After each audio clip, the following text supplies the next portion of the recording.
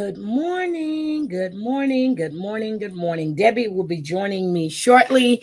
I just have to take care of some business real quick. Good morning, good morning, good morning. How's everyone doing this morning? I'm feeling good. I have my Ice Cube shirt on. Today is going to be a great day, okay? Um, Let me say good morning before I get started. And let me get over here. Let's see. Mr. Jimenez, thank you so much for the super chat. I really appreciate it. And it states, Miss Heidi Tina, I will love and respect always. Special blessings for your dear mother and son. Big hugs always. Strength and honor. God bless your channel. Amen. Thank you, Mr. Jimenez. So I made a promise to Mr. Jimenez last night. I don't know if I was just tired or whatever, that I'm going to try my best not to curse, or if I do, I'm going to make up some good words, okay? Good morning, Tina. Good morning, Gamecock Jenny. Chantel, she's out, and she started lying the minute she came out, begging people for money for a hotel room, saying that you can't pay it online, which is bullshit. I've done that before for someone. Which is BS. Sorry. See, just like that. Scotland, good morning. Michelle LaBelle, good morning. Good morning, my Dot Savage. Good morning. Oh, let's see. Who else is here? I don't want to miss anybody. Pick me. Good morning, my sister. El Padilla, good morning. Debbie, good morning. Brown-eyed girl, good morning. Crystal fan always, good morning. Okay, so yesterday, I was in and out. I was out for the evening, so I popped into Maria's chat and I told her that I was going to catch the replay. Well, after we finished eating dinner and stuff, I was waiting. We were waiting for the check, and I happened to pop back into Maria's live. And I got in there, and Lindsay wrote, I see everyone has ignored what fucked up shit Heidi said about me. She threw spitters, made fun of my bones deteriorating, and she threatened me. You can hate me and still say what's wrong. You can and still say what was wrong AF. Okay? So I came in a chat. I said, Lindsay, I'm here. I said, just in time. Wait a minute. Bobby Sue, good morning. And Maria's Crochet Corner. Good morning, Maria, my Dot. So I said, that's not what I said. Didn't make fun of you. So let me play you exactly what I said to Lindsay and the context in which it was said. So let me add it. Let me go right here. And I want you to listen to what I said. I got so much to say. And, oh, wait a minute. Lindsay said, so when Ruby says, Lindsay, is it just me? Her accent is too hard for me to hear her. Lindsay says, yes, Ruby. So, Lindsay, people can't understand you with all your fucking teeth falling out your mouth. Do you really want me to go down this road with you? That's what I said. That's what I said. That's exactly what I said. Exactly what I said. Good morning, Lindsay Nelson. Good morning. That's exactly what I said. Where in that I make fun of her? No, Pam, you're not blocked. Why are you blocked? I see you. You've got a wrench. Who's going to block you? Maybe I overlooked you when I was going down the list, but I didn't see you, Pam. I'm sorry. Hold on, I'm going back up. I didn't see you. So that's what I said to Lindsay. Good morning, DB. Good morning.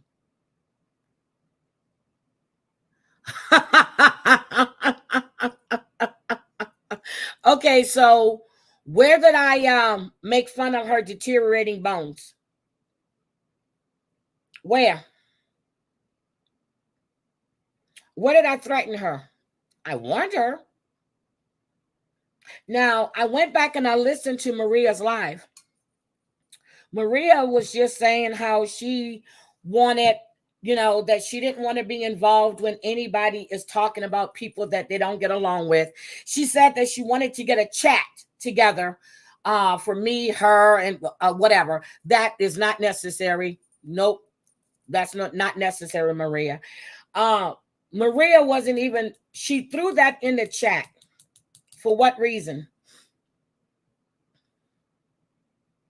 Now, maybe I'm wrong. Maybe I misunderstood, but I read what she said. So let me just play that one more time to make sure I'm not crazy. If you don't like to hear what she has to say, stay the fuck out of her bushes. What lies does Danny tell, Mona? Pray tell. We want to know. I do. What lies, Mona? What lies?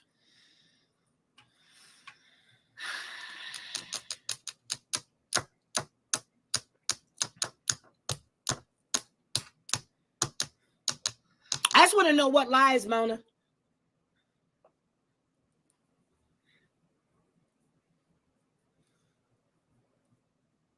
Y'all got so much to say. And, oh, wait a minute. Lindsay says, so when Ruby says, Lindsay, is it just me? Her accent is too hard for me to hear her.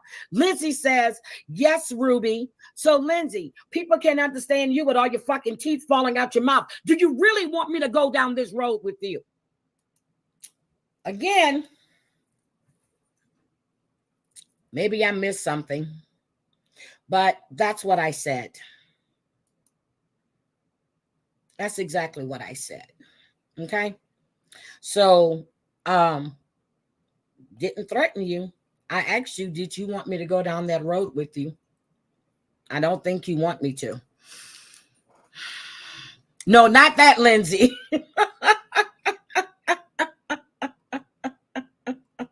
That's it. That's what I said. Now, did I know that she has a bone deteriorating disease? I guess she said it. I don't know. I don't pay attention to it.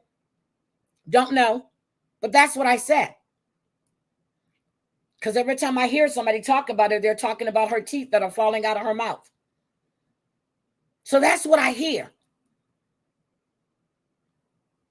Now, if that's fucked up, effed up, you should think about the stuff that you say about other people. Because just like your medical issues or your issues, everybody's mental issues are their issues. It's no excuse for the shit that you write in the chat. Again, no one was speaking about me.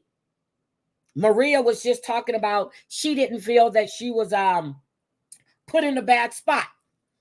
You had to turn it again to make it about you. And the fact that I said I would not be in any chats that William is in, that's that's me. Doesn't mean that I'm not supporting Maria. Doesn't mean I don't support Cooch. Doesn't mean I don't support Brooke. Doesn't mean I don't support E11. I'll go and chat. I'll say hi. The minute I see somebody say hi, William, because he's blocked me, I can't see him and don't really care, I leave. I go back and I watch the replay. I'm not telling anybody how to run their channel. Maria made it quite clear that she likes William and she's not giving up on William. Good morning, Savage. So I'm trying to figure out how is that telling people how to run their channels.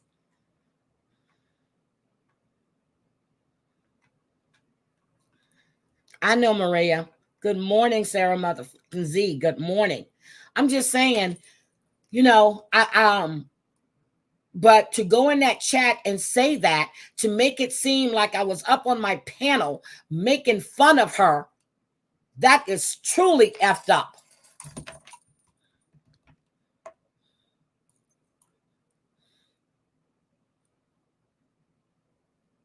I mean, when she said, and I said, I never said that. And I was talking about the deteriorating bones. And then when I read her comment about her teeth falling out, I'm like, wait a minute. I did say something like that. So I came home and I found it.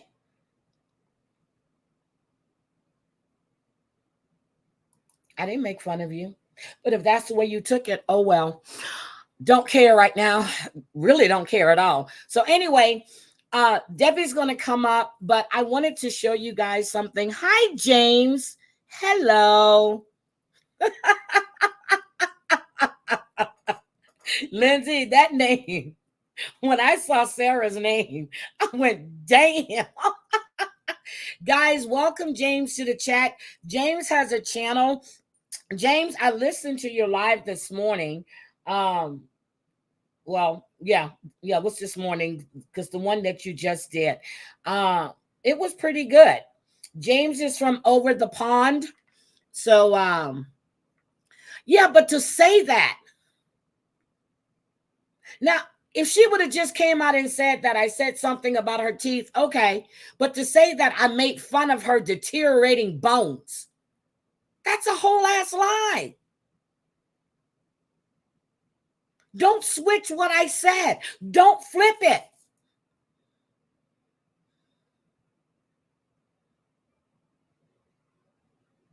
That's what I don't like.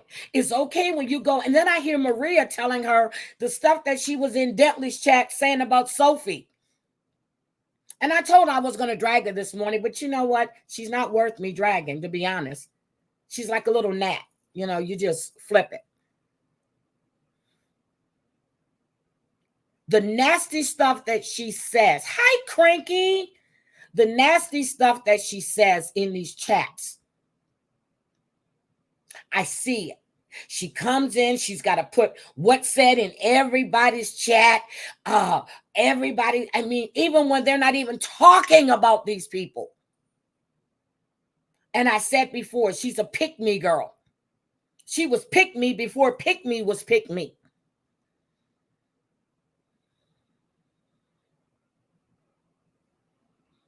I don't like that. Say what I said. Don't add anything else onto it. And I don't have a problem with it.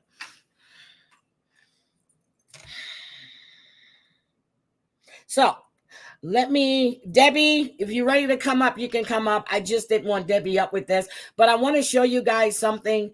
And this is what I'm talking about when we have kids. This young man, young child, was being attacked. And his father beat the shit out of his attacker. So father was going to kill him. This. Okay, so that's it. No, I did not see that. Venus, no, I didn't. Debbie, did you know that? What? That Wet Sock went from exposing Angela and JY to bashing Michael for the GoFundMe in his last video. No, I didn't. I didn't see it, but I wouldn't be surprised because I'll keep those personal thoughts to myself. I already know what you're thinking. Good morning, beautiful. How are you? Debbie. Yes. What you doing? Sorry. Are you on Amazon? Yes. Oh my God. I'm not admitting or denying anything. Oh my God. I plead the 5th, 6th, 7th, and 8th. So guys, my sister sent me a video. No, she's not on Temu. She's on Amazon. My sister sent me a video of this woman that was shot 10 times in Atlanta. You can hear her pleading for her life. You hear the gunshots. The gun kept jamming. I am not going to play that video. It is so graphic.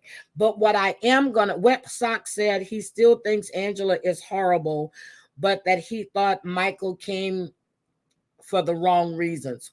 Could be. No, you didn't. No, Look, you didn't. could be. Wait a minute. My Ice Cube shirt, I feel something on it. Okay. I just want to show you the aftermath, and then we're going to talk about Statler, Dipsy, Riley, Kenneth, and Armando.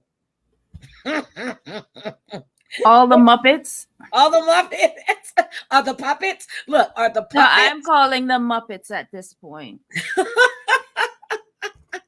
Good morning, Miss Sweet Tooth J.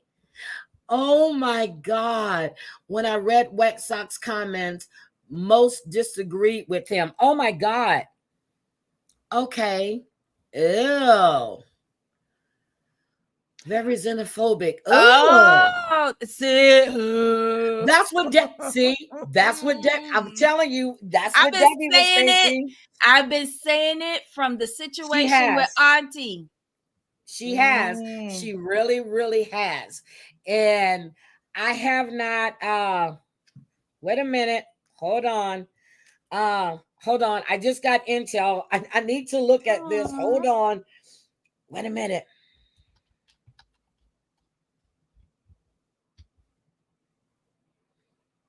What?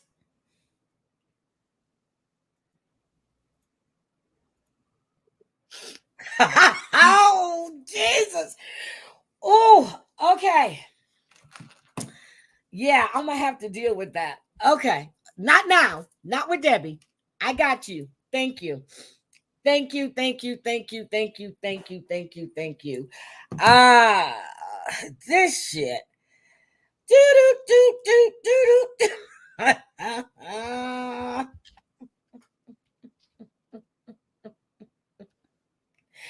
I told you this morning, I'm done, Debbie. I mean it. I'm done. I'm done. I'm done. I'm done. Okay, so I want to take a look at the video about the young woman in Atlanta. Now, I can send you, Debbie, I can send you, no, it's on TikTok. Because it's really, really graphic. I would play it, but you hear the gunshots. You hear her, you know what? I'm going to play where she's pleading for her life. And then I'm going to stop it before the gunshots go off. Okay? That's what I'll do. Shit. Okay, let me go to the TikTok. About the lady in the pencil box and her baby. Hold on. Let me go to the TikTok. Let me get to my sister. Okay. Okay, that's good. Let me go to the TikTok. So I'm going to play it, and then I'm going to have to stop it when you hear the gunfire.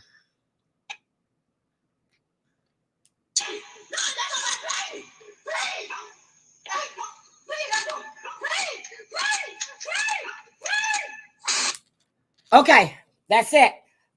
Then the shots start. Okay, now let's watch. She's begging. And you see him in the driveway. I have the video. He's standing in the driveway. She's begging. It's all caught on the Ring camera.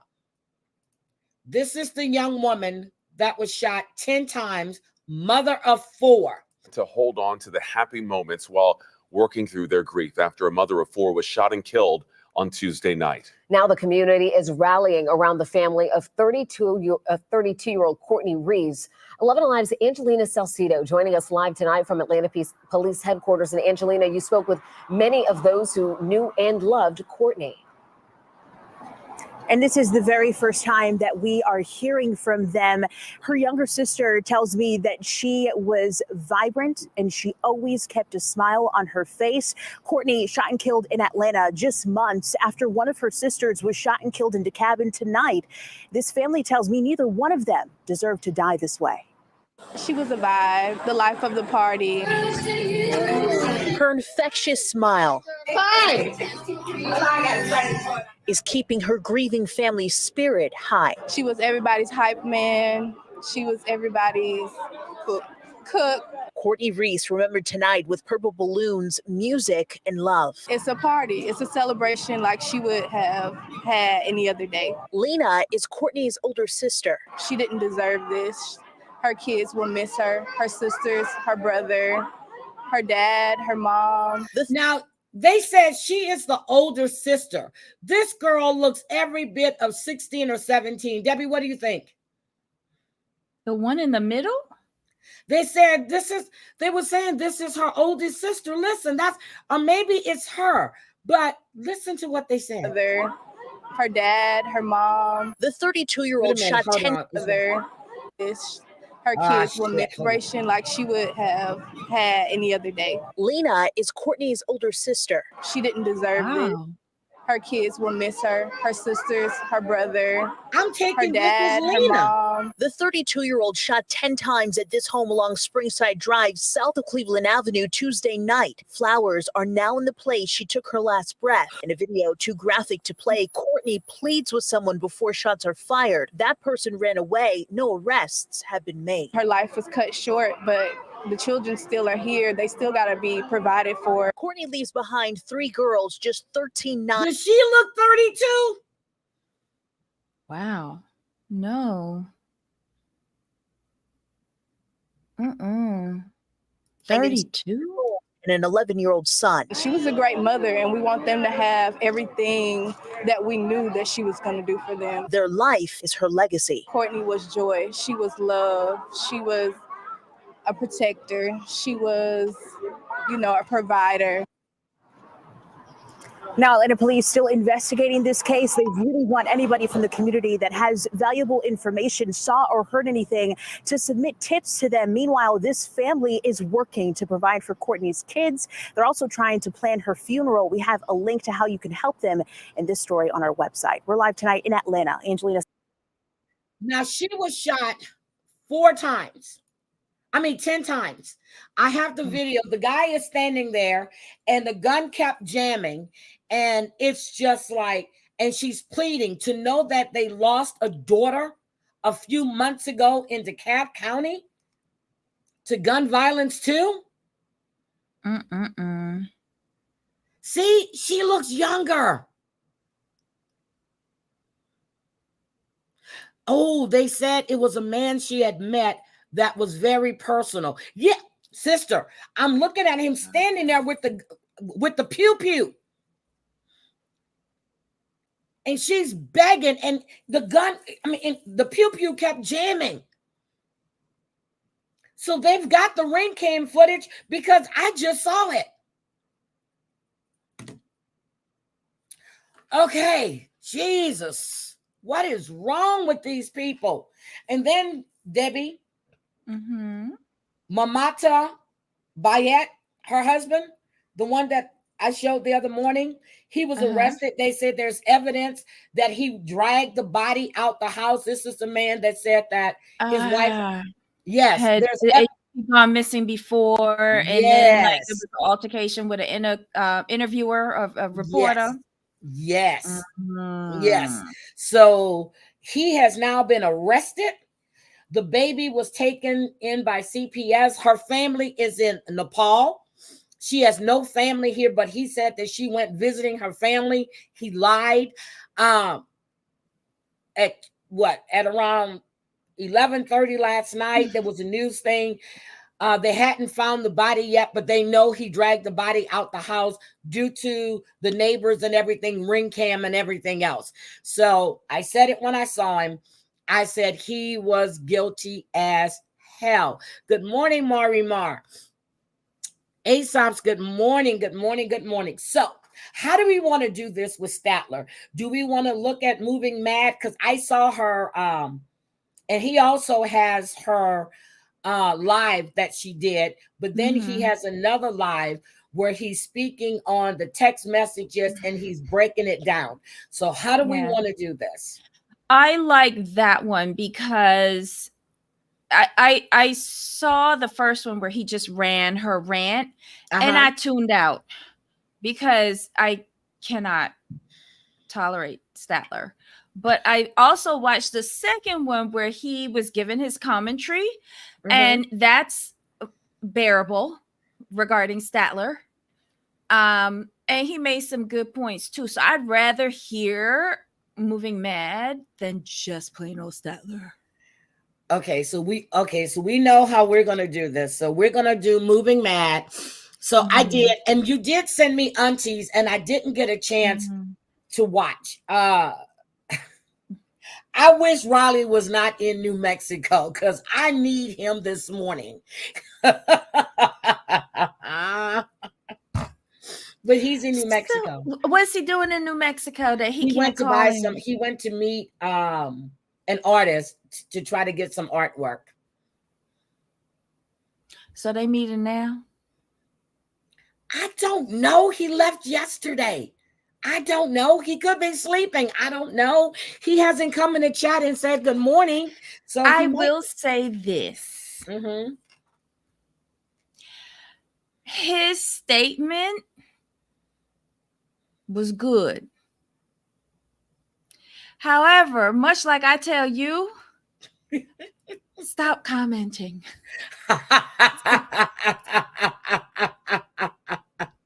Let it go. Let it go. Debbie, let it go. Let it go. We're going to be like Frozen. We're just going to let it go. And So those are the only words we'll say because we don't want to get copyrighted by Disney. Yes. So let me ask you, do we want to start it at the beginning or do we want to start to be honest, I felt bad for Statler when I listened to this because No. You know, I never did like her, right? Never did like her. Always felt that, you know, that she was just using Dempsey. Well, they were using each other. And up until I saw the post that she made about production knowing that Dempsey had an F buddy and didn't tell her, but threw it in her. You know what I mean? I felt bad for her. No, but here's why I don't feel bad for her. Dempsey has emotional issues that she needs to deal with. Her best friend said she rushes into things, right? And when we didn't see her with the first English girl where that relationship fell through because what? She was trying to move in with that girl and that girl said, no. So she hooked up with Dempsey and she wasn't telling Dempsey that her lease was up on her apartment in Texas and she was looking for someplace to live and she want to move to England and all of this stuff. She was rushing into this relationship without getting to know the person that she met on her computer screen. But what do you feel about how Dempsey has taken the van, their home, and didn't give her any money for it? Well, did Statler get her name on half of the whatever it is, the paperwork for that Probably van? not. Probably not. Well, then that's her fault. She's a grown ass adult, and what she's doing is that she's seeing what Michael is doing. And she's like, oh, I'm going to go and I'm going to sue and I've got legal representation. I don't need help right now. But, you know, when I do need help. I don't need help right now. But I hope that my fans and supporters will come and help me. She's setting this up. Statler, go get a job. Because you are no better than Dempsey.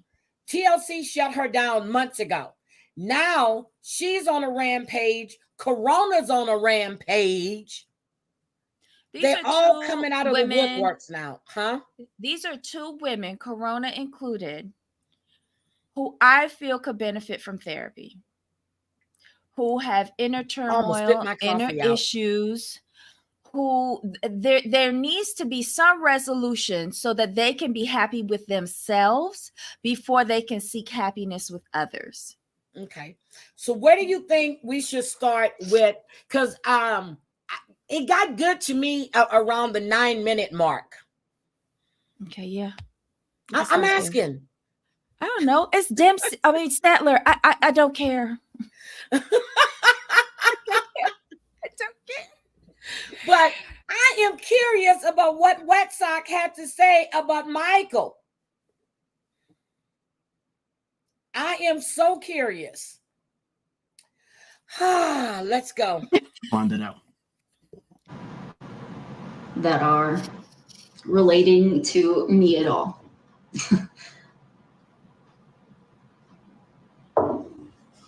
Yeah, of course. They love people who comply, and that's why, I call them puppets, because they definitely like people who comply and who are willing to do or say anything. And part of the reason that Kenny and Armando are speaking out against me and trying to vilify me is because they have been instructed to do that by the show. When the show says jump, they say how high. Do we believe that the show has them coming after her? Didn't she start the issue with Armando? Sort of. But so then his man gonna come in and back up his booty. So I'm serious, girl. I can't watch Kenny and Armando on TikTok. I just can't. I just can't. I just don't. Armando is somebody. I always thought that he was, grieving the wife, and then the more I see that he just catfished Kenny, and now they're together because Kenny had the money, and you were that concerned about your daddy and your family, you wouldn't did this, and now they're living in New Mexico. All of this shit to me is scripted. I just don't like them. And when he was acting like that was his first time at a strip club, I'm like, get the fuck out of here, because you look really comfortable putting money in that man's G-string. I'm sorry. My first time at the gay club, I looked just like how he did when I was putting money in that man's jockstrap. At the gay club or the strip club? It was a gay club, but they had strippers. I know, but I'm saying you said my first time at the gay club. Yeah, the first time at the strip club, I was with a bunch of fellas. No, they was just doing everything. I wasn't doing anything. But at the gay club, I got real interested. So I was rewarding happy bouncing. And okay. I was, slapping them cheeks. Oh, okay, I'm done. Okay, let's. What? Like y'all don't do it. So I will.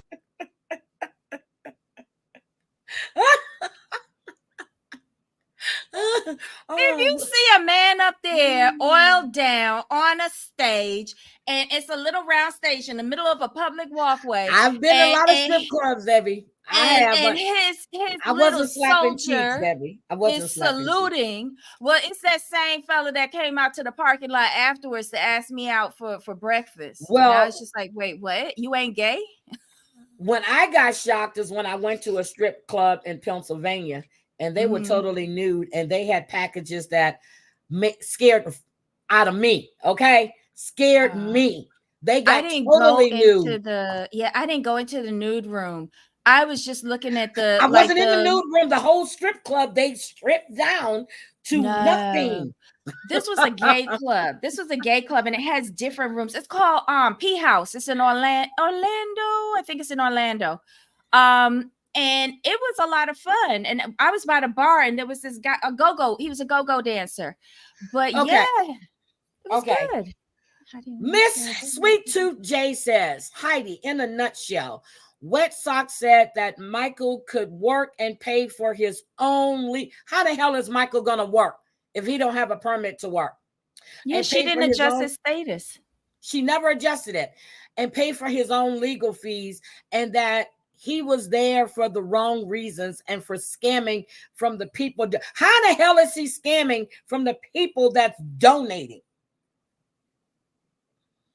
How's he scamming? Hi, Sheila. Stella. How is he scamming, Debbie? I have nothing to say on this because nothing good is going to come out of my mouth. I want you to say what you have to say, Debbie. I want to know how he's scamming.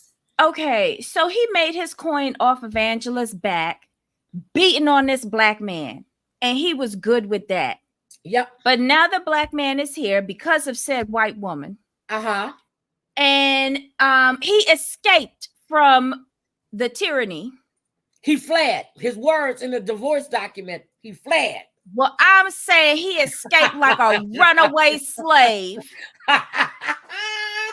with with Massa letting loose the hounds behind him.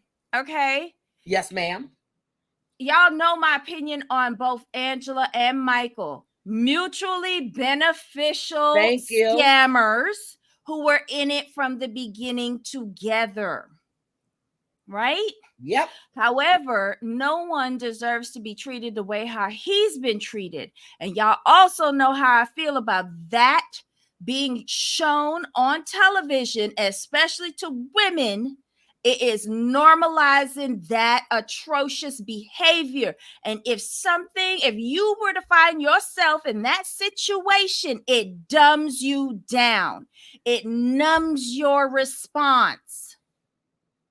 So do I think that anything that happened between Michael and Angela was okay? No.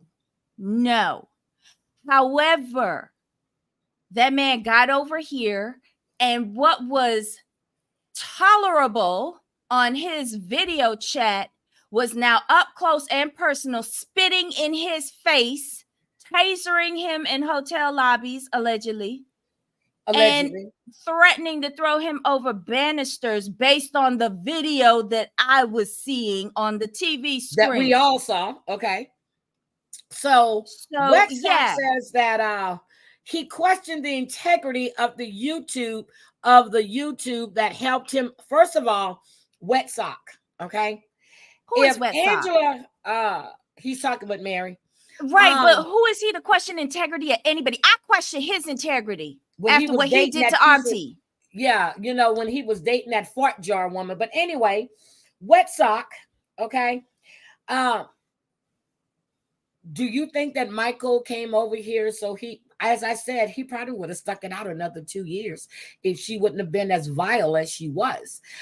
We all know that there was mutual beneficial between both of them. She thought she had her little slave and that he was going to do whatever for that card, just like Kobe was telling him that his visa is his paperwork. Hello? He has a green card. He can earn on. He came over on a spousal visa, not a K-1. Yeah, but he can't work though. But he can't work. Just because she has to adjust the status. But with a spousal visa, I think you get you get a part of your paperwork right away, as opposed to when you do it on K-1, then it's all beholden to the spouse to file everything. But you're already a spouse when you're coming over here on a spousal visa. So it's slightly different. So here's the question. How is he earning money? If he doesn't have his paperwork, he can't do anything. And if she kept his passport, she kept his paperwork too. Well, he probably got another one of those, but he had it in his phone. But Debbie wants to know, how can he earn money on TikTok if he doesn't have a green card? How the hell am I supposed to know? I am not in league with the Chinese. I'm not in league with the CPPP or CCCP or whatever the hell, Chinese People's Republic of whatever. I'm not in league with them. I'm not on that. So, hold on. Marsha E said that he didn't know a woman could act like that 24/7.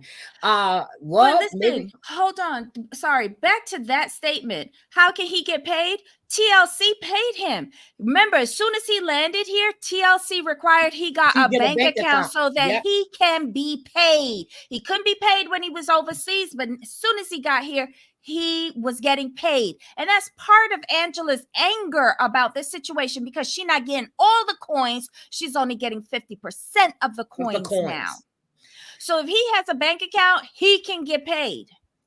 So a lot of Wet Sox comments, they disagreed with him. I don't think that made him too happy. Well, when the whole thing with Auntie rolled down, a lot of people was in his comments saying that's not what happened. That's not what happened. But yet after the live was finished, whoever went over to Auntie's channel and started going in on her. Yep. So you can say whatever you want in these live chats, but then it's what happens afterwards that is the issue. Hi, Mustang Mike. Welcome. I'm just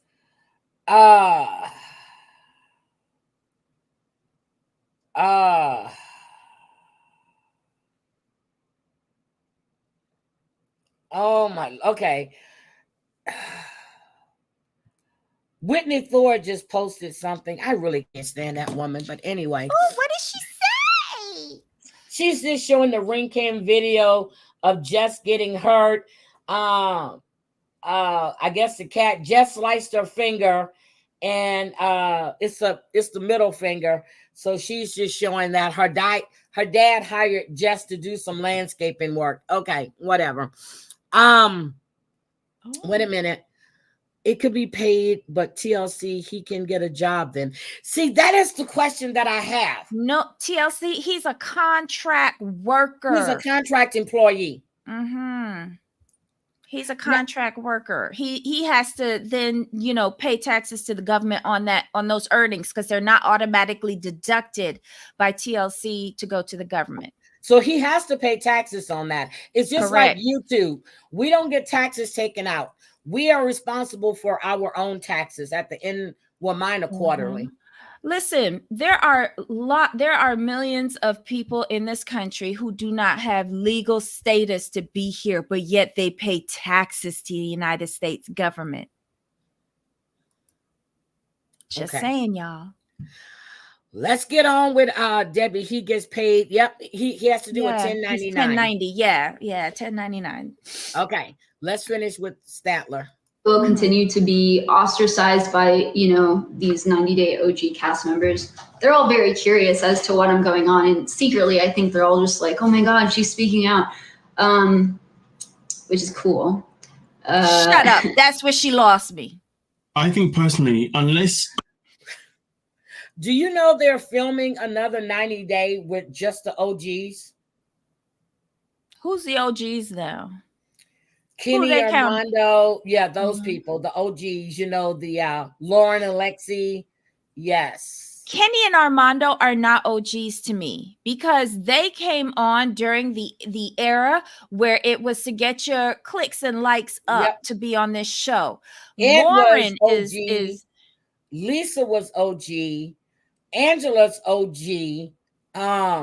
Who Danielle else? and Muhammad is OG. Danielle is the OG. Danielle and Muhammad. They're the OGs. But Kenny and I don't even count Ed. I'm sorry, I don't count Ed, because he came on here with an agenda. But wasn't Ed like third season, or was it third season? Let me tell you, I am just so over this. First season done. Everybody else is a troll. Yeah, they are boring on TikTok. I can't watch them. And OG is old school. These are the guys that started it. I can't watch Kenny and Armando on TikTok. I just can't. They're boring as fuck. I can't watch them. They should stick to making candles. Yes, but now they're cooking. Okay, here we go. Unless you come out and you purposely say that this cast member did this, I feel like when a cast member comes and speaks out, no one should get involved. So obviously, I know this whole situation with Statler and Armando has been a thing that's been going on for a while, because she's the one that spoke about how 90-day no limits was her idea of them obviously doing a 9-day house. And because she spoke about it, I remember seeing Armando had obviously then decided to respond to her and saying that it wasn't your idea. This is an idea this is an idea they had before you even existed. And I just think that in that situation, Armando should probably, he should have never said anything. Now, I agree with that. She did say they need to put everybody in a house together. Right, but that's not original. That's Big Brother. That's Big Brother. But so she wasn't original neither. Yep, but Armando had to come out and start attacking, and that's when she went back at him. Again, he should just stick to making candles and licking wicks.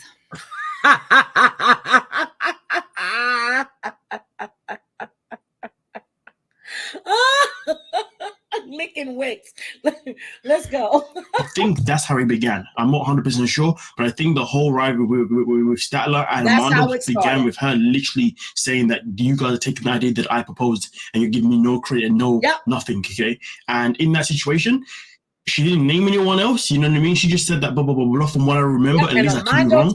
So from that moment, I reckon Kenny and Armando, whoever, really should just stay quiet. But now we're in a situation where they're now dropping each other's names, you know? And I just think that at the end of the day, if a customer wants to come out and they want to say certain things and they haven't said your name, let them do their thing. Yep, stay out of it. Whether what they're doing is going to be good or bad, let them do their thing. They're puppets. Because now it's got to a point where it's cast members versus cast members. Yep.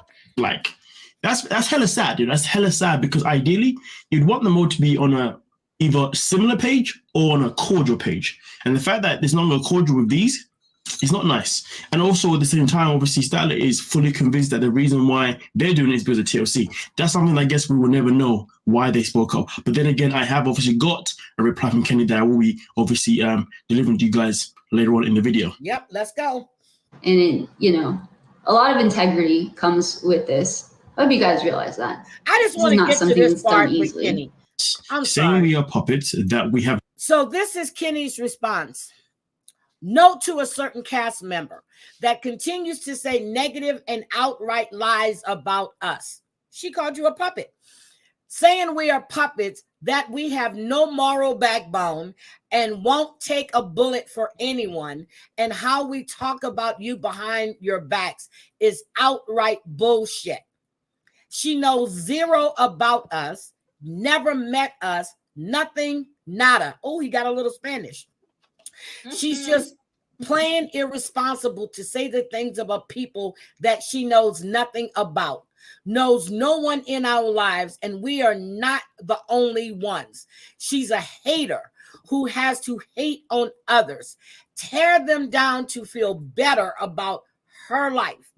She has never heard us say a negative word about anyone because you're too damn chicken to actually speak your mind. Be hateful or try to bring others down to lift ourselves up.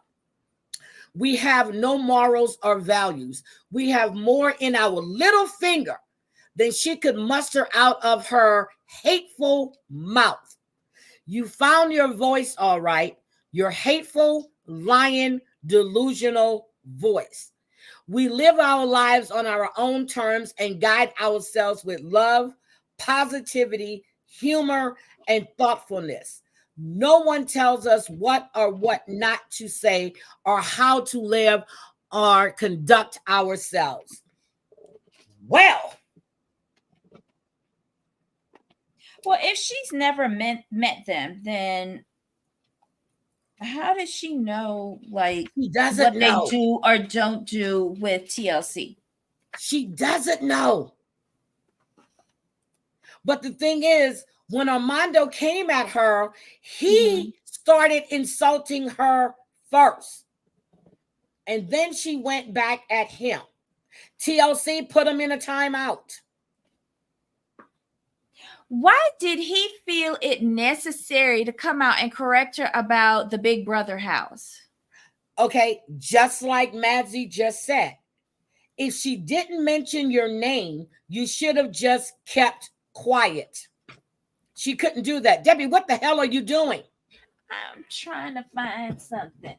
Have no moral backbone, and we wouldn't take a bullet for anybody. And how we talk about you behind your back, engage, right? You open the door for each other. That's just the grand scheme of it. Hold on. You say that because if that's the case, then why did Armando feel the need to have to respond to Statler when she just made her? Thank you. See, he said, I didn't even watch this. He's saying it. Why did Armando feel the need to respond to Statler when she made that comment about the Big Brother house? Why? So let me get the context. Anything behind anyone's back? He's trying to be up in everybody's business. Okay, so I want to get the context that he put. I'm like, wherever you say names, I'm going to find it hard to believe. You know what I'm saying? I mean, listen, sometimes I'll be getting comments, you know what I mean? I'm looking at a comment thinking, I'm like, hey, bro, look at this comment. Make sense out of this. I think this person is crazy, you know. We're all human. Anyway, whatever, we'll continue. She knows zero about us, never met us, nothing, nada. It's funny you say that because if that's the case, then why did Armando feel the need to have to respond to Statler when she just made her first comment about how TFC stole her idea? He didn't need to engage, but he did. Do your running, so, sister. You know, if he can engage, well, then I guess she can engage, right? You open the door for each other. That's just the grand scheme of it. Where's the accountability that you both open the door? Like, come on. Like. Armando is the one that opened that door, and Statler responded. They forget the shit they like, if say you're gonna to set do. things straight, like make sure everything is straight. But that's just my opinion. She's just plain irresponsible to say things about people Hold that on, never met.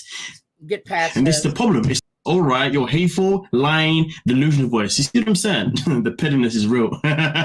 We live our lives on our own terms and guide ourselves with love, positivity, humor, and thoughtfulness. No one tells us what or what not to say or how to live or conduct ourselves.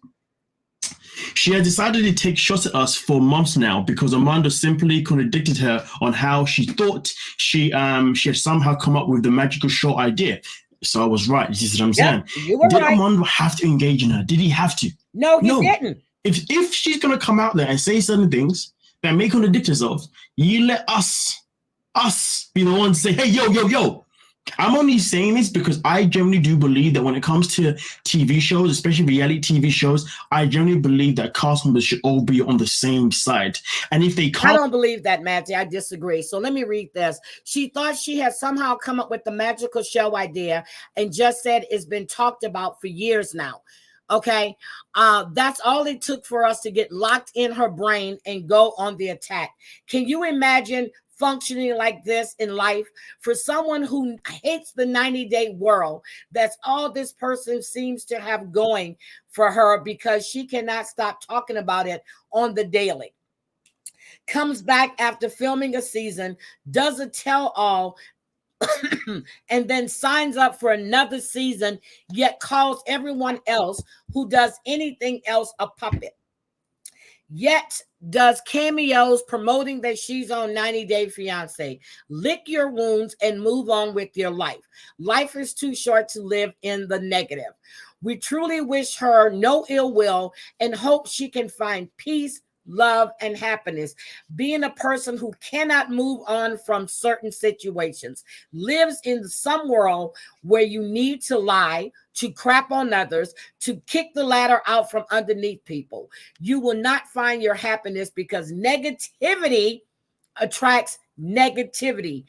Here's hoping for a better future. Now, here's the thing. Statler was saying that she had gotten phone calls from the producer asking them to do Happily Ever After. Dempsey started calling them and asking them, when are they going to start shooting? All of a sudden, the producer started saying, we never discussed that. Statler, instead of having conversations with the producers, she started texting them everything in writing. Because they were lying. Just to keep her quiet. So who's delusional? And Riley said the same thing. They were reaching out to him to do pillow talk and everything else. So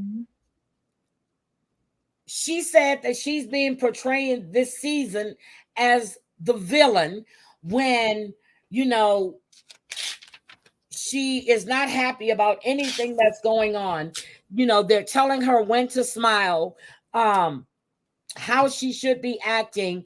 And she said that this was a really bad season for her because of everything she found out, and that Dempsey is a user. So is Statler. Okay, let's see. Manipulate us. They get us to talk on the phone so that we don't really have any. Oh, guys, can I talk to you about this? So we were approached to do the other. Oh, there it is. We were approached to do Happily Ever After doing the other way. And that's what we were told that we were going to do. So we were going to be on this last season of Happily Ever After. And then the producer Dempsey then is like calling them, and she's like, hey, so when are we going to film for Happily Ever After, blah, blah, blah. And the producer was like, that never happened. I never said that. Like, what are you talking about? That never happened. And that was crazy. But after that, I started realizing like, whoa, okay. So everything that they say on the phone is BS. And so then I started only communicating with them through writing. So I do have all kinds of screenshots, babes, for all the freaking lies you jerks have said to me. Now we're gonna leave it. Now we're gonna move on to one last comment here. This is one by Riley that he put down, and here's the thing. You know I love you, girl, and got your back with this fight for fairness and change, but you dilute the message of change when you attack our cast members for the choice to work with the entity that you have issues with. You cannot accept. So you cannot expect everyone to think like you. I or any other cast, past or present, who have an issue with this said entity. Okay.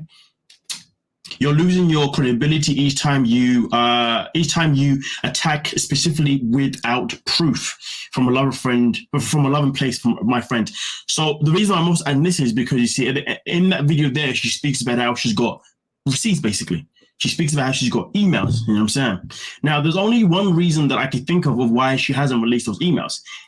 Because she's seeking legal help, as she claims she is, I can imagine that legal help is telling her not to release anything right now and to keep it for further notice. Yep.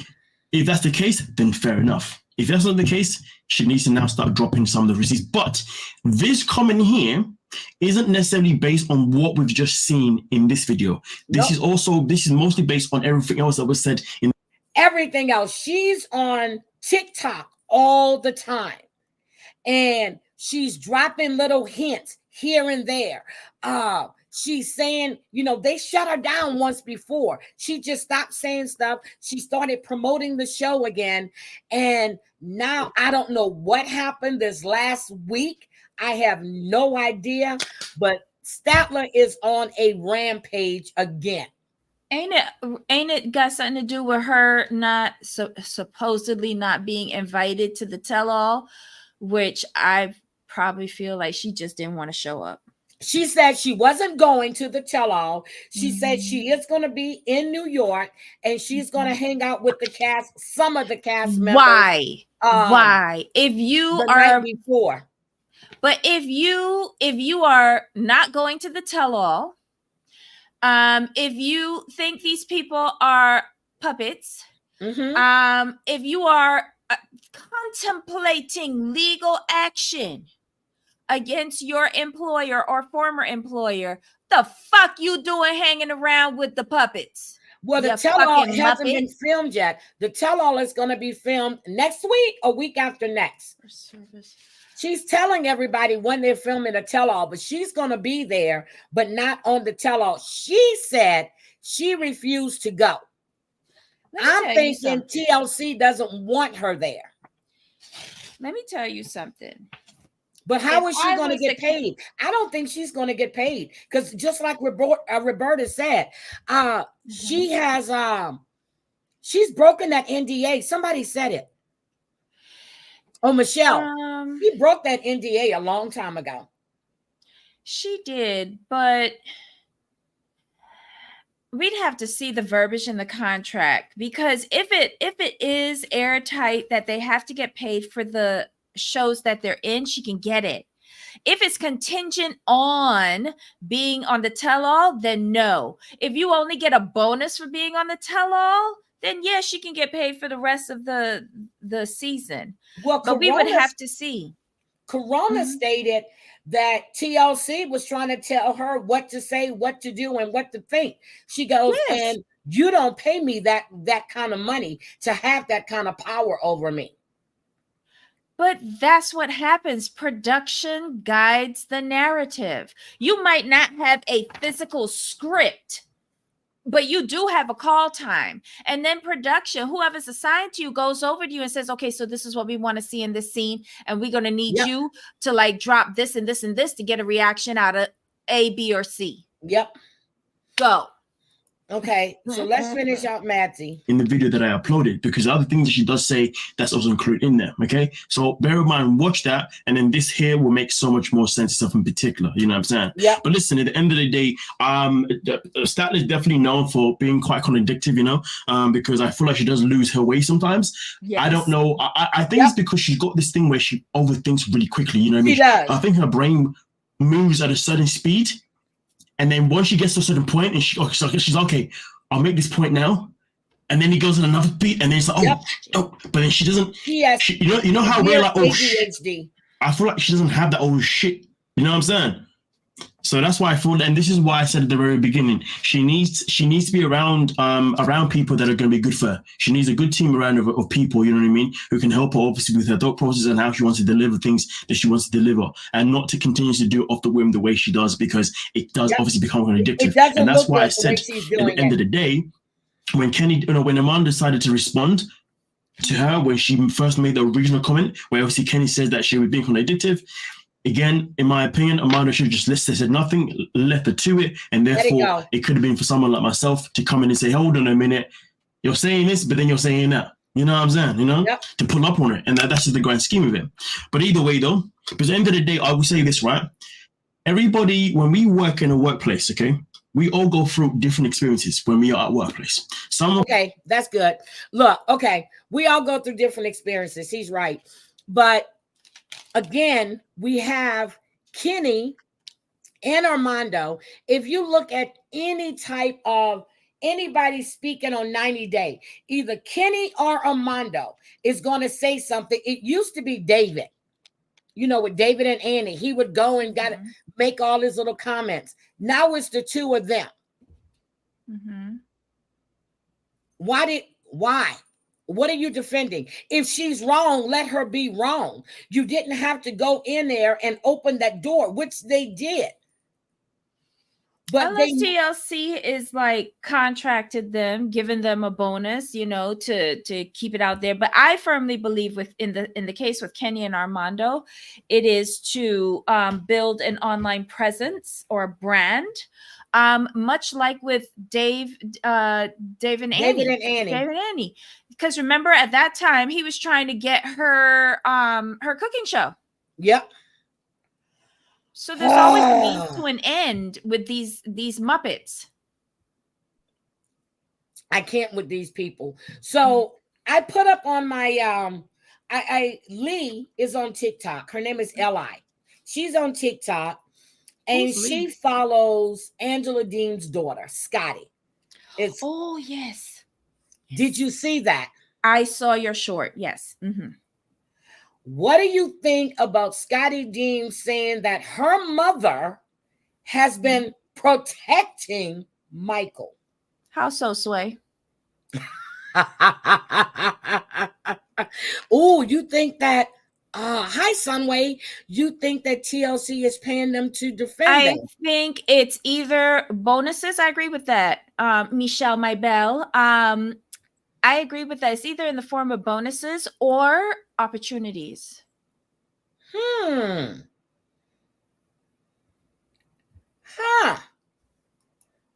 But what do we think about Angela's daughter again saying that that her mother has been protecting Michael?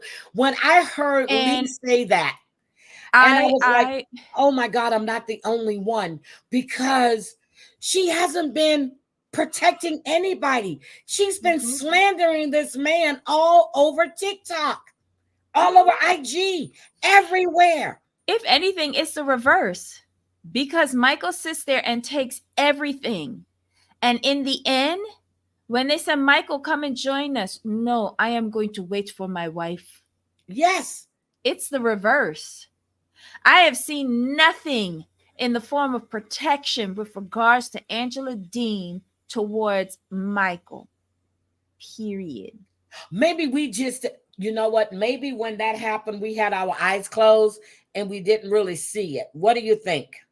Well, we could have our eyes closed, but she's constantly screeching. So you don't need your eyes open. You just need some earplugs to block out the decibels. I just can't. I read it this morning from over a year ago. Angela abusing is sick. It happening from the start. Yes.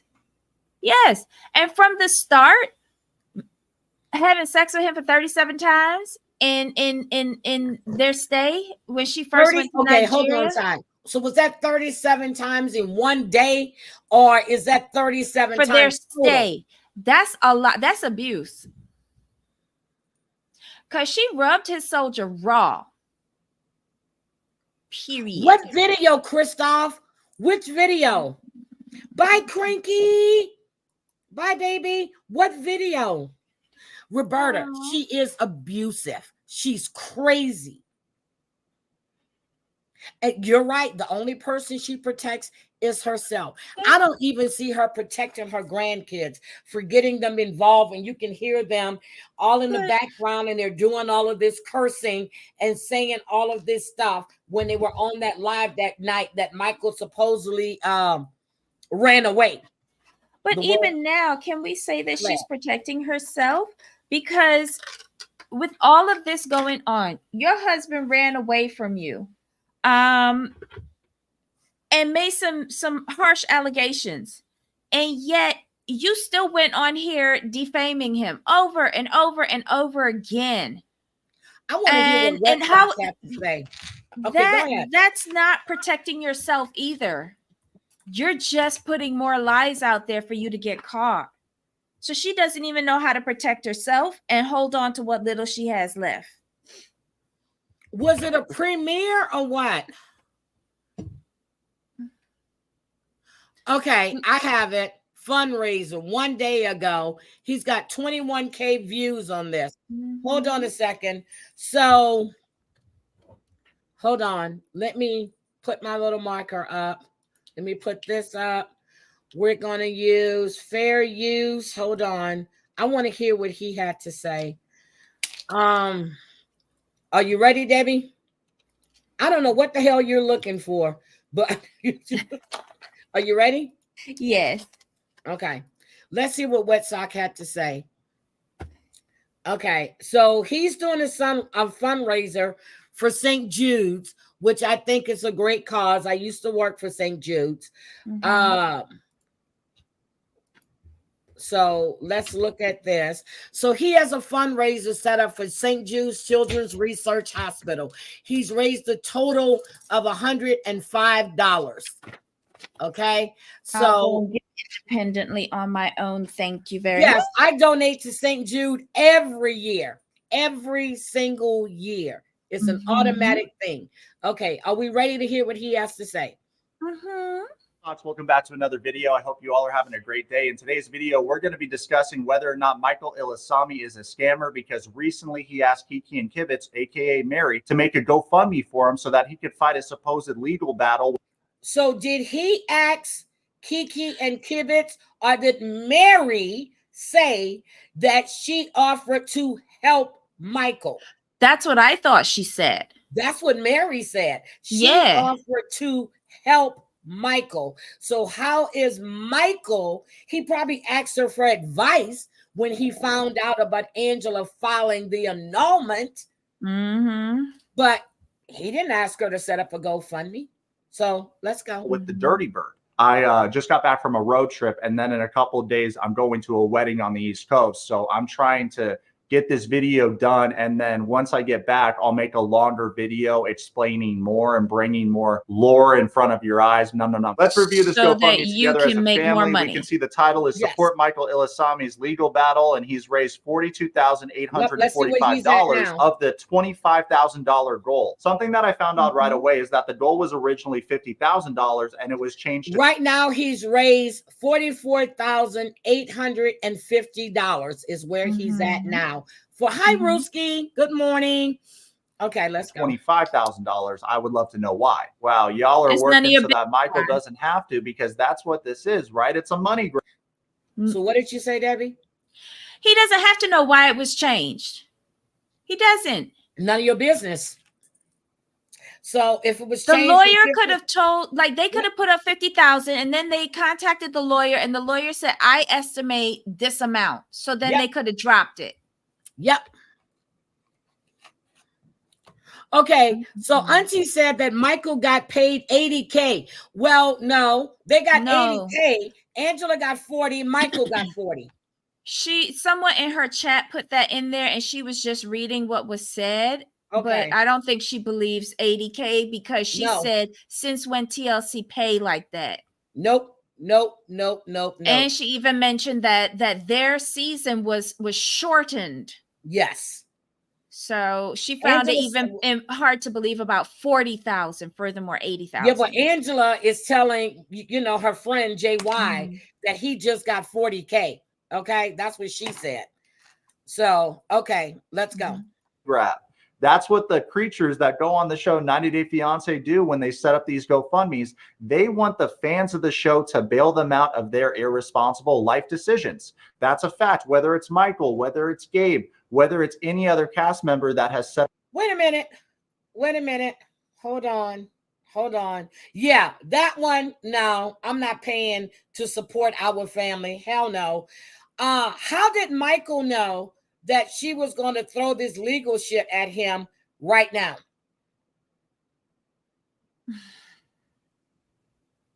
And especially considering, because remember, Angela said from the time he got here, he asked her to adjust the status. Yep. Because he wanted to work. But if she adjusted the status, she would lose partial control over him. Okay, let's go. See, you know, so this is his opinion. Okay, that's fine. But when I heard about this GoFundMe right here, I was like, hell to the no. And they wanted 150,000. No, if you can afford to bring her here and to take care of her and her son, that's your problem, not mine.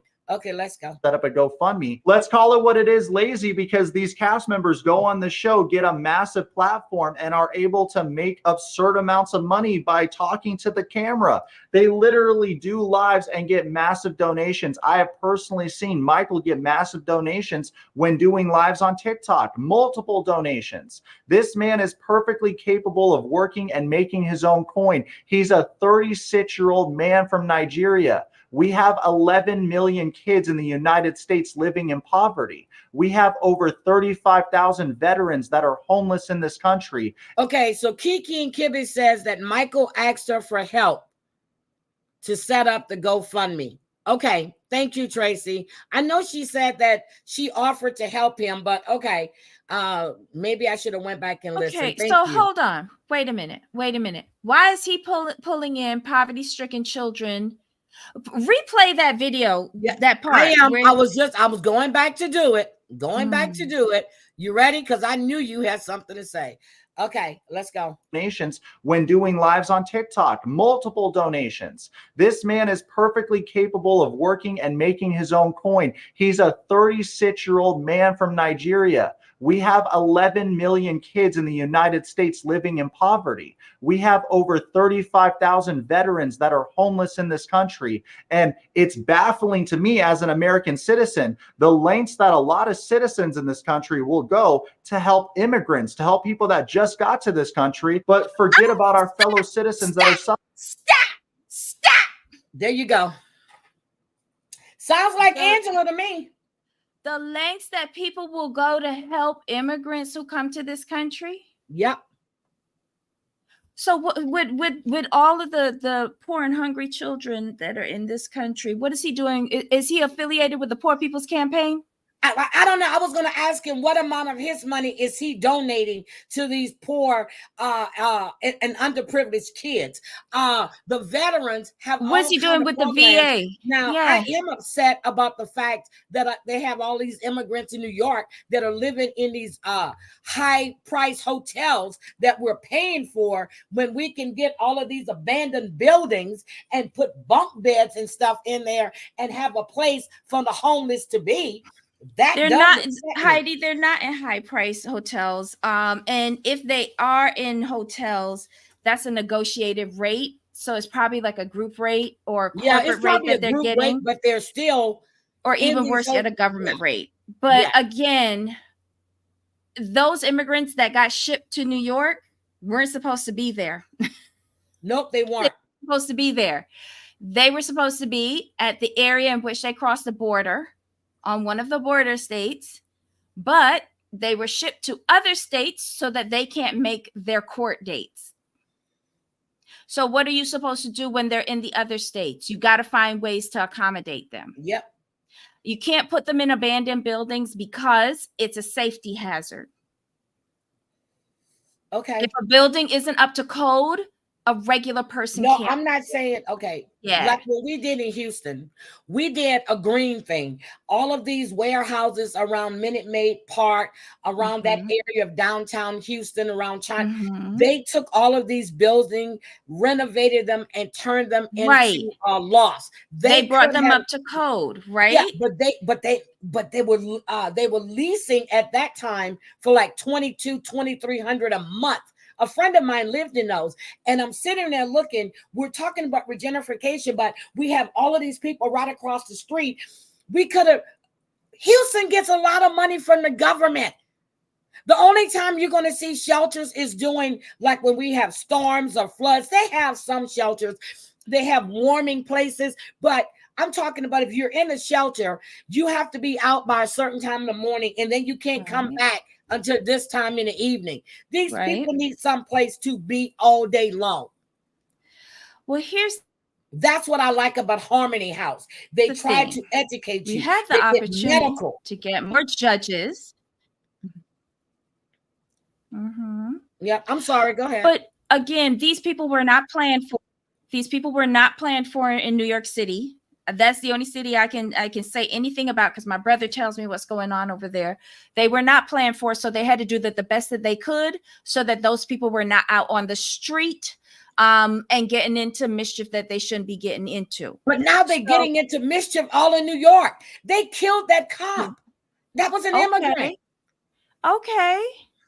They're robbing people. I mean, but the percentage of crime regarding immigrants or illegal immigrants into this country is still small. But we seize upon these. You froze, Debbie. It's a single illegal immigrant that comes into this country. Oh dear. I get it. Okay.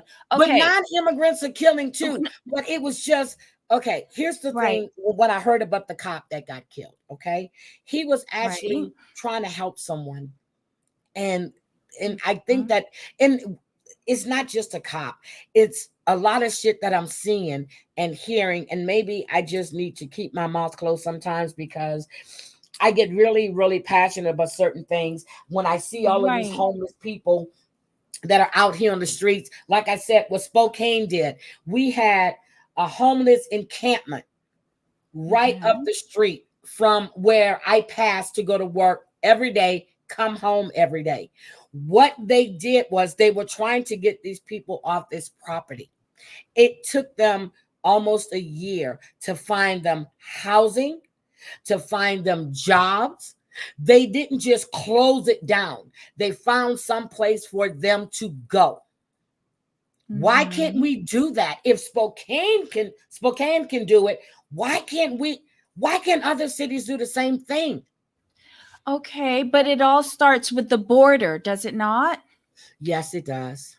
It starts with the border. And we had a bill, we had a law that was a bill that was put together bipartisanly in the Senate, and it was sent to the House of Representatives to be voted on. That would have increased the judges. It would have increased Border Patrol officers. It would have gotten the backlogs taken care of. The Republicans would have, and once these people come across the border with more judges in place, they can go straight to their hearings instead of being released into the population. They can go straight to their hearings and then back to their countries if their asylum is denied. Yep. This is the problem. I agree, Debbie. I'm just looking at all of these homeless people out there. It just makes a lot of those homeless people are our people. They're not illegal immigrants. No, I know. That's what I'm saying. I mean, even in Houston, even when I moved here, I was shocked. When I went to Oakland, when I was in San Francisco, went over the bridge and went to Oakland, we passed Tent City. When I see this man on TikTok feeding all of these homeless people in Los Angeles, these are Americans that are living in tents up and down the streets. So yes, I get upset behind that when I see all this stuff, and then I hear, oh, we're going to do this, but then I see all of these buildings that are boarded up.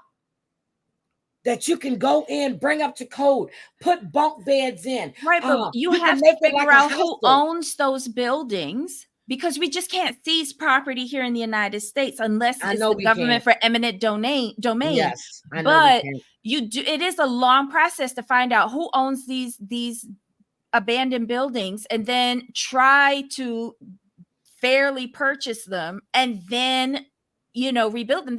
You still have to get budget for that. Yep, we do. And we have to budget, but it goes to bullshit. I'm sorry.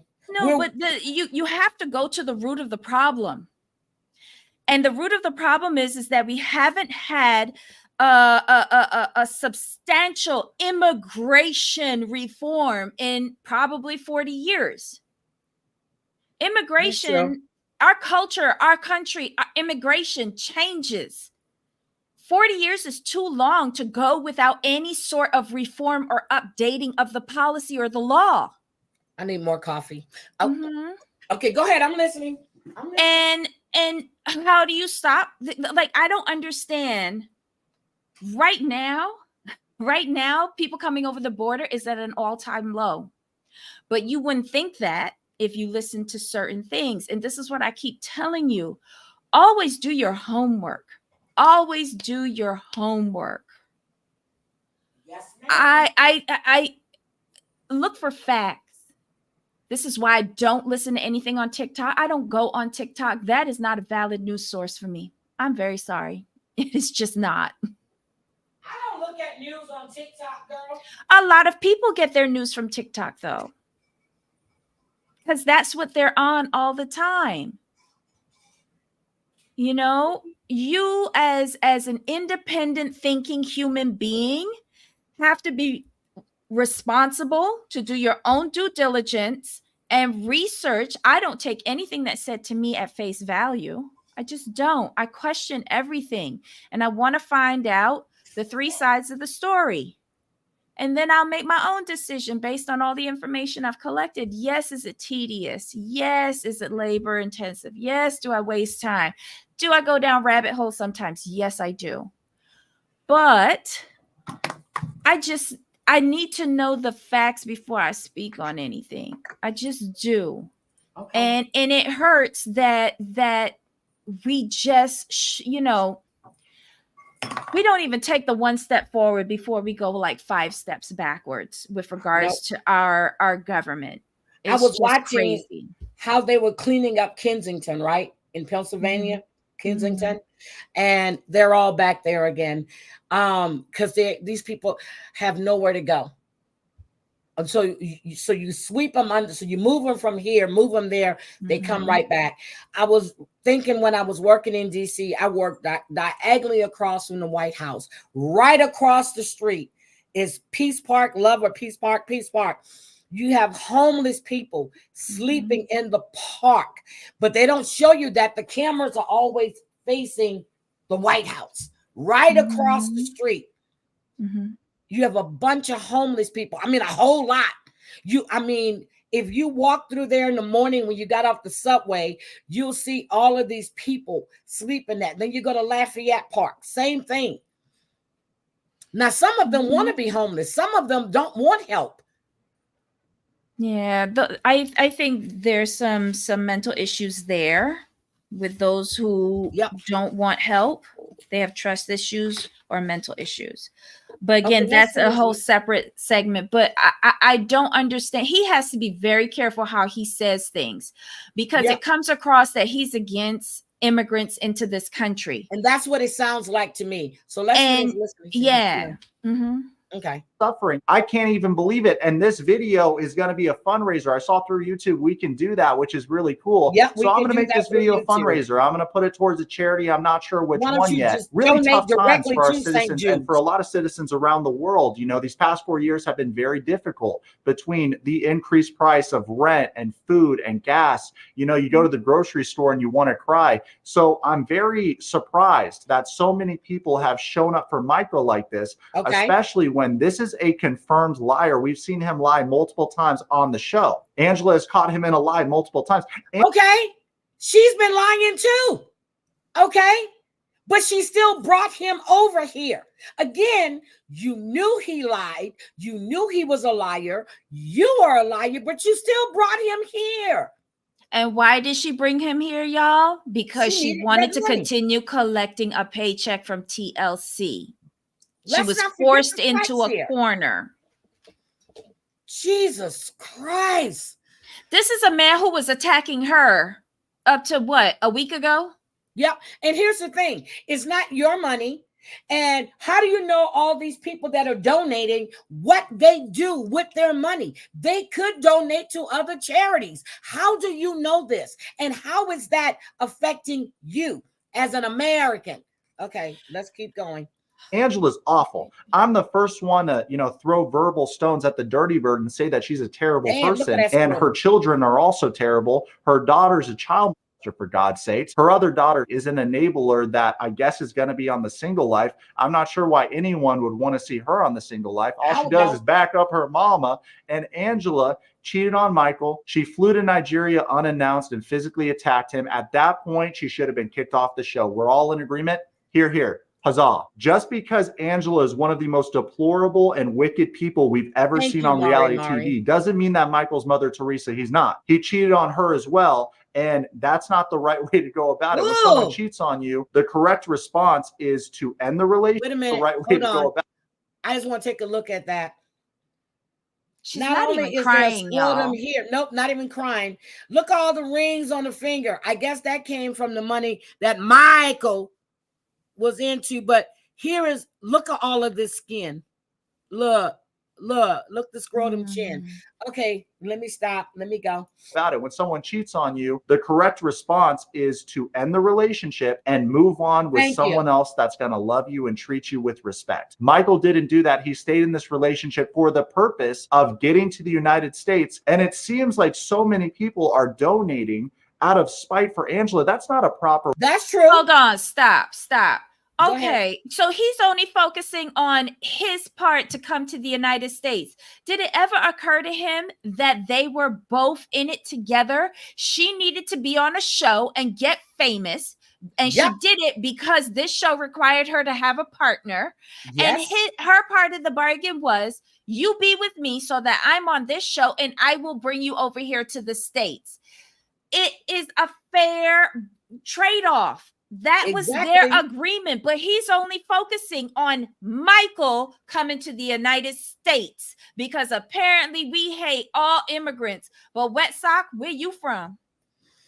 Wait a minute. Tracy said, I have to be devil's advocate just for the heck of it. She brought him here after everything. Yes, she did. He never broke up or stopped her after everything she did to him over the years. He could have. Exactly. Right, but they were in an agreement from the beginning. They knew the premise of this show, 90 Day Fiance. So she's like, okay, we can go on this show together. She can get fame and I'll bring you over here to the States, because that's why he went into her Facebook messages to begin with.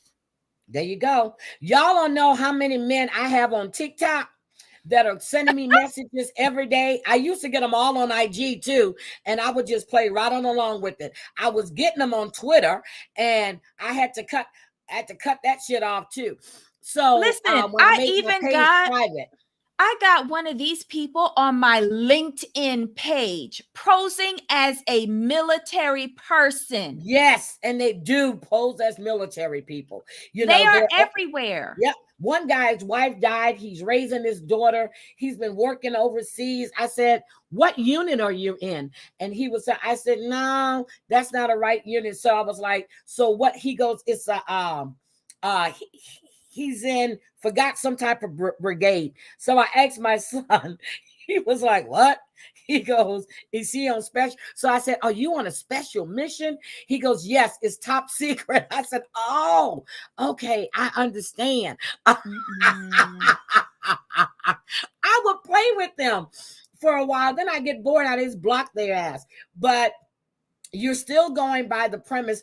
And then Deborah just said, a lot of the content creators that donated, they donated from the profits they made off from Michael's video. Mm-hmm. So what is he talking? And yes, some people actually put in the comments they're donating to spite Angela. Yes. You can put down however it's up to you how you want to donate to whoever you want to donate to, right? But I feel like he's trying to tell us what we should be doing with our money. Okay, so my thoughts. She used the proceeds from her video for 3 days to donate towards him. He's putting up a fundraiser. He's using your money to donate to his charity. Why isn't he using the proceeds from his video to donate to the charity? To that charity. Thank you. So again, what does he do for a living? YouTube. Okay, then. So Debbie said, so they both lied on the immigration papers. They should both be charged. Yes, they both lied. Yep. And we do have free will. Everybody has free will. Yes. Okay, I can't tell y'all what to do with y'all money, just like how y'all can't tell me what to do with my money. But tomorrow, I'm telling y'all what to do with your money. We're grifting. Okay. No, we are putting out a request. Oh yeah, we're putting out a request. Okay, so let's go. For a way to get back at a bird that's dirty. You don't reward bad behavior. I am surprised about what I'm seeing, and I'm surprised no one else has said what I've just said. Not one other person has had this stance, which is interesting because a lot of the commentary YouTubers that review the show are fellow Americans. Y'all remember when we made a little mini again? Fellow Americans, have you looked to see all the people that have donated? They're just not Americans. Cut the shit out. Well, they're probably you know what I mean. But that statement alone is separatist. Yes, and I don't like it because America is made up of immigrants. Thank you. We are supposed to bring me your poor, you're tired, you're weak. That's what it says on the Statue of Liberty. That's what it says. When did that change? I don't think he read it. I don't think he read it. Okay. I don't think he read it, but that statement right there just pissed me off. This video is very anti-immigrant, and I'm sorry, y'all. Yeah, I am an immigrant. I was born elsewhere, and I got wonderful opportunities from this country, and I would never disparage it. And I give back. I pay my taxes. I've worked very, very hard. My mother worked hard her entire life. And this is why I keep on telling y'all that the tone of this country makes me feel like I am not welcomed here. I don't like this shit. It's just ridiculous. I don't know even why I even wanted to listen to this with everybody, because I am doing my best to hold my temper and not to say bad words, but okay, let's go.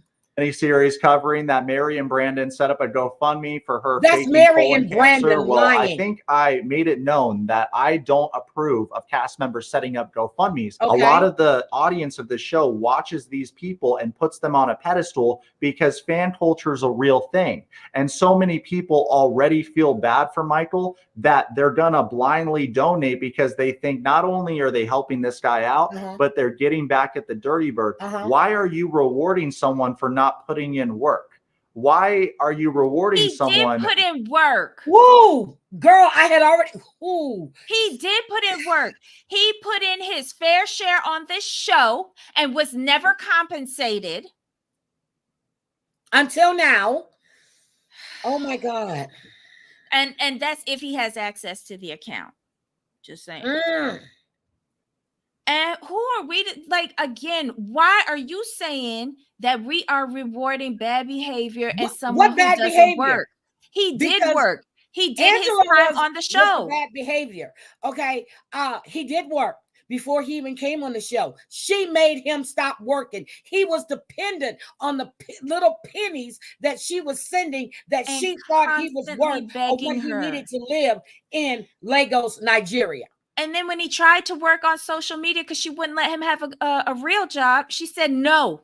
And that was in my thoughts montage. Okay, we would definitely be reading these comments.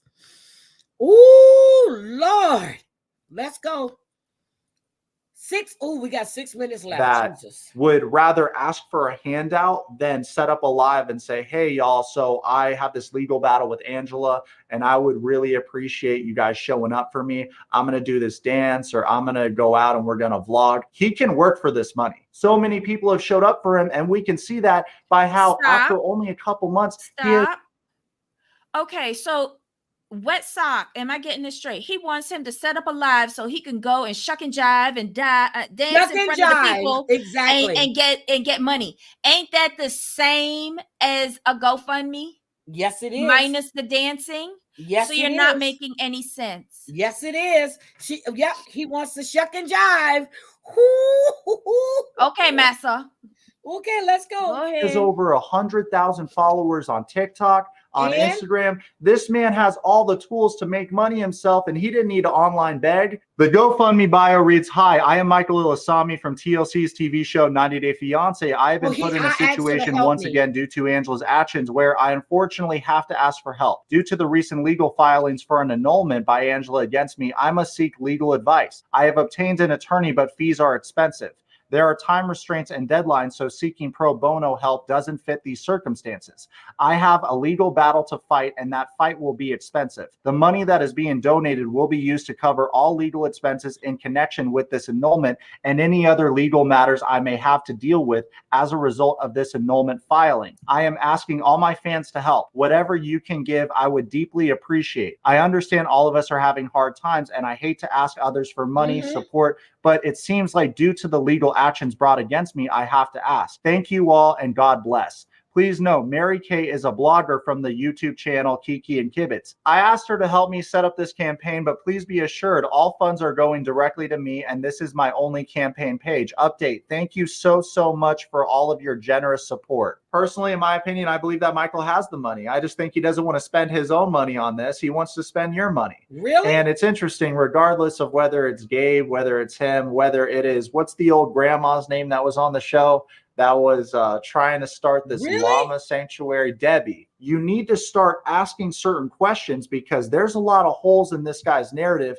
and the mask is starting to slip.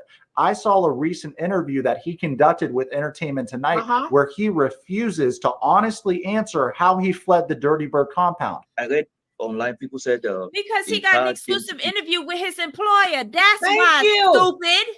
Thank you.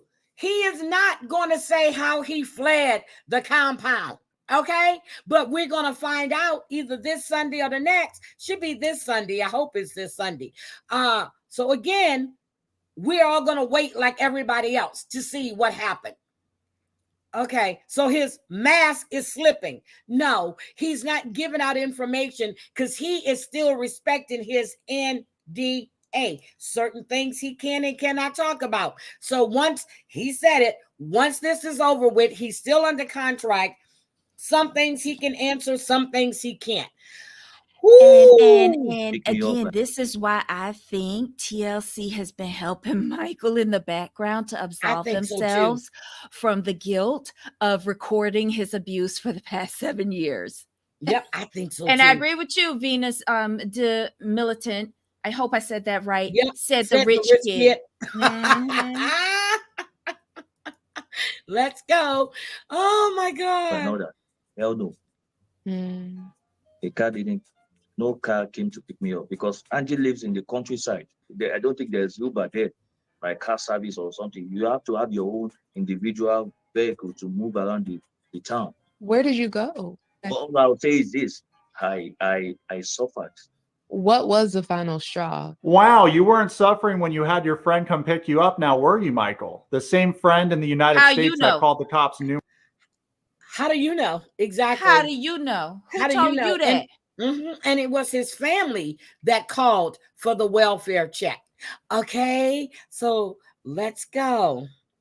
Yeah, his mask has definitely slipped. It been slipped from back with Auntie. It been slipped. We see you. We see you. We see you. Numerous times while you were living at Angela Deem's house. The wellness checks. Why is no one asking about that? When Michael's friend here in the United States was calling the cops, he was telling them that Michael is unsafe. And given Angela's behavior on and off the show, he knew fans wouldn't doubt that. And these NPCs have a very interesting way of telling on themselves. He already confirmed that Angela Deem lives in a remote area in Hazelhurst, Georgia. We know so that. Naturally, he would need a car to leave. His unwillingness to be honest with the same fans he begs for money online is very telling about his true character, in my opinion. Where did you go? All I'll say is this: I suffered. What was the final straw? Oh, whatever. Let's just move on to the next question without resolving how he escaped the Dirty Bird compound. Again, he cannot say a word. Debbie, I'm getting really pissed with this. You know that, right? This is all he does. He reiterates. Okay. Someone else said, if you say something enough times, people will believe it. And that includes lies. Whatever narrative you're trying to spin, if you say it enough times, over and over and over and over again, people will start believing that. Ooh, I'm going to read these comments. Ooh.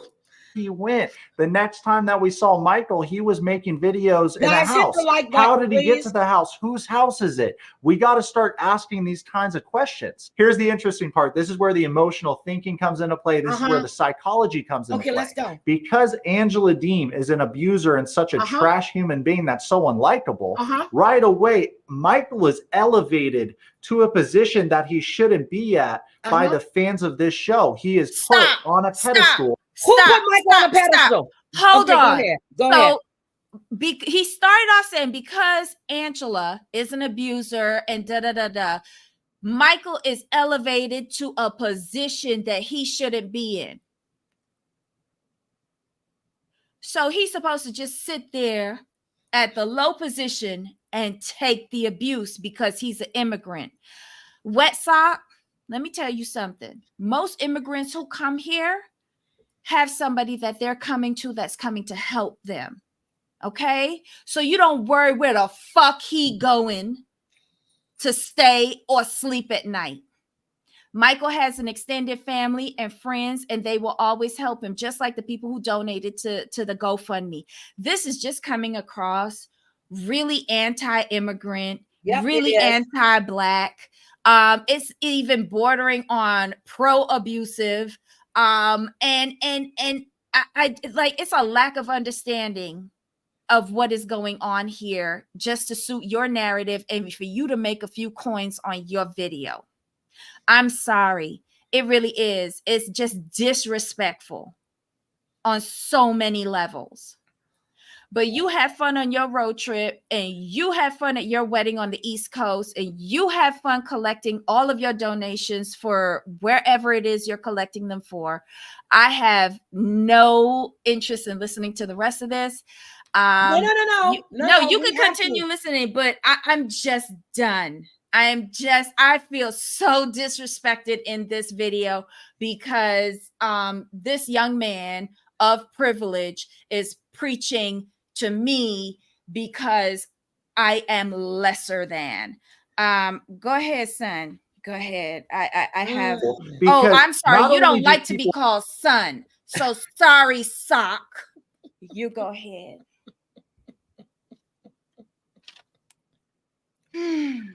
He was engaged, but his girlfriend left him when he was he was living out the country, and they used to do the show together. Well, she had her channel. Oh, I forgot her name. And then they would do it together sometimes. I forgot his girlfriend's name or his fiance.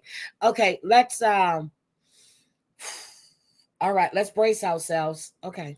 Despise Angela Deem, but we have been saying for years that she shouldn't be on the show. It is morally wrong to televise abuse. We watched this woman fly unannounced to Nigeria, tear his car apart, put her hands on him, and then fast forward, she's talking to Drew and Ross bragging about telling this story, and they're laughing along, probably going to invite her and her daughter to one of those Hollywood pizza parties after, for God's sakes. You know what I mean? It feels like for years, the fans have been getting shafted because we have wanted this woman to get let go from the network and they never do it. And now I've seen news that Skyla is going to be on the Single Life, which is just another way to have the Dirty Bird involved in the storyline and have her on camera without being the main focal point. It's just ridiculous, right? I mean, no one wants to see Skyla go on dates. there's no male presence in this house for a reason, because there's too many grandbabies. There's a severe lack of discipline in this house, and someone needs to sort this out, because these women have produced life and they're giving terrible advice. And I have been very vocal about the entire Dirty Bird clan. Just because I'm pointing out Michael's sus activity doesn't mean I'm going to be any less vocal about how disgusting these people are. I want you to know that. Y'all picking up what I'm putting down. I don't know if I'm very articulate right now. No, I'm you're down a bunch of coffee. you made in it a couple ass out days of I have to yourself. go to a wedding on the East Coast. So I wanted to make sure I sat down, made this video, and then when I get back, I'm going to cover part 3 of the tell-all. I'm going to cover part 4, and I might even cover part 5. Yeah, because by then part 5 will be out. It's been very tricky to find this footage, which is incredibly tilting, because I pay for Discovery Plus, and it's already like we're getting shafted by once again seeing her and Ed on our screens. Not to mention, we got to go through all these other routes to watch the footage, and it sucks. As a paying customer of Discovery Plus, we should be able to watch the tell-all when the episodes are out, when the parts are out. And if anyone was going to pay Michael's legal fees, it should be TLC, because they are the ones who have been profiting off of Michael's abuse for years. Same thing. My wet socks, I got a lot more to say about the situation, especially the Dirty Bird versus Michael legal battle, but I'll save that for the longer follow-up video that's going to be out in a week or so. If you got some spare coin, please check out our Your Wet Sock channel membership program for the custom emojis. Wait a minute. You got some spare coins? Join my channel, subscribe, become a member. How much is it to be a member over at Wet Sock? I have no idea, but we're gonna look. Okay. Let's see. Memberships. Does he have memberships? He should. Join. Let's see. $4.99. My Wet Socks, welcome to the #1 channel membership program in the entire world. What do you get when you become a channel member? Well, let me tell you. First of all, you get exclusive content. Second of all, you get a non-filtered version of me, because we don't have to worry about monetization, ads, whatnot, all that nonsense. Bullshit. You still have to worry about monetization, because I've said some things in my members only lives that I had limited ads and I had to ask for a review. So that's bullshit. You're still subjected to the same rules. It's just members only lives. Okay, I don't want to hear nothing else he has to say on that. Let's look at these comments. Oh my God, I can't. Oh my God, I can't. I want to leave a comment here. Why not just donate directly to St. Jude? Really? Okay, so Ashley Loves Humpy says, coming from a family of immigrants, I see the struggles we face. If Michael has the platform to ask for help and people are willing to help, I see absolutely nothing wrong with that. Exactly. I'll always support immigrants in need. Yep. We are part of the U.S. economy. Exactly. So this one says, smart guy, even if he was a scammer, I would still back him over Angela. UCal, whatever her name, I gave him $10. He suffered at the hands of Angela for far too long. She's a major abuser. Andrea says, your take is misinformed. Michael is not allowed to work in the U.S. Angela is holding his paperwork and has not allowed him to gain his work permit. This is not his fault. This is the fault of the American. Woo, somebody said this comment section did not disappoint. He is really getting his butt handed to him. This one person says, I'm very disappointed with this video.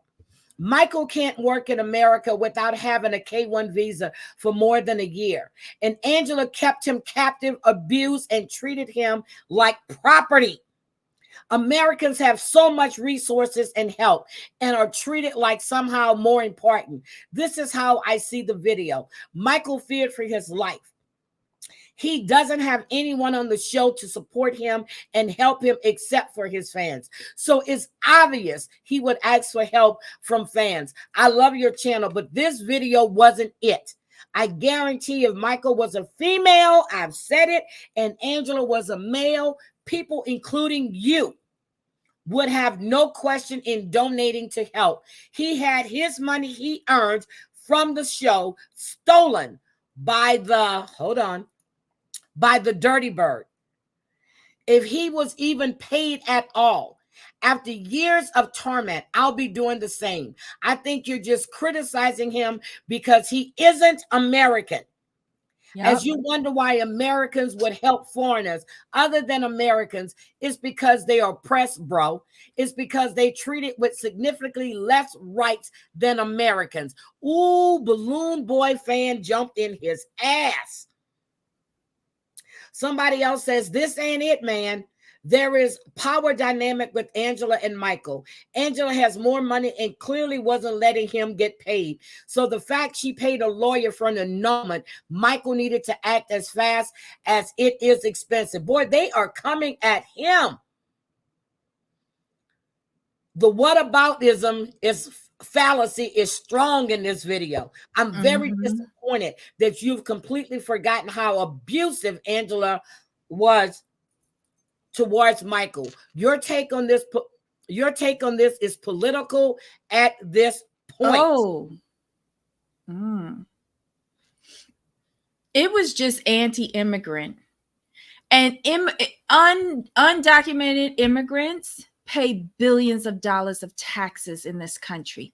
If we were to deport all of them now, there would be a significant loss to our tax revenues for this country. Girl, these people are eating him up in his comments.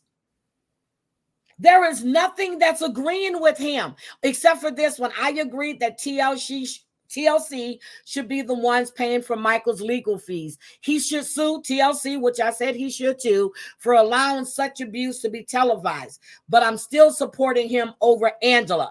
Right, but if his contract doesn't allow him to sue TLC, then he needs their help in order to fight Angela. So he has chosen to work with TLC in order to help him get here and to get his paperwork straightened out because Angela is going to fight it. Oh, here is Chanel. She is a lawyer. I usually like your channel, but in this video, you sound like a hater. Michael was abused for years. So what if he can work? He asked for help and we, his fans, helped him. There is no issue with that. He said, in the relationship, this man has no understanding on how domestic violence works. Please educate yourself. You sound like Blake Lively drama going on right now. Damn. Here's one. You literally profit off of recapping and critiquing 90 Day Fiance. And now you're mad that a guy who was abused by an American woman needs money for an attorney. Girl, this is saying it all. Listen, when we listen to this video, based on what you guys said in our comments the other day about John's thoughts on this GoFundMe thing, it sounds very similar. And it just sounds, well, this one had a more anti-immigrant slant. It did. Which was highly offensive to me. I did not hear John Yates's commentary on it, but from what y'all said, it just seems like both of these creators are very jealous that Michael has asked for help and he's receiving help. Now, here's a good one. Mama Bear says, I've gone through the immigration process in America with my husband, and I can tell you for a fact, Michael cannot legally work yet. If they find out he's working, they can deport him. Not sure how the donations may affect the legality of his visa. Their gifts. The immigration process is very slow, and he basically has to prove himself within the country in order to get his full rights and ability to work. I think he's keeping quiet about how he left and how he got his place for legal reasons. His lawyer would have told him to stay quiet, especially since this is technically an ongoing case. What didn't he understand about that? This one person said, you're speaking out of spite to Michael. I support Michael as well as U.S. veterans, volunteer at women's shelters, was a school volunteer for years, donate to St. Jude's Children's Hospital, and spend many working hours to feed and help the homeless and less fortunate. So I feel it's okay to help a fellow human being, foreigner or not. Oh, damn. But here's the thing, though. We're also forgetting he's still under NDA. Angela's chosen to break her NDA by spouting all of her foolishness, but he has not.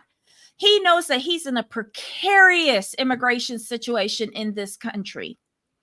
So he's trying his best to abide by the narrow lane that he has been given so that he can stay here and fight to stay another day. Venus says, John's video last night rejoiced in his video by Sock. Really? Of course it would.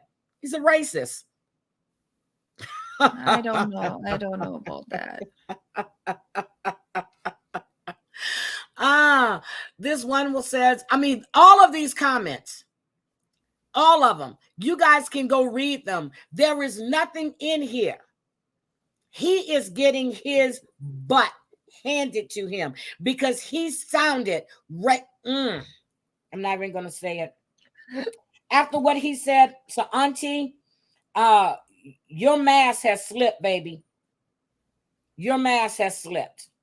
It doesn't matter if I share your videos or not. You have a big base audience, but I will not be sharing anything of yours because you have come out sounding like a pure D hater and a racist to me against against immigrants. That's what I have to say. Debbie, you have anything to say? Something told me to go see this while we were live.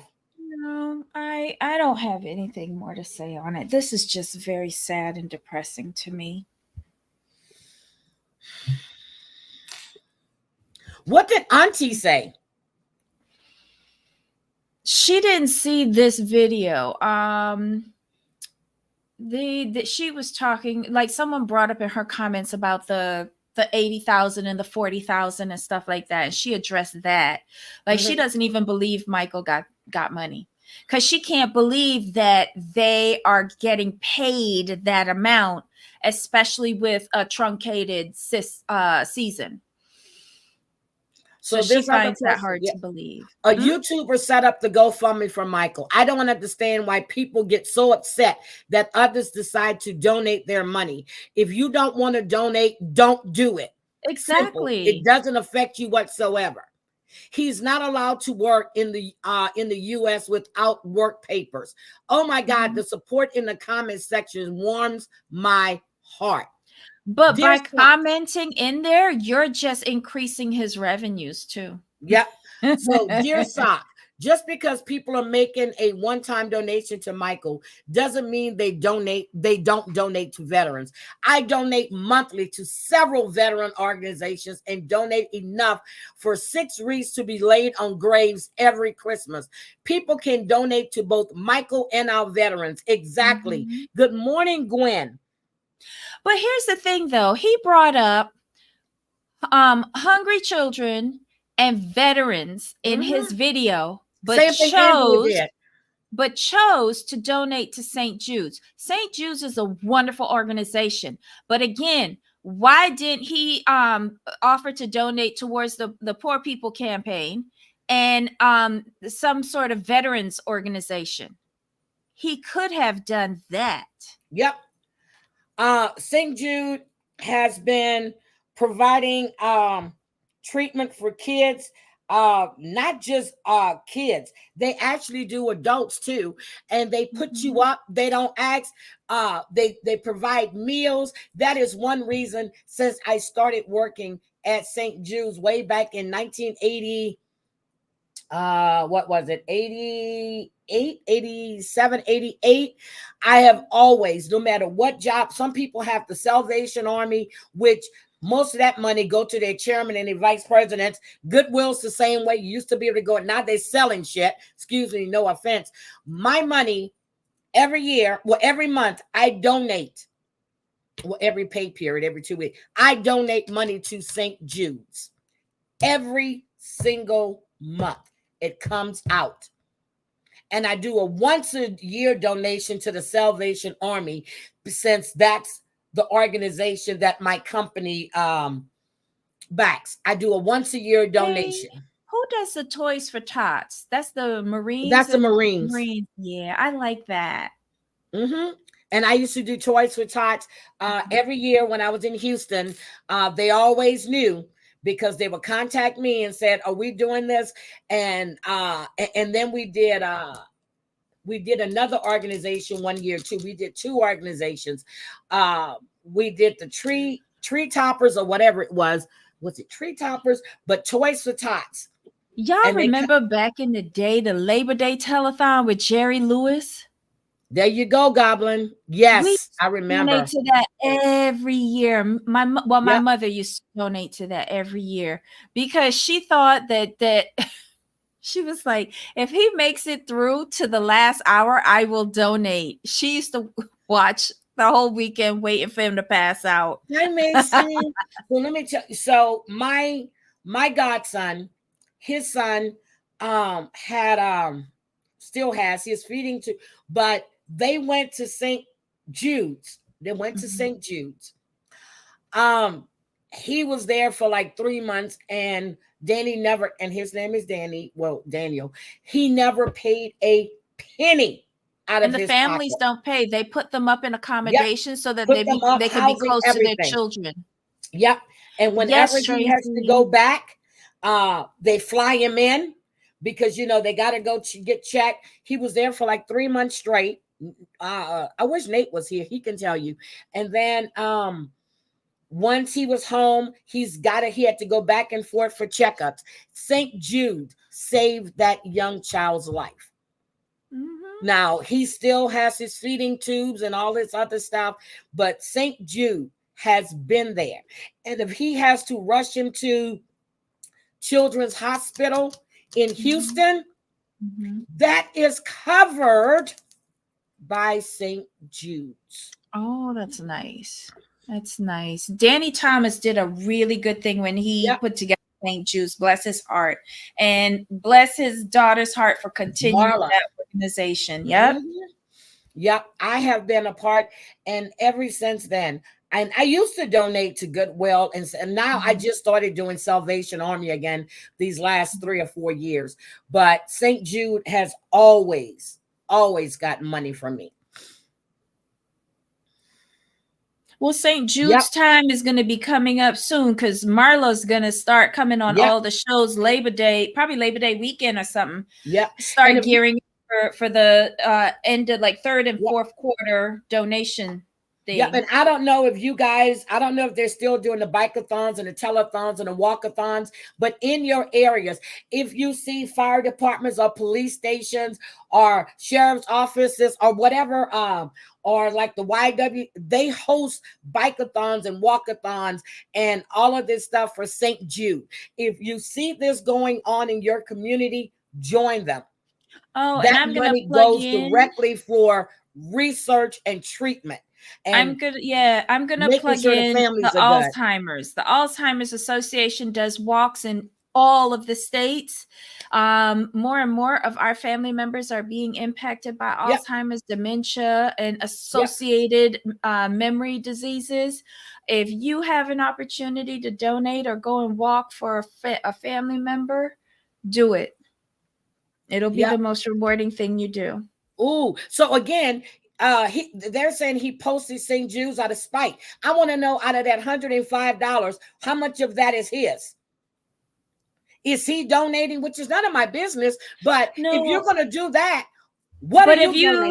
if you set up the fundraiser through YouTube, it whatever's left from YouTube goes over. No, YouTube doesn't take a cut out of it. Oh, that's nice. That's nice. Because I was going to do that fundraiser for that house, for the domestic violence house, and YouTube does not take a cut. It goes directly. You have to get their tax ID number. When you go set it up, it goes, you don't get it. It doesn't go to you at all. Right. It goes directly to that organization.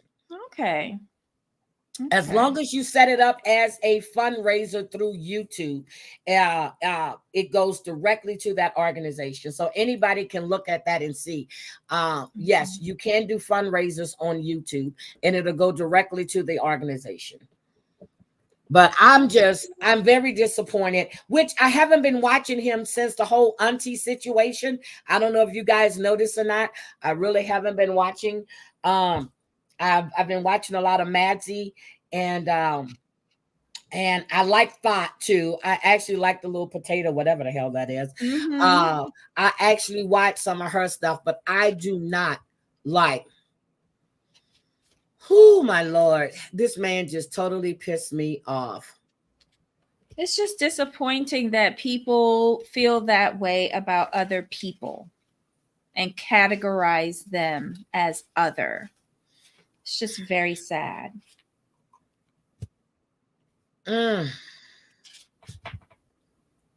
And we're going to be talking about this whole Alex Murdaugh situation too. Now they're saying that there could have been a double killer. I always said that his brother was either there or knew about it. And I said that from way back when. So I'm going to have to take a look at that. Who, the dad's brother or the Alex Murdaugh? I think that his brother was there. But who's Alex Murdaugh? He's the father that killed the mother? That killed the mother and the son. And the son. Okay. Okay. So, I didn't realize he had a brother. Sorry. Two brothers. See, I'm not the only one. I've been saying this. I said it hi, Macy. Thank you. I've been saying it for a while. I said the brother knows because, he was like, I need to call my brother. No, your brother was there. They said it was, and I'm sitting there going, so she started running away, shot the son at the kennel. She starts running away and she gets shot. I said that had to be another person there. Point blank, period. Because you don't think he's that good of a shot himself? Yep, the brother hit the gun. Oh, they will go hunting all the time. But I remember hearing the call from his jail cell when he was trying to encourage Buster, who I think needs to be locked up as well, to go hunting on the property. He kept trying to get him to go to the property and go hunting. Why would Buster go to the property where his mother and brother were killed on to go hunting? Why? That's weird. Debbie, what are you clipping? My nails. Girl.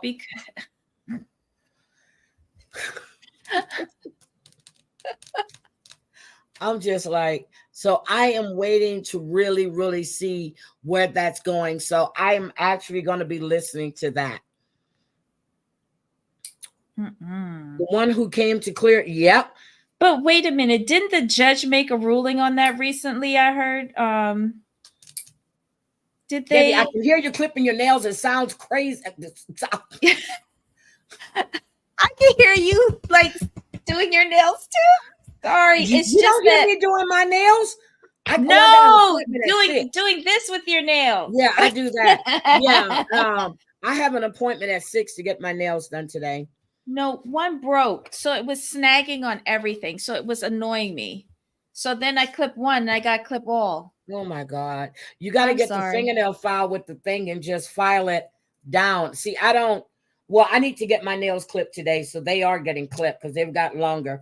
And she can only take me. I was trying to get in there yesterday before I went out, but she can only take me today. See, look, Michelle, I can't stand that sound. So I'm sorry. I remember my grandpa used to clip it. I was like, "What are you clipping?" And you. Oh my God, my microphone's a little too good. I'm sorry. Yeah, your microphone is good. I'm like, Debbie, what are you clipping? But so that must mean y'all be hearing me eating and everything on here. Jeez. Yes, that's why I'll be asking you, Debbie, what are you eating? Debbie, what are you everything. So no, but yeah, today at 6, I don't know what color I'm getting, but I know whatever color I get, it's got to last me for 2 weeks. And she's got to do, I'm not happy with the way she did my cuticles. I mean, I am so mad. When I get in there today, I'm gonna let her know. she Do you took go that to little the same thing and went too far up, and that shit was hurting for like a week after I got my nails done. Oh. What? He would clip his toenail. Mm. The president of the Communist would clip his toenails in his office. Oh.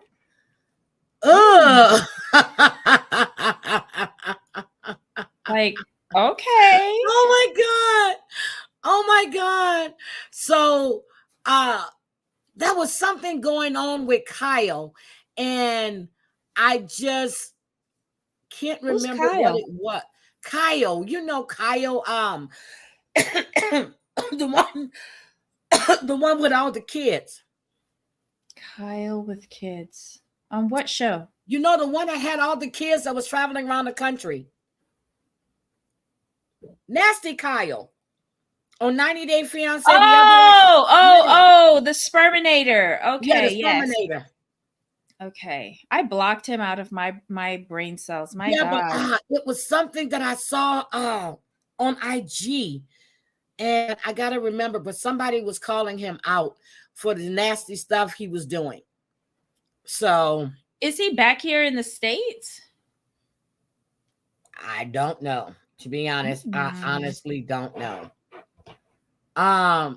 But there was one video that I wanted to show you guys, and now I can't find it because I forgot. I didn't send it to myself, but I'm going to find it and post it. It's about a man that exposed himself to a family. And it was doing a road rage trip. He pulled out his thingy. So wait, the first thing you do after getting road rage is pull out your schlong? Yes. And then I watched the interrogation of Susan Lawrence, the one that killed the black woman when she came to her door. Girl, these cops didn't believe her. They kept telling her, so you were behind the door.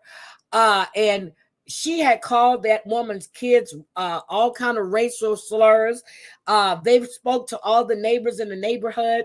They all said the same thing. They said they never heard this woman say that she wanted to K you. She was asking you to come outside. And it was bad.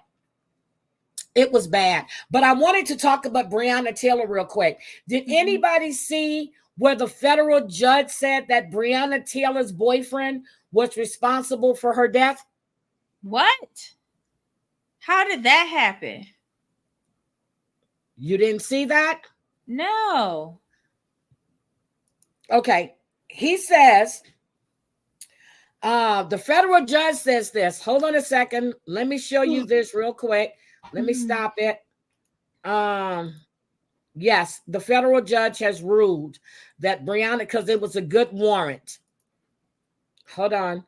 Let's get police officers they shot back.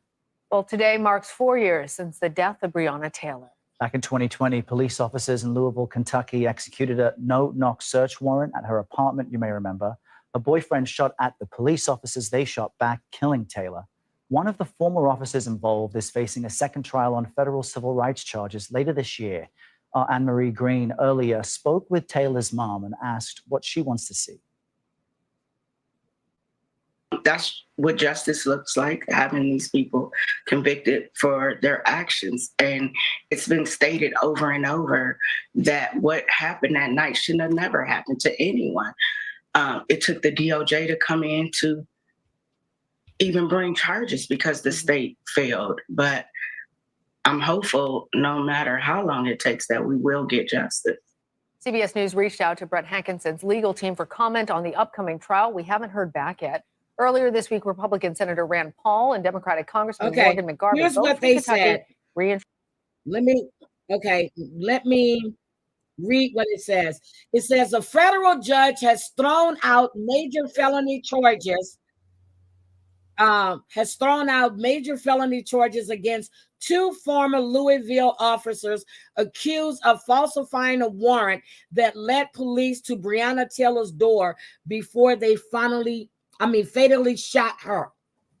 U.S. District Judge Charles Simpson's ruling declared that the actions of Taylor's boyfriend, who fired a shot at the police at police the night of the raid were the legal cause of her death, not a bad warrant. Federal charges against former Louisville police detective Joshua James and former Sergeant Kyle Meany were announced by U.S. Attorney General Merrick Garland in 2022 during a high-profile visit to Louisville. Garland accused James and Meany, who were not present at the raid, of knowing they had falsified part of the warrant and put Taylor in a dangerous situation by sending armed officers to her apartment. But Simpson wrote in Tuesday ruling that there is no direct link between the warrantless entry and Taylor's death. Simpson's ruling effectively reduced the civil rights violation charges against James and Meany, which had carried a maximum sentence of life in prison. Hello? Well, but the judge did decline to dismiss a conspiracy charge against them. Okay, because they were accused of making false statements in the investigation. So the judge concluded that Walker, who's Breonna Taylor's boyfriend, Kenneth Walker, conduct became the proximate or legal cause of Taylor's death. Now, he said it was a no-knock warrant. He said he was defending her, but in response, they answered. What do you have to say? Okay, so when this all went down, no-knock warrants were still legal in Kentucky. Yes. So they have determined that the warrant that they had was legitimate. Yep, he said the warrant was valid. So, but he is holding them for conspiracy because they lied in their statements. Now, Denver is asked. Wait, they lied in the statements to get the warrant, or lied in statements after the shooting happened? Okay, this is the part.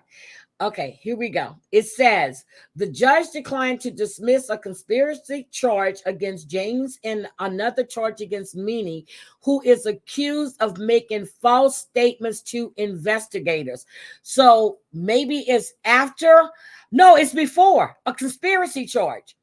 So yes, before. But how is the warrant valid? That's what I don't understand.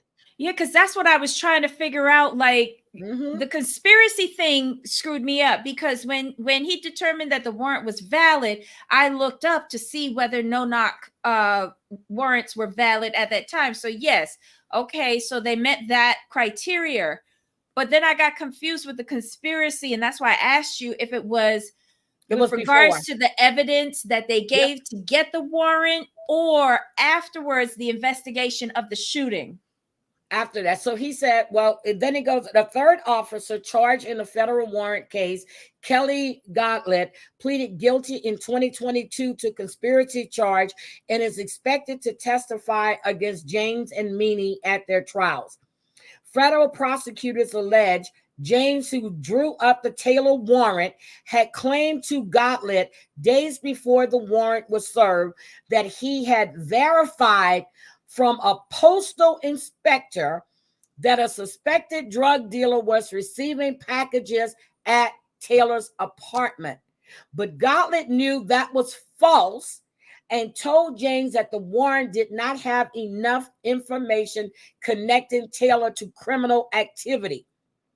She added a paragraph saying the suspected drug dealer was using Taylor's apartment as his current address, according to court records. 2 months later, when Taylor's shooting was attracting national headlines, James and Gauntlet met in James' garage to get on the same page before James talked to investigators about Taylor's warrant.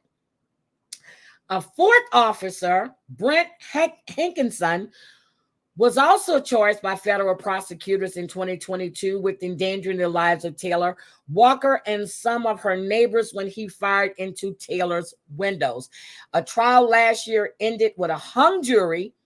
but Hankinson is scheduled to be retried on those charges this October. They paid out $2 million in settlement filed by Kenneth Walker. So they paid Kenneth Walker $2 million. Okay. They settled with him. I don't think they even, how much did Breonna Taylor's mom get? I don't remember how much, but yes. Yep. So that sounds weird. It doesn't make any sense when they're saying, well, Kenneth fired because somebody broke down the door. He started shooting. Right. He thought he was being burglarized. Yes. But that's what the judge ruled. A federal judge ruled it. Mm. And he said there was no direct link between the warrantless entry and Taylor's death, which makes no sense to me, because if they didn't have the warrantless entry, she wouldn't be dead.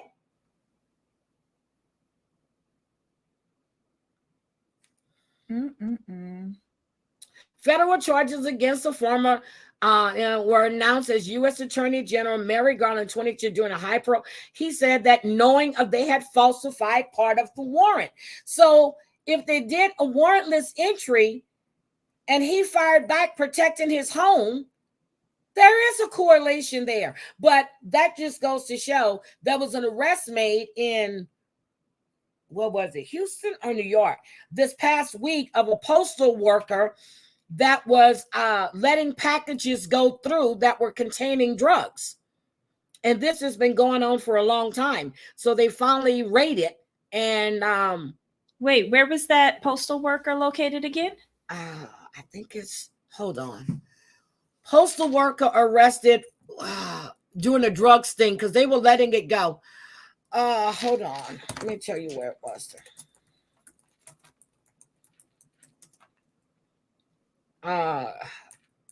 Drug operation.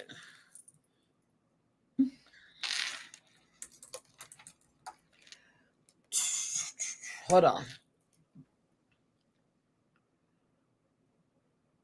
This was Fox 13. What was this? Pennsylvania. It was Pennsylvania. Pennsylvania.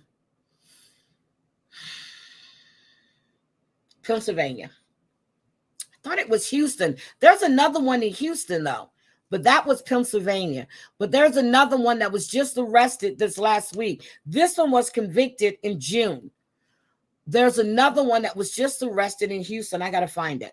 Hi, Denver, sweetie. I saw what you did to your daughter's room. Gorgeous. Her dorm room. Okay. So, Debbie, I am Brown Eyed Girl. Oh, so we're not going to Costco today. Okay. Not going to Costco today. We went last week. Okay. I have to wait for my delivery today. Be quiet. I have 2 deliveries from Amazon. Oh, you know what I wanted to ask? What? Hold on. Has anybody ever purchased anything from Light in the Box online? No, I haven't. I'm asking because I have another trade show I have to go to, and their gala night, they do costumes, and it's supposed to be a 1920s flapper prohibition type theme, but my hotel company has decided, no, we want to go dressed as circus clowns. What? Or some, yeah. So I'm trying to find like a ringmaster's outfit, and I found like a jacket. I have a Go to pair of, Amazon. like, I don't like what they have. Go to the Halloween costume shop online. They have some good quality. That's where we used to get all of Christopher's. Oh my God, these costumes would cost Halloween dollars too. shop. I can't think of the name. Oh, it's online. We've gotten his Darth Vader. I mean, with the voice. I mean, he was scared to put the mask on because every time he talked, the voice would change. See, his dad would spend a lot of money on his costumes. I found a jacket that I can put on, and I have everything else. I would just go to Amazon and get the top hat or something. But I've just never purchased through Light in the Box. Go to Spirit Halloween. That's probably it.com. SpiritHalloween.com. Okay, that's what I needed help with, y'all. Ooh, Spirit Who has some Halloween. good IG lives? Okay, so I just put something in the chat. Okay, this is the video of the detectives interviewing Susie Lawrence after she K'd, oh God, the lady down in Florida shooting through her door. Who has some good IG lives? What am I missing? Thank you. Damn it, Mandy. Girl, I didn't know Raleigh drank Snoop Dogg. Sunway, I knew me and Raleigh would hit it off. He likes Snoop Dogg too. Jesus Christ. Whatever. Be quiet, Debbie. Don't be jealous. Don't be jealous. Don't be jealous. Don't be jealous. Where my Snoop at? Where my Snoop? Let me see. Where my Snoop? Where my Snoop? Ringmaster jacket. Oh, this is good. This is good. Thank you so much. Okay. Oh, they even have a babies. I still haven't opened this one yet. The Cali Gold. Look at this one. Look, Debbie.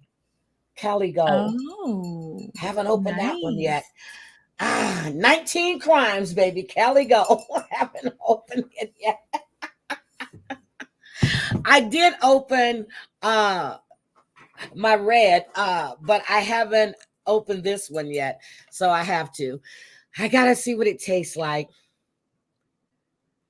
Okay, so yeah, Raleigh does. He does really good lives, but I just put that there. I'm just so, these people are driving me crazy. But I want you guys to watch that. It's like 2 hours.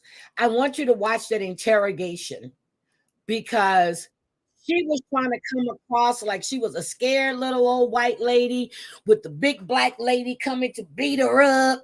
And yeah, and they found her as guilty. She was a racist. The racist. The neighbor said that she was always hi, Danny. The neighbor said that Danny, I got something for you. I'm going to call you. Hi, Stephen. Good morning. Good morning. You want me to pass you the Cali Gold? Here you go. Cali Gold, baby. So, Danny Angelou. Debbie, is there anything else that we want to touch on? Anything? No. I did not watch. I'm sorry. I told you I cannot watch My Big Fat Fabulous Life. I just can't do it. Oh my God. Tracy was so right. It was a snooze fest, but there was a vomit inducing part in it where they were doing Tal decided to purge her sexual energy or some shit like that, and it involved a blow up pool with cold water, flowers, and I said 23 herbs and spices. And they were both, and Tal is even skinnier than he was before, and Drugs. he was in a thong. He was in a thong, and they had to blur out his groin area, and I was just like, what the fuck are we watching here? Debbie? Yeah. I really want to throw up, but thank you. Yeah, the show was not it this week. It really wasn't. It was just like I question why I'm even watching this show anymore.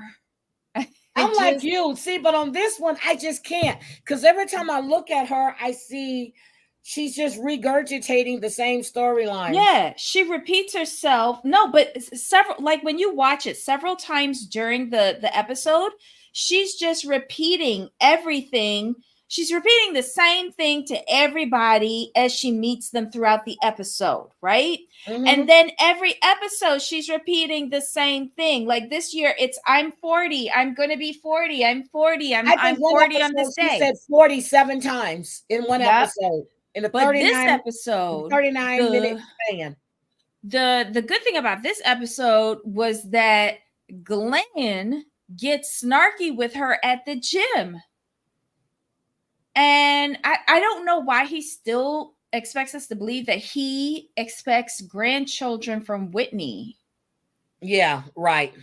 Or even Hunter. Like, go and enjoy the grandchildren that you have with Angie. Thank you. And the great granddaughter that you have. Oh, that great granddaughter don't like none of them. She could see things.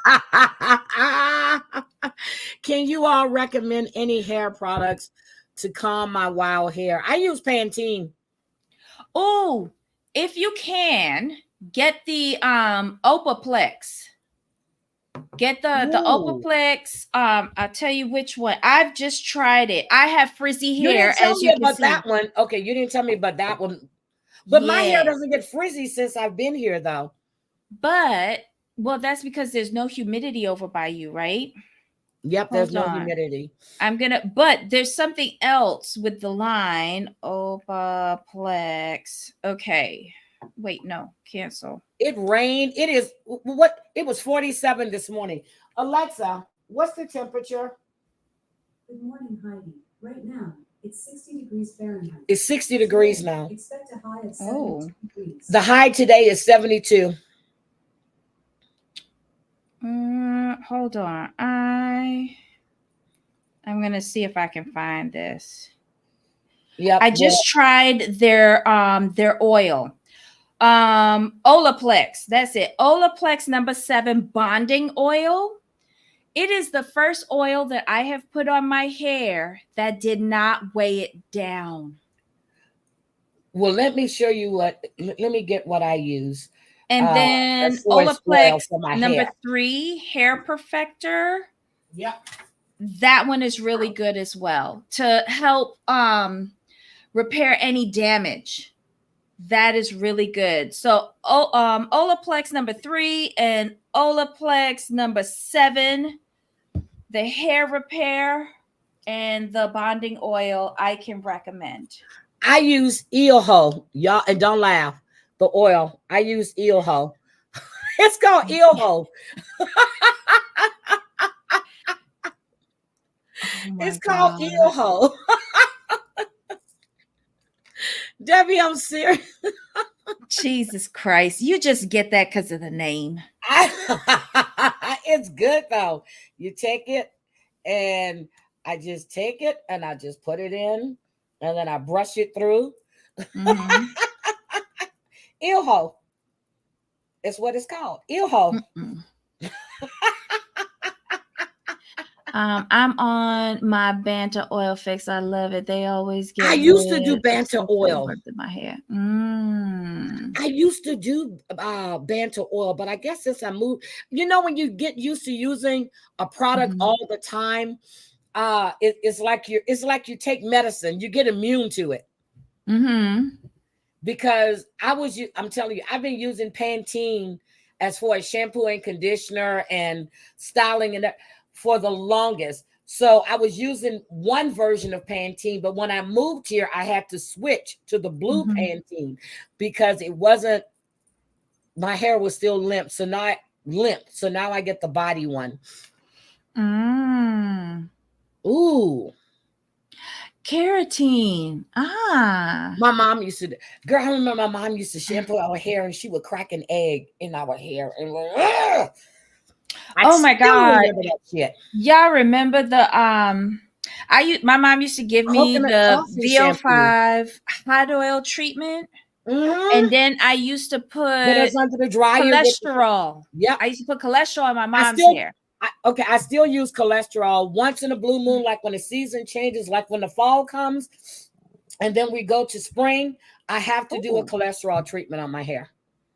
Number 6, child, y'all got me looking at all of this. Olaplex. Oh, with Budweiser. 6. Yes, and she would. I'm serious, damn it, Mandy. She would crack it and just, I can still feel it in my hair. I was like, she would do that at least once a month.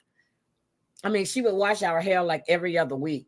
One time she was washing our hair every damn week, but then she cut it to every other. But she would do an egg.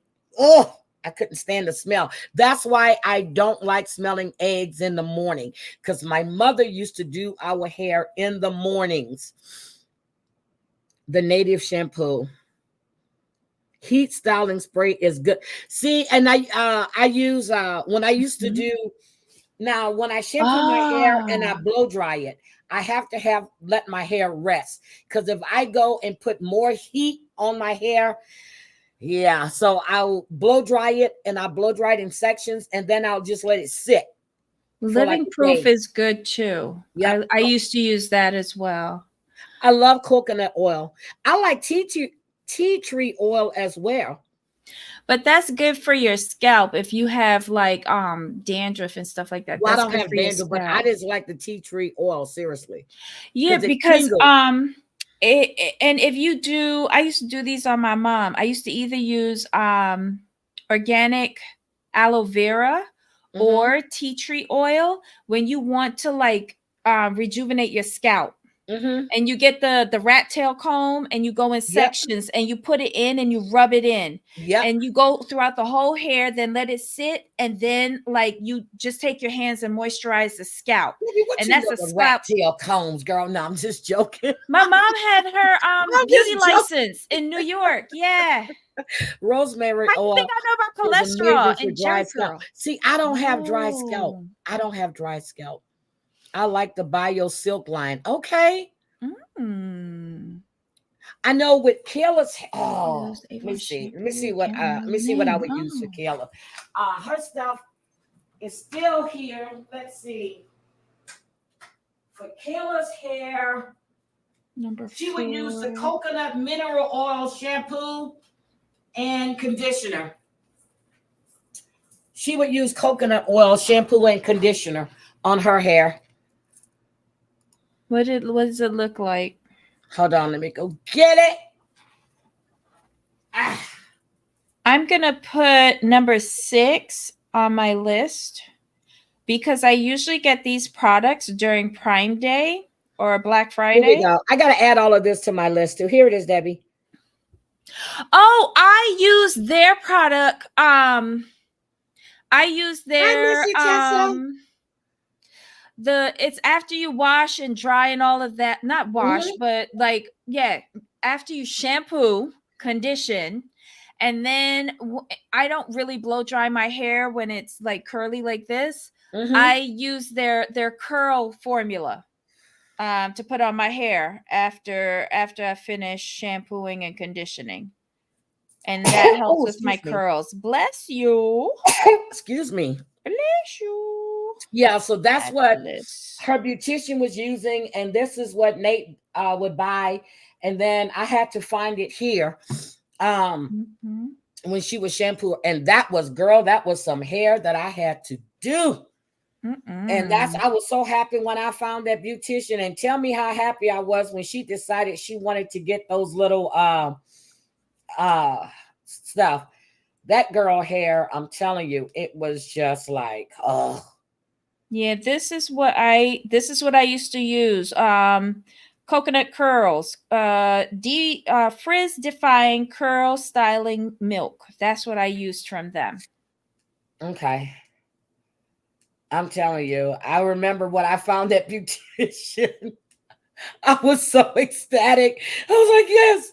Oh my God, yes. I got a beautician. Because when I would do Kayla's hair, it would be a 3-4 hour thing.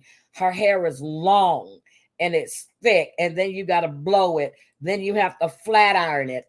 Oh my God, it would drive me crazy. But you got to do what you. That's why I never had any daughters, I do believe, because I can't stand doing all. I don't like doing my own damn hair. But yeah, that's true. Argan oil or Moroccan oil is really good. Yes, I use that as well. But it's good, but it tends to weigh down my hair a little bit, where the Olaplex doesn't. What, the Moroccan? The Moroccan or the argan oil. Look. I have argan oil. Look, you see that hair? Look. Yeah, that's a lot of hair. girl. And then that's when I got her to the beautician. Yeah, I wouldn't be doing that. But look how her hair looks before you flat iron it. It's still She's got got length curl though. pattern all through it. And I'm telling you, I would be going nuts. And then when I did it that one day, I'm gonna show y'all. I don't want y'all laughing, okay? So when I shampooed her hair one day, she went to sleep. I can't show you this picture. I had to wet it again. Debbie, I'll show you after the show. You need a mister for her hair anyway, because it's a lot and it's long. I don't have to do nothing with her hair anymore. Look, I ain't got to do nothing with her hair anymore. Nothing. Her dad, that's all her dad now. She's got a beautician there. I'm telling you, I was like, oh my God. I was like, Jesus Christ, I can't do this. And then you got to do it. But I loved it though. But when she would get it done. Don't you think that they would have donated their swimmers to her a long time ago if they liked her? But they don't. They don't want to procreate with her. And she doesn't want to procreate with them either because they're her employees. Who? Whitney. Someway says Whitney can tell Tyler Todd to donate their swimmers. Girl, nobody want to have kids with Whitney. But yeah, that would have happened a long time ago. One, if Whitney wanted kids. Two, if these two gentlemen wanted to procreate with her in any way, shape, or fashion. And three, she looks down on them. Those are employees, period. Yep. She doesn't. Yep. She looks down on them. She's giving you a paycheck. That's it. That's the way she sees it. But I dropped I dropped that link with that interrogation that I wanted you guys. Uncle Edwin, good afternoon. Hi, Mr. Jimenez. Yes, girl. I went to Mr. Jimenez last night, and then I fell asleep a bit. I woke up and he was still live. I went in there. I have a YouTube man. Okay, my YouTube man is Edwin Jimenez. Okay, that is my YouTube man, and don't y'all forget it. Okay, that is my man. Okay, so I am going to get out of here. Debbie, anything else, baby? We need to go over. Missy Tessa, at the beginning of the live stream, I played exactly what I said to Lindsay the other day. So you can go take a listen for yourself to hear it. And you'll know that I did not make fun of Lindsay. Red roses to you. Thank you. Tina's my boo and dog.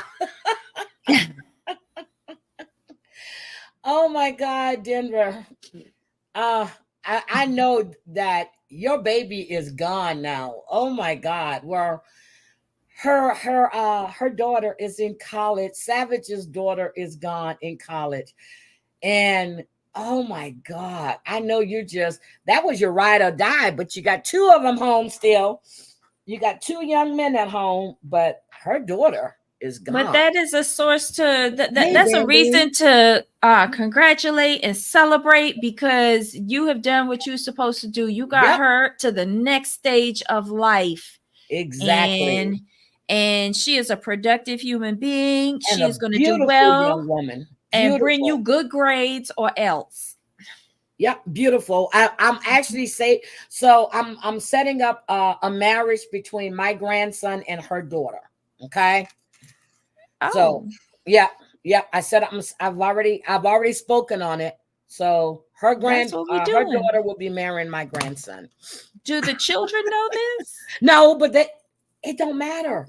It's gonna happen. Right. Okay. It's gonna happen. My grandson is gorgeous. Her daughter is gorgeous. Right. You put two gorgeous people together, they have gorgeous kids. Right, but what about like personalities? It's an arranged marriage. They'll work out fine together. Right. Chris has a great personality. Right, but it might not mesh with her personality or vice Well, versa. it has to, because her personality meshes with her mom, and I like her mom, and I've spoken to Bree, and we laugh and talk. So she has a good personality. That's why I thought about my grandson. I'm not going to steer him wrong. Let me know how that work out. It's going to work out fine. It's going to work out fine. Invite me to the wedding. I'll wear a hat.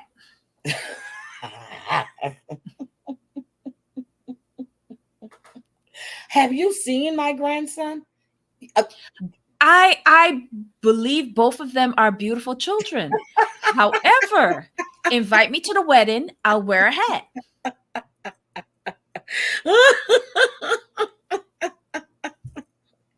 I'm just saying, I think they're a good match. Okay. Okay. So Mr. Jimenez is going to bring his grandson on, and I'm going to auction him off. He's a good looking young man too. Be quiet, Debbie. Be quiet. Okay. Go back to Amazon. They're going to meet. I'm going to make sure they meet. I'm going to send him a picture When? of At her. the ceremony? Yes, I'm going to send him a picture of her, and I'm going to send her a picture of him, and then they're going to meet right then and there. Okay. I'm sorry. I rated They're on saving your themselves for marriage. What? She said Debbie is raining on your parade with her realistic advice. Hi, Michelle, my bad. Hi, Michelle. All right. I need to get my... See, Debbie, now... Yes. I told you I went outside yesterday, right? I told you I shouldn't have went outside yesterday, but then it rained last night, and I opened my windows this morning. Do you hear me? I told you to shut the damn windows. But I had to open my windows. I don't like... Why? It's 40 like something fresh degrees air. outside. You know what? Pretend. You got the air purifier coming today. That'll freshen up your air. Yes, ma'am. I'm going to drop it for you again. I was in I shower want and you to missed watch it. this. Okay. Okay, I got it, Savage. I'm dropping it for you. My grandson is 21 as well.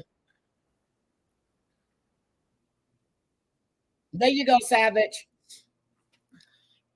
My grandson is, when I'm talking to him, I went, wait a minute, you went to the class. I said, oh my God, you're 21.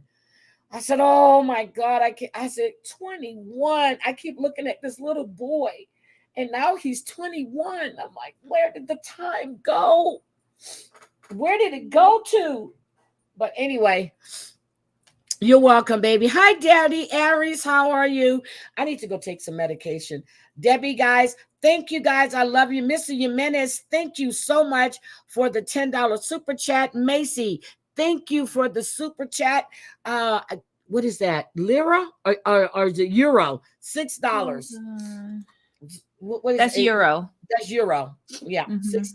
Thank you so much. I really, really appreciate it.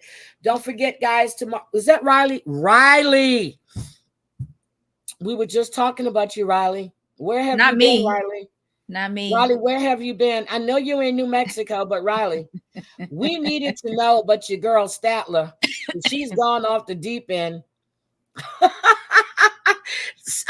Savage, are you going live today?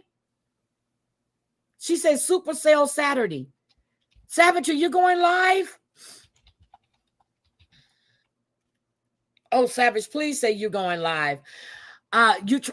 Riley, she's going off the deep end. Oh, Savage is going. She's going live. We've got a sale on mattresses. Mattress sales going on. We have a super sale. $2 mattresses for sale. Riley, what happened to your girl? Oh, Riley, I did not know that you like Snoop Dogg wine. I've been drinking Snoop Dogg since they came out with Cali Red. I haven't opened the Cali Gold yet, but I do the Chardonnay, I do the Hard Chard, I do the Cali Red, I do Martha Stewart. I did not know you like 19 Crimes, Riley. Call me. Raleigh likes 19 crimes. Yeah. Yeah, but he's a wine drinker. So Woo. I'm not surprised. I know. But yeah, so I'm curious. I haven't opened my gold yet because I was still drinking the red. Damn. Well, open it. No. Pop it. Pop This it is down. 11% alcohol by content. Jesus. I think they got THC in here. Never get a cheap mattress. They're worthless and hurt your bag. Open that wallet and get quality. Yep, that is very true. No problem. That works. Oh my God. Oh my, hello. Raleigh, I miss you. So are you still in Mexico? Yeah, you are. He's in Mexico or New Mexico? New Mexico. He's got to have to come live with us so we can discuss Statler one day when he's available. Debbie, Raleigh says you never smile at him. There you go. There's a smile. I actually paid you a compliment today. Well, she did. Yeah, I did. I said I commended what you said. Oh, wait a then minute. I He's turned coming, around. Debbie. Hold on. He's Okay. coming. Hold on. He's coming for a few. Let's see what Riley has to say. There you go, Riley. I just dropped it for you. Oh, I need to. Can somebody get Savage's link, please, and drop in the chat for today? I'm going to close these damn windows. Yes, please. You can bring him up, Debbie. I got to go close these windows. Good morning. Good morning.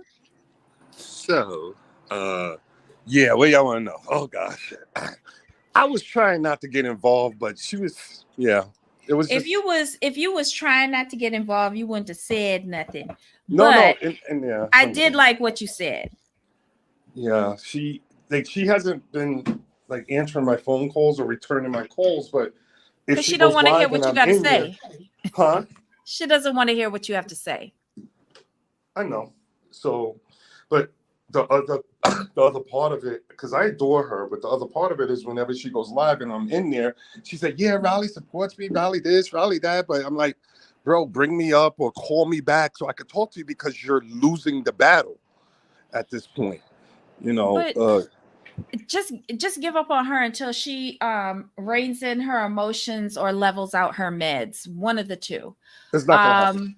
That's not gonna Well, happen. she's very immature. The mere fact that you're giving her very good advice and she doesn't want to listen, I would write that off. Let her say whatever the hell she want to say. Oh yeah. No, I'm not. I'm not trying to save her. Like I said what I had to say publicly because you can't ignore that. I know you saw it. You know, so I got her back when it comes to fighting for change and fair treatment, 100%. But all this talking and using these superlatives to describe other cast members because they decide that it works for them working with Sharp and TLC is messed up. Like who are you to tell a person they can't feed their family or themselves? Correct. You know? Correct. Just because you don't like it, it doesn't mean like I love Tyree. I don't like necessarily like that he messes with them, but I change it. That doesn't change the fact that I have to respect his moves. You know? Well, and that's why I thought your response to her was good. But like I told Heidi this morning, no need to comment further on that. That's Oh yeah, I'm done. Yeah.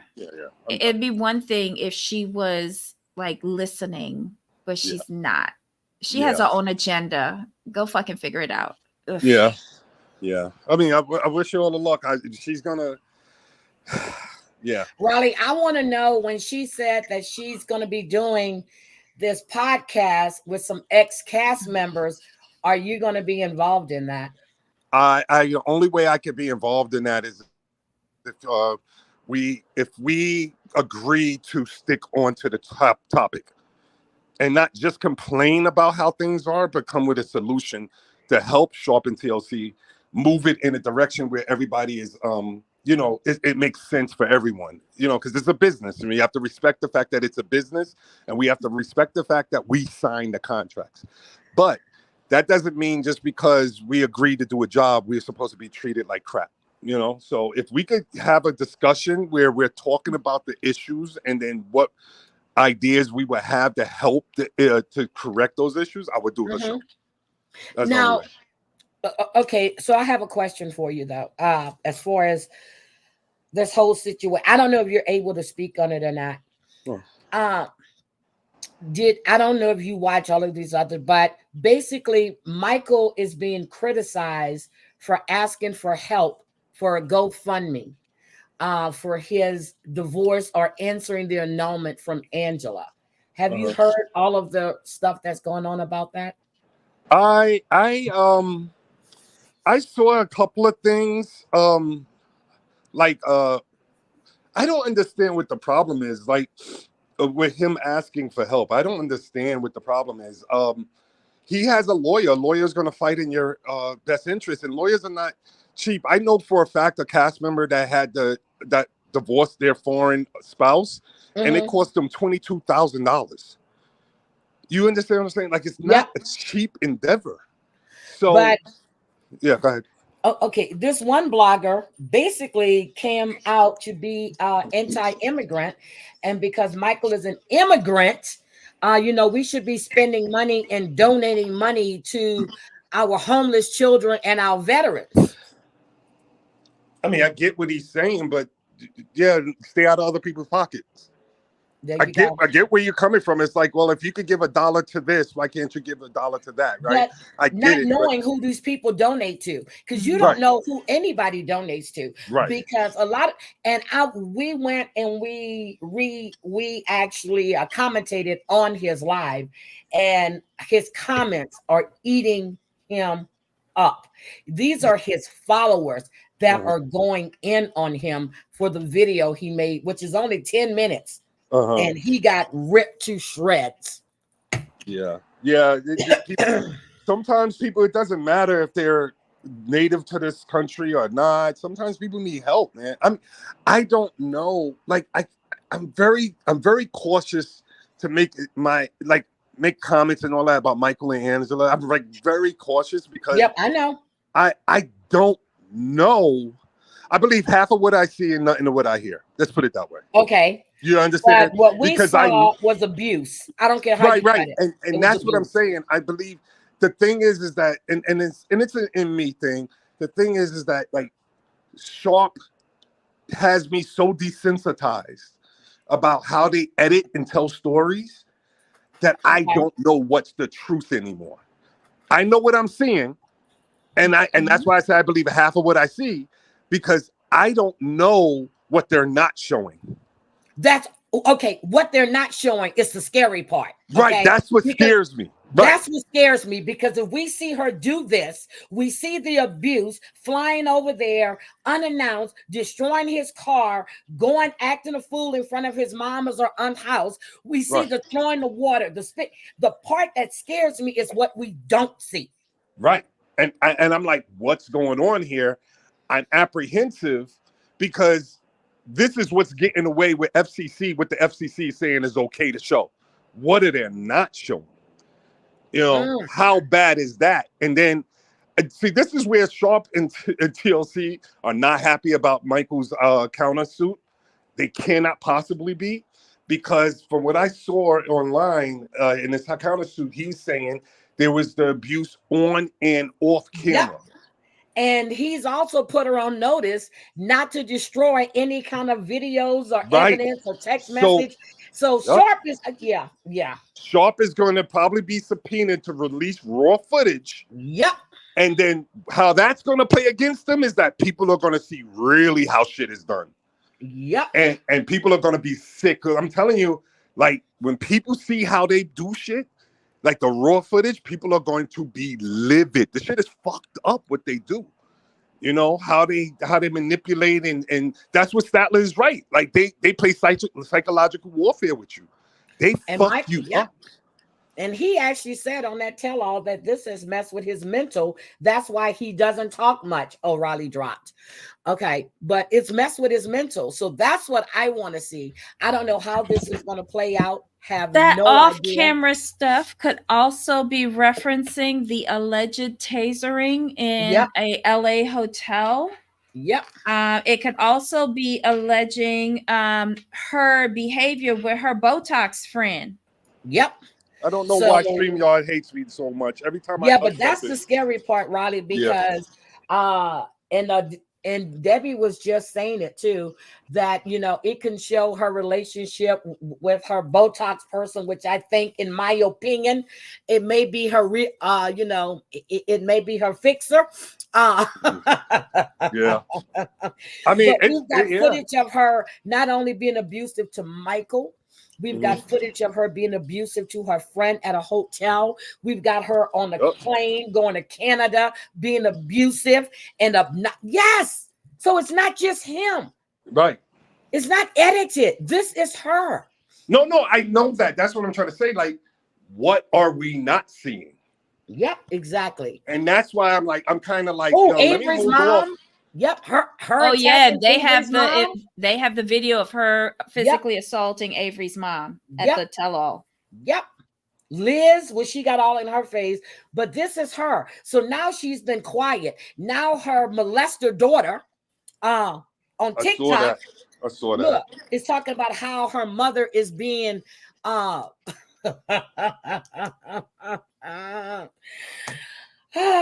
her mother's done nothing but protect Michael, and how her mother is getting hate. Girl, your mother garnered this hate. Yeah, and that's the scary part too. So there's no accountability for your own actions for which you're receiving from the public, right? Yep. Everybody can't be wrong. And I said this with my season. I was like, after a while, when I was in my feelings, after a while, I was like, yo, everybody is saying the same thing. This is something wrong in me. I need to change this. I need to work to change this. Everybody can't be wrong. My mother used to say, if everybody has a problem with you, who's the one with the problem? It's you. It's you. It's you the problem. Like your mother. Yeah, she knew you were the problem.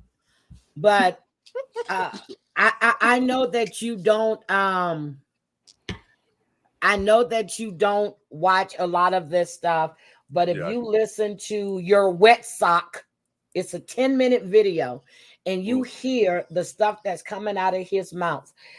He's just spewing out his privilege, and his mask has completely dropped. Wait, that's the guy that had a problem with Auntie's advice, right? Or something? Yeah. That's him. That's him. That's him. But when I was sitting here and we did Michael's answer, and it was like, whoa, he wants them to sanction her for abuse. Oh, I was like, damn, he's got a good attorney. Yeah, he does. He has a damn good attorney. And guess what? I said it. She's a white woman, and she's American, and she's pretty. Yeah, I think I think what happened is, this is my opinion. I don't know if it's true. This is just me, how I think. And I think that Michael played the long game. That's what we all said. Right? He played the long game. He won, or he's winning.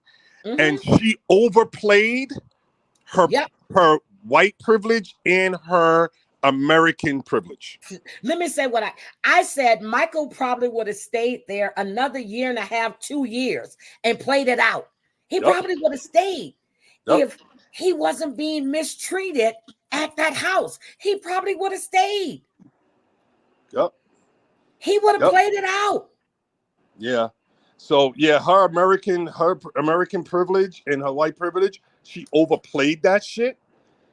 This quote unquote celebrity went to her head, and she thought she had this hubris, and she thought she was untouchable. I'm the queen of 90 Day. They love me, and she overplayed it, and this shit is backfiring on her because let's just say arguably. I'm just saying arguably. Let's just say she's telling the truth about he did this, he did that, whatever. Right? You did not show the world any of that shit. You showed the world your ass for 7 years. 7 years. Because you thought you were untouchable. This celebrity shit went to your head or whatever it may be. Unfortunately, I'm just going to say unfortunately because I don't know her. I don't know him. I'm just saying as a person, a spectator watching the dumpster fire / car accident happen, I'm like, yo, like, shut up. Like, just like to me, I've been in her live. She's ignored me. And I'll be like, Angela, stop talking. Like, you're not making it better because you're just giving them like ammunition to use against you when now she's silent. I knew he was going to sue her. I knew it. Now she's silent. I said it. He had everything he needed and she kept going. Yep. And now you've got everybody involved in this BS that you've created. And the videos are there, honey. What goes on the internet stays on the internet. Yep. So there's no getting out of this. Yep. You know, you're the one that caused all of this. You've been degrading, belittling, calling this man an R, calling him gay, saying he's talking to young girls that he don't know about, which means you sent him. All the things she has said to flip the narrative to try to make him look like the bad guy, it's going to come back and bite her in her ass. Yup. She overplayed it. And that's when you know that person is not really that savvy. Like, really or I'm not. American. I pay taxes, bitch. Yo, that shit don't matter. He supposed to pay. Listen, the public opinion, what is it? Perception is stronger than reality. Yep. Yo, and you are public as public can be with all your stuff. So no, you're fighting an uphill battle because now you have to prove that what you're saying is true. Because nobody's believing you. Because what they believe in him, what he's saying is true. But she should have known he's staying quiet. We've been saying it. Michael is staying quiet for a reason. He wasn't bad mouthing her. The only thing he ever said was he was treated like he was an unwanted house guest. That's it. He didn't even say why he fled her residence, but he's going to say it on this part 5 or part 4 of this tell-all. He's going to put it all out there. And then hi, Margene, sweetie. And then I'm sure it's going to be, but we've got her on the phone threatening his African friends. This woman has put herself out here. There's no pulling it back. Yep. It's a wrap. And I think she knows the only thing I don't think he's going to win is spousal support. No, I think he just threw that in there. But the whole thing is that you've got your sex offender daughter who's on the sex registry talking about someone else. And girl, go sit down all the way. Go take a seat way in the back of the bus. Why do you think he won't get spousal support? Michael makes money. Yeah, he makes money. However, he makes more than Angela. So that's only now. It doesn't matter because his community, remember, his community are married. It's 50-50, right? Yeah. So he's making more. So, okay, look at it like this. Angela's not going to be on another show. She's not. If TLC did it, I really, and I went live on TikTok before I came here. I told you, I said, yo, y'all have to, I said, the fans have the power in this one. I said, cast members don't have the power. Fans have the power. You have to contact the sponsors to say, we don't want this.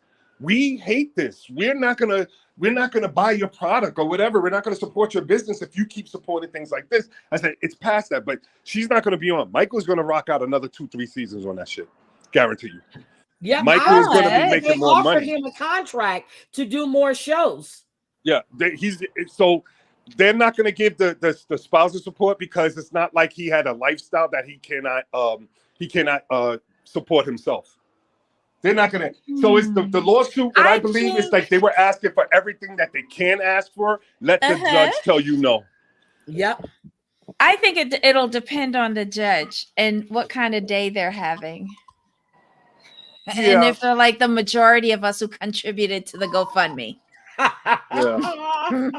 Yeah, like you already can see Michael is doing very good. Michael does on TikTok. He got to be doing at least $700 a day because I know a cast member that wasn't as popular as Michael who was doing TikTok every fucking day, every night, and she was making $700 to $750 a night on TikTok.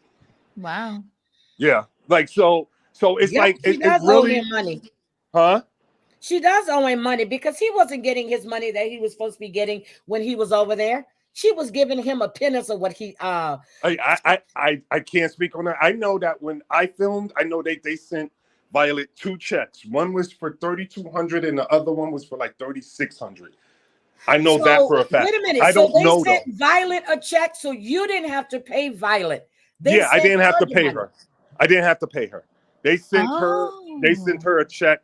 The first check they gave her was $3,200 when we were there filming. They gave her $3,200 because they used her house. Okay. And, to film. And then the second one is when we were like 4 or 5 weeks into the season. They sent her another check for $3,600, and she reached out and she said, "Did you get paid? I just got a check for $3,600." And I said, "No." And I don't know what that was about. I don't, but I know that they did give her money. Now, is it $1,000 per episode? No. But if you look at her money and American money, how far it goes over there, she was very happy. She remodeled her whole first floor of her house with that first check. Okay, Raleigh, there's a question for you. Yes. They're asking, what do you think about the 40K salary claim? Do you think that Michael got 40K? For what? From doing the show? Yes. Yes. Supposedly he just got 40K I believe it. like a week or so ago. I believe it. Okay. If they listen, so look, all right. So we know for a fact that Angela and Michael are not doing no fucking $1,000 per episode. No, they're gonna be more in the like 6-7 area, right? Yep. So you figure they do 10 episodes at that money. That's 60,000-70,000, right? So now look at it on the other side is that they want to keep him. They got to make him happy, right? Yep. Why wouldn't they give him an advance? Why wouldn't they give him something? Like, listen, we need you. We want to keep you.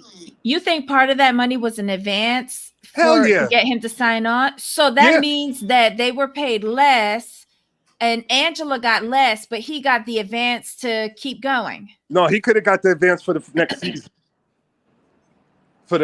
So he all right. So let's say they worked out with him that he's getting. I'm gonna use 10,000 because he's that big. Where in the franchise where I could see them giving him 10K an episode. Let's just use that. They'll give you 4 episodes advance. They will give you that. Like once you sign and they know, and like you're saying, okay, I'm gonna film with you, and you say I need an advance, they'll give it to you. So I could see them maybe like saying, hey, we want you for single life or this or that. And he says, yeah, I signed it, but I need money. I don't have any money. I'm going through all this stuff. And they'll say, we could give you 4 episodes. They gave me 4 episodes when the tree fell on my car and I needed to get another car. And I was in the middle of renovating my bathroom. I just didn't have the capital. And I was like, yo, I need some money, y'all. And they sent me 4 episodes. 4 episodes advance. And I used that with my other money to put down payment on my truck. Okay, well, Angela said that Michael got paid for the season. He got 40,000 for the season. He just got that like a week ago. I mean, I don't know that semantics. But I will believe it if that's what they're getting per episode. Okay. If they're only going to give you 4 episodes in advance. They're not going to pay you the rest of the season until after the season is over. Like a week or 2 after the last tell-all airs, that's when you get your season money. So I can see them giving them advances if they are at 10K an episode. Is there a bonus for doing the tell-all?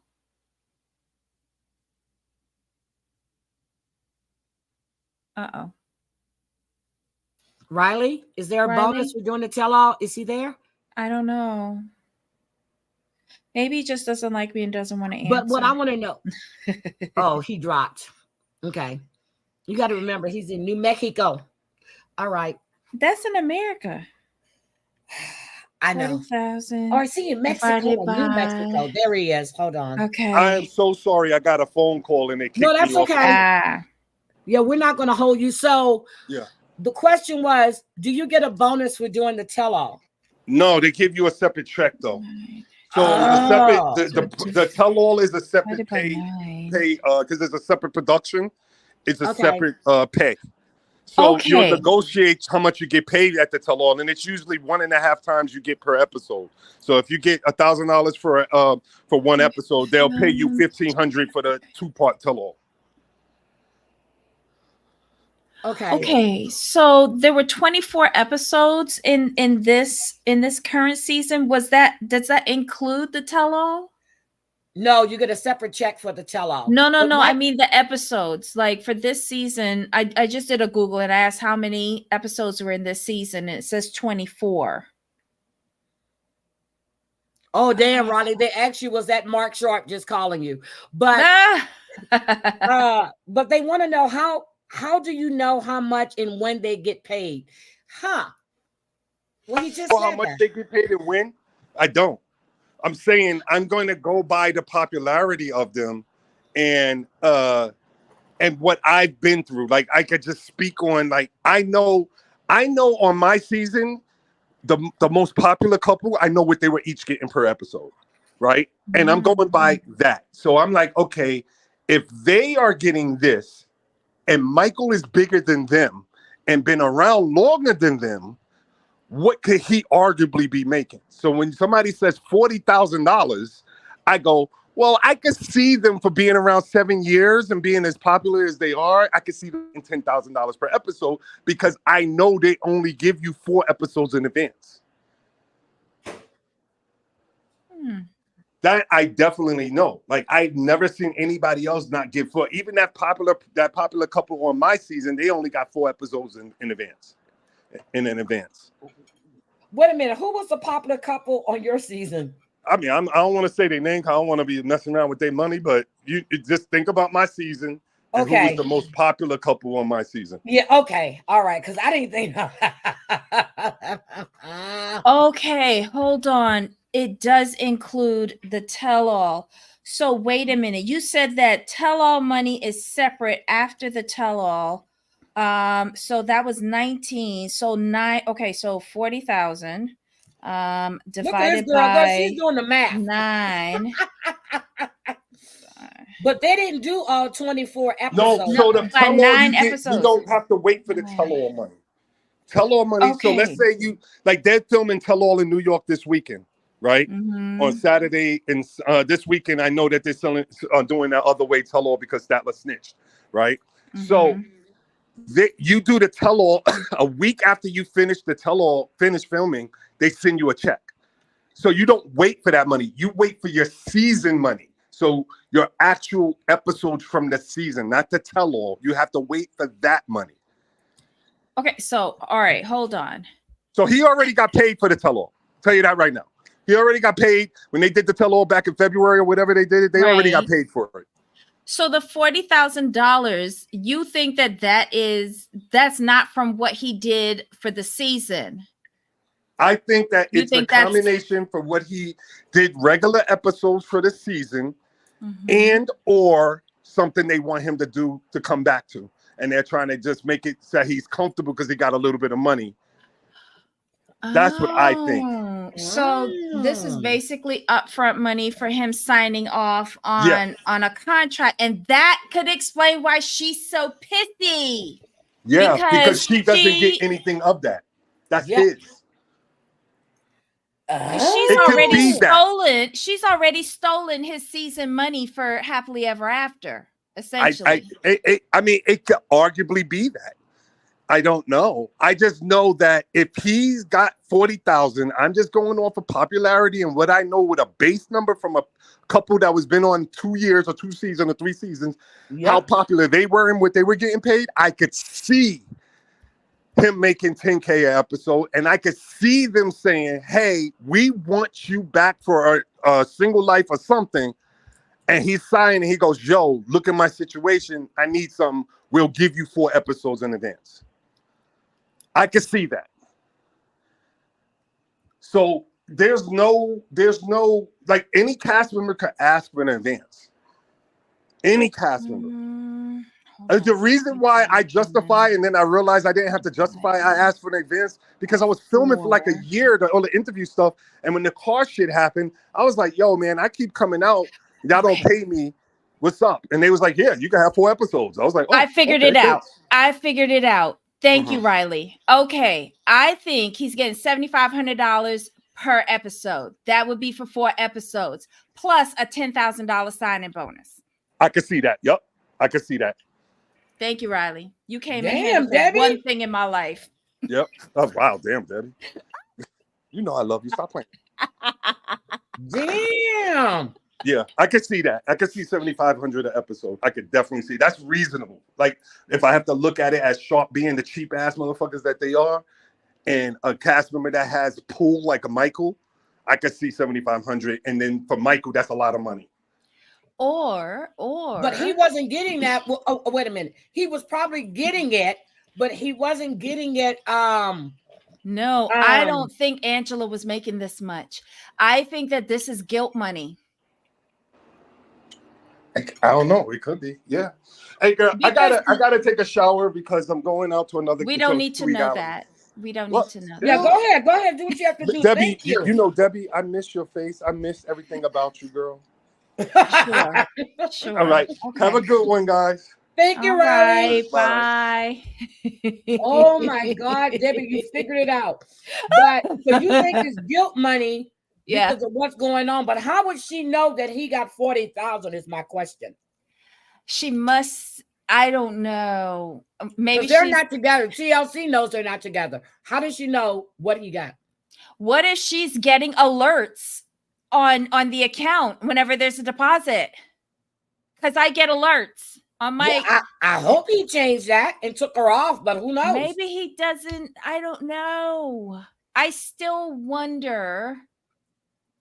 Unless someone at production like whispered in her ear. Maybe the producer she works with. Mm-hmm. So you think they wouldn't know the money he received? They could tell her that just to piss her off and further agitate her to do the stupidity, you know, as further reason to get rid of her. Because she hasn't received a very good edit this year. Her airtime has been reduced. No, but this time it's been awful. And look, they allowed one of the 2 of the cast members to speak out against her. You know they would have edited out what Kobe and Rob said. Oh yeah, they would have. Y'all know how TLC is when they start to hate you and turn on you. Thing with Avery's mother, yes, they would have. They protected her back then. They're not protecting her now. And that's why I feel, this is my opinion, I feel someone from production help Michael get on the Underground Railroad and run away. Railroad. Maybe Portia Williams drove it. I'm sorry. Let me stop. God. Let me stop. He'd be right back at Angela's house if she was driving that train.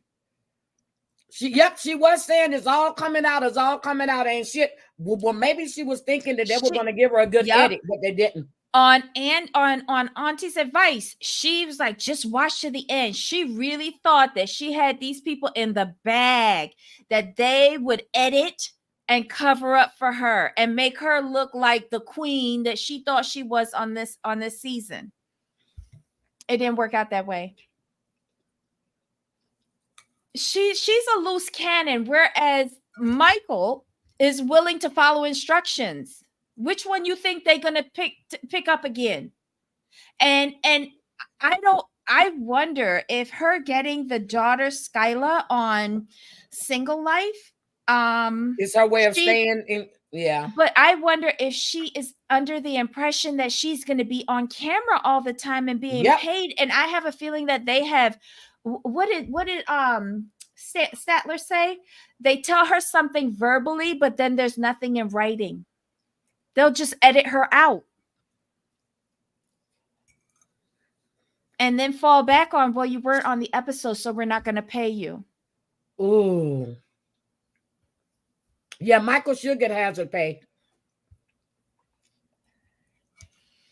I don't know. Something something is off here. I'm gonna be like Keith Sweat. Something just ain't right. All right. Well, but that's why she's kicking up over that $40,000 because it didn't include her. Oh. And if what Riley says is true, it's a 4 episode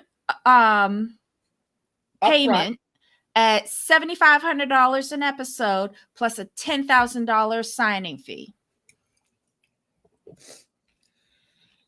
I'm not on camera because I had my steak on the grill and I had to get it all so I could eat it. Okay. Yeah, steak for breakfast. I keep forgetting because I'm like, oh, steak sound good for lunch. I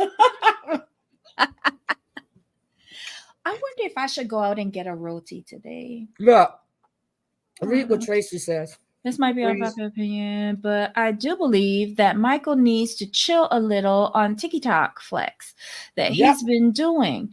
Posing with a shiny car, a new drip is not too good for the image, in my opinion. See, I didn't know that. Tracy. But is that his car, though?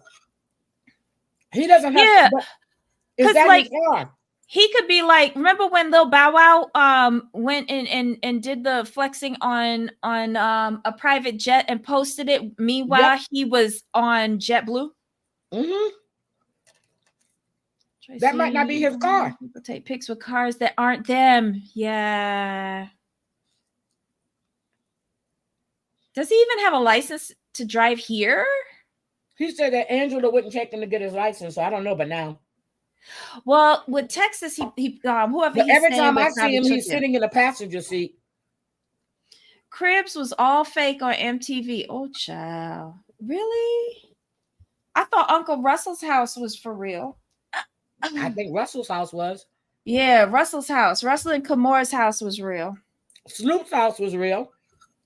Oh yeah, I remember that because he had that little backyard smoking den or whatever that was. That was a cute house though. I like that house. Don't know if he's still in it. He probably moved to something, but Snoop's house was laid.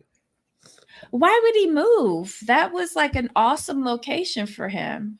You know, and he probably bought really low. And you can imagine what that costs now. I don't know. And the but kids his are house all was gone. nice. LL Cool J's house, Ice Cube's house was nice. So, but just anyway. the flex it's the image. Oh, we get you, Tracy. We get you. Yeah, because people will believe that. Yep. You know, not everybody is jaded as Michael us. out here buying cars and he's using our American. Yeah, she would. Richard, dealerships. Oh, okay. Are those Tesla Cybertrucks? Those are the ones that look like ugly tanks. Yep, look like tanks. They're ugly. Why? I saw one on the back of a I saw one in Vegas, girl. I was like, oh my god, they're ugly. But do they work well? Because I saw one being it was either being repossessed or taken to or impound. Well, I don't know. Kanye has one. I don't know. They're very weird. They said some celebs didn't want people to all their actual house. They have more than one house, you know. Not the big time people I'm talking about. Artist houses were fake. Did you hear that Usher and his wife split? Which wife? The one he just married. He just married somebody? On Valentine's? It was after the Super Bowl. Well, that was dumb. And they're divorcing now? Oh, wow. That was quick. Well, that should be an easy dissolution. Do they have kids? Yep. Well, no. Well, yeah, because she had kids for him, but after 2 years. Well, I guess she'll get more as a wife than as a baby mama. But no, that can't be right. I think that must be old. Somebody just sent me that. That must be old. He just got married after the Super Bowl. He got married after the Super Bowl, for real? After he did that performance, yeah, he got married. At his residency in Vegas this year, he got married. Poor Let's see. The wife of R&B singer Usher was surprised when the entertainer filed for divorce earlier this month and claims the two were intimate less than a week before he moved to end the marriage, according to courtroom documents. What? Is that this year? Hold on. Let me see. Hold on. I'm going to click into this. Come on. No, this is with Tamika. Okay, hold on. No, we're not talking about Tamika. No, is he married to? No, who is he married to now? Grace? Is Usher still with his wife? He just got married. Okay, as of April 26, 2024, Usher may have had the performance of a lifetime. And he tied the knot with his longtime partner. Yes. He just the two got are married. officially married. Okay. And like, this wait a his minute, wife's name already? is Jen Cochia. Yeah, she's been with him for a while. Mm. That's like Eddie Murphy. He just got married to, what's her name? He's been with her for 10 years. And how many kids? He just married her. Okay. He didn't need to marry her, to be quite honest. Yeah, she wasn't going nowhere. But anyway. Mm-hmm. All right. Somebody just sent that to me. I'm like, wait a minute.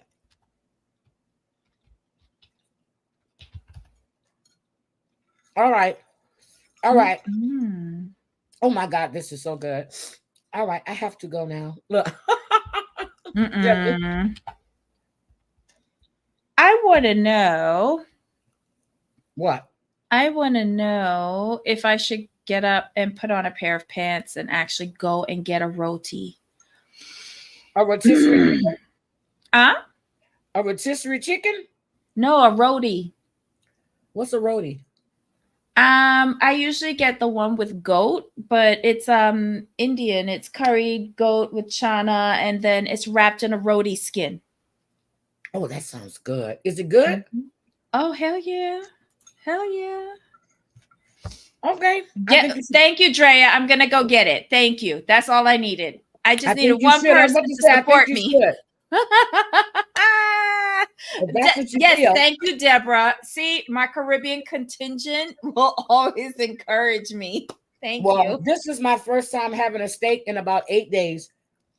I do had not to lay believe off the that. beef for a while. Really, I did. Wait, Tracy, I know. I am food oriented, not that. I can't even stand the smell of that shit. I don't smoke nothing. I'll waste my money on food and handbags, but not that. Okay, I don't eat enough of my steak. Okay, I'm good. Oh, Dre, you want the chicken one? No, I always get goat. I used to get chicken from my mom. I haven't had a goat since the last time that my dad and them actually put it in the ground for 4th of July, and that was like 15 years ago. Mm-hmm. Roti. Oh my God, that looks good. Oh, you get Suriname. Okay. Oh, Debbie, that looks good. What? Okay. I'm gonna have to try. Well, no, I'm gonna have to use chicken. Eat Billy. I don't trust everybody's goat. Oh, you don't? Let me tell you, I be sucking on them bones and all right. That love goat, especially because I don't cook it. I Okay. can cook chicken. I can't cook goat. Oh my God. Okay, so Riley always comes in and drop knowledge on us. Okay. Yes. I'm gonna have He's to go back and useful look at for it. something. Yes, I'm gonna have to go back and look at my tiki-taki and see what he had to say. But I have to go now. Love you guys. Debbie, we've been online now for 3.5 hours. Oh my God. Damn. Love you guys very, very much. I appreciate each and every one of you. But I think I'm gonna try the roti if I can find a good spot here, or maybe when I'm in Cali, I'm gonna have to try it, and I'm going to see. But you guys have a great day. We'll see you tomorrow. We're gonna be talking about Agenda 47, Project 2025. We're gonna go over some of the key things. And anything else, Debbie? No. Wait a minute. Do you think Lisa will stay clean? No, damn it, man. She was on begging, not on. She was sending people messages yesterday asking for money for a hotel and telling them that they couldn't pay it directly, that they needed to send her the $60. Hell no, she's not going to stay clean. No, she's not going to stay clean. Not at all. Not at all. Not at all. Debbie, do you see my new Pandora bracelet? Wait a minute. Let me see. Not the one at my sister. Hold on. This is the one that came in the mail. I went to Pandora yesterday, so this is the one. It has that, and these are the charms on this one. Oh, pretty. My sister's one is over here. My son's one is there. But yes, girl, look. I'm getting Pandora fever. I was sitting there going, okay, I can go to the Pandora shop and fill up one of them. And then, because this one is almost done, but I think I'm just gonna, but yeah, this is the one. And I love it. It came with the heart, the hands, the little purse. I love it. Aww, pretty. I love it. I love it. I love it. People know I love Pandora. So, gotta go. But let me tell you, I went to the Pandora shop because I thought it was too small for my wrist, right? I didn't know how to open this one. She goes, oh no, this one is a twisted. Girl, I was like, give me my bracelet. Let me go. She goes, let me put your charms. Wait a minute. I got the real. Chantel, what's the real update? But yeah, the video with her sister, she was lying. Okay, hold on a Lisa second. update video. The video with her sister, she was lying. She was asking for help. Itty Bitty showed the emails. She was lying. Itty Bitty. Her name is Itty Bitty Kitty. Hold on a second. Let me go to Chantel's page. She lied with her. Okay, is there another update? Video. Wait, I saw the one with her Rain sister. coming in?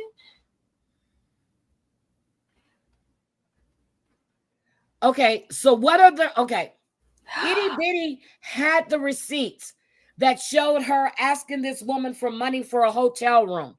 What's her name? Victoria showed that she had talked to her for an hour or so. So Itty Bitty is a liar. So Lisa went to rehab on Monday? No, she didn't go to rehab. Oh. Hold on. So she's going on Monday. this. Well, they were waiting for a bed for her to open up. And her sister said yesterday on Jennifer's, if she goes, she goes. There's nothing, they can't force her to go. So this is the video. Okay, this is the video that her sister did. So one thing, Jess didn't even know she was out. Jess found out she was out when she was on Scam Slams Live, and Itty Bitty came in the chat and said, Lisa is out. That's when Jess found out Lisa was released. Released from where? From her mental place. She signed herself out. That's when Jess found out. Well, yeah, I'm sorry, not Scam Slam. In Jennifer's live, she came in and said, Lisa's out. She posted last night, she posted all of the screenshots she was sent. Lisa asking for hotel money.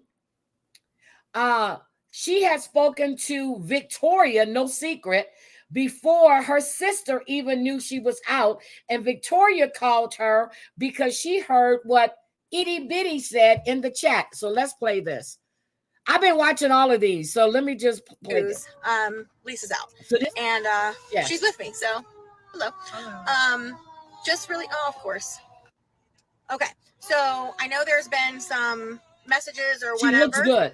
Lisa, are you messaging anybody asking them to send money? No, not one person. Did you make a new Liar. Cash App and asking people to send money to it? Absolutely not. Okay, does Liar. any money need to be sent to you for any reason? Listen to I what am she says. Fine and taken care of for the weekend. Listen to it. I'm fine and taken care of for the weekend. Listen to what she said. Who's the person in the green shirt? This is her sister, Jess. She's on TikTok as Just with the Mess. This is Lisa. This is the cleanest this woman has looked in I don't know how long. Is Jess on the rugs too? No. Oh, okay. No. For any reason to me. So it's not her. I don't know who's sending messages. I would assume that it's Kim, but I have no proof of that. Yes, but she is. It's not Lisa. She's not even like, it's not her. Lisa, anything else you would like to add? Yes. I'm gonna show you. I wanted to say thank Let you me get everybody itty for bitty. the well wishes and the prayers. I am okay. I actually feel what's better her than name? I have in a long time. Like I said, I'm not asking for any money.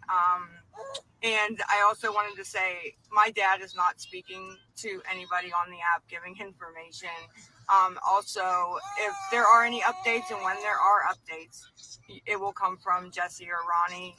Nobody else will be giving updates. So Yep. So thanks, guys. We'll let you know when we have more. Okay. Hope that helps. So here we go. Let me just show you what was presented, and you reading it, it's going to be her. Let's see. Hold on. Present. I don't like calling people liars, especially when they have proof that was sent to them. This is Itty Bitty on TikTok. Here is the Cash App that Lisa started up. This is Lisa. Turn off the audio. Turn off. Yeah, I just did. So this is everything that Lisa was sending to this woman, and she sent it to Itty Bitty. But this is not about baby stuff. This has nothing to do with baby stuff. Nothing. This is the woman that she's asking for $60 from. Mm-hmm. And this woman sent it all. And then here's another lady that she messaged. This is Lisa. She's asking this other lady for help. This lady has Lisa's number saved in her phone. So when I don't like calling anybody a liar. And that's what made her so mad last night. She put up everything that was sent to her. And then here she goes, forget it. You're not a friend. They're saying, Lisa, if the hotel wants it, they're telling her they can pay for it online. I've paid for it myself for a friend of mine. I paid. They had to show their ID. So she's lying. She's staying at Jesse's place, but that's fine. But she was asking them for money for a hotel at 10-something in the morning. How would Itty Bitty know she was out if that wasn't Lisa? Jess didn't even know she was out. She was begging people for money. She was begging for money. I am finally now, please, I have nowhere to go. How much is a hotel? 60. Send to app, all for Lisa. Please, I don't want to go live. Please, what hotel? I will call and pay for you. Yes. There's a problem in your neck of the woods at the Seattle airport. There are outages, and there's a bunch of delays over by you. Well, I know you're not near Seattle. Yeah. But still, that's in your neck of the woods. I know. But that's what I'm saying. This is her. Her own sister didn't know she was out. Ouch. She made, look, let me go back. Go back. Hold on. She lied to her sister. Stop it. Lisa made phone calls to people, text people, and emailing for money. You can choose to believe whatever you want, but I know for 100% it is Lisa, not Kim and not Abby.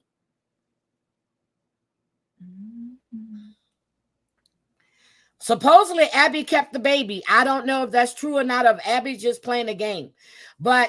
And then that's the only reason Edie knew, is because these people were forwarding her the messages from Lisa. And that's when she went in the chat. Her sister didn't even know she was out. Anyway, yeah, it was Lisa. and she's lying. It was her. And she lied to her sister. And trust and believe me, if she's going to disappear on on her sister probably by Sunday night, and she's going to be crying, she has nowhere to go, and she's going to be begging people for money, just like she was doing when she came out and didn't call her sister.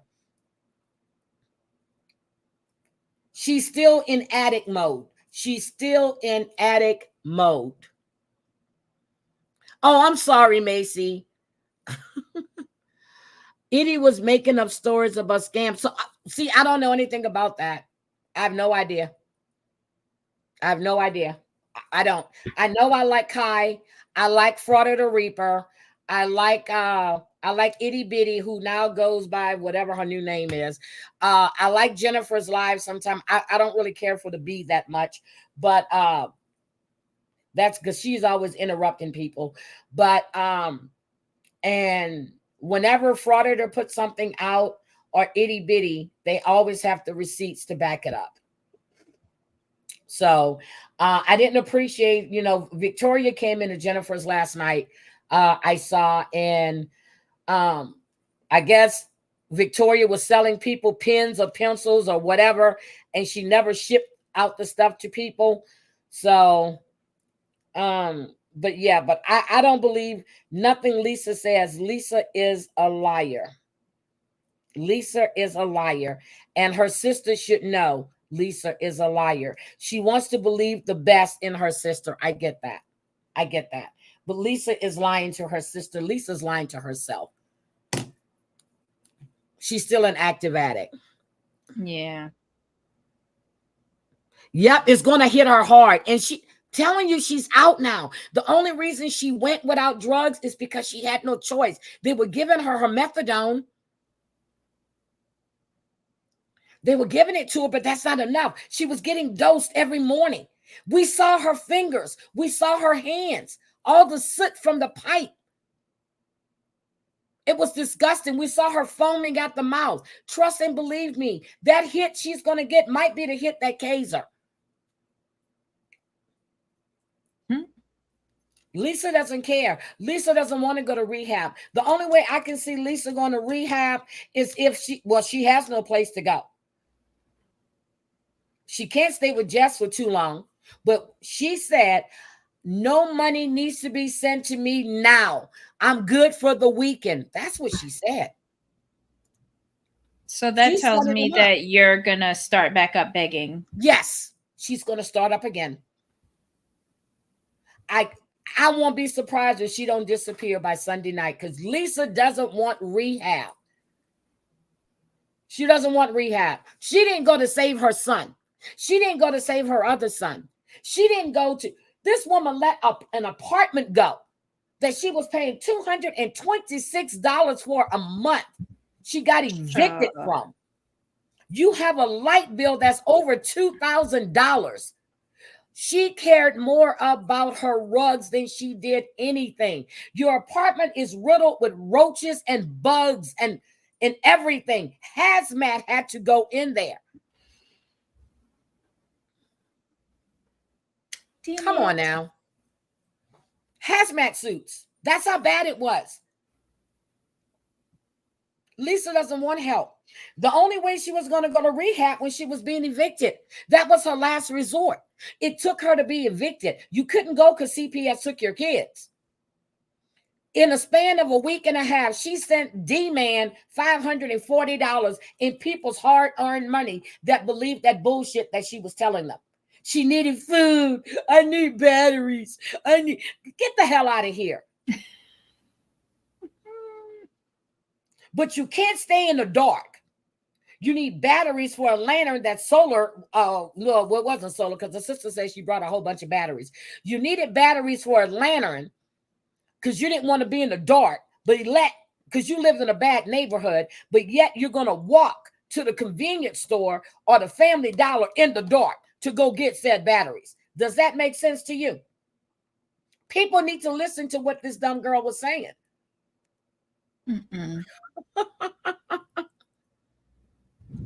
Yep, that cop said they'd never seen so many roaches. Girl, it was bad. And she said, and other bugs. That time she was live, she had flies all in her hair. Then there was one buzz, buzz, buzzing around her. There were roaches on the wall. There were roaches crawling. She had lice in her hair. You can see the white eggs. Oh, I can't do it. I can't. It's an 18-minute walk, and every day, guys, I just need to get to the clinic. I need to dose. My dad's in the hospital, which was a lie. He did have an appointment, but she did get to dose that day. And every night she would say, well, I'll get up because I'll walk tomorrow or catch the bus. Next morning, she comes on live. Let me see, 3:00 my time. Guys, I need to get to the clinic. I missed my appointment. Please, can somebody help me, please? I promise I want every day. She needed a ride. She needed an Uber. It was always 25 or 35. 25 or 35. It's her hit. It's her hit. Every single morning she was live, begging for rides. I typed in a chat one day. I said, I thought you were going to walk. I said, you should have got up early enough to walk. I said, clinic's not that far. I said, get to stepping. Not get to stepping. Get to stepping. You be making that.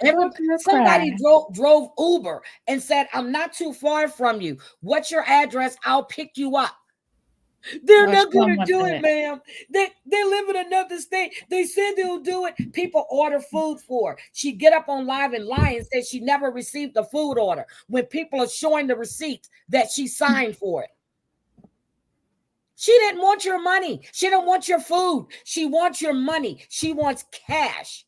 Then she's got to call people.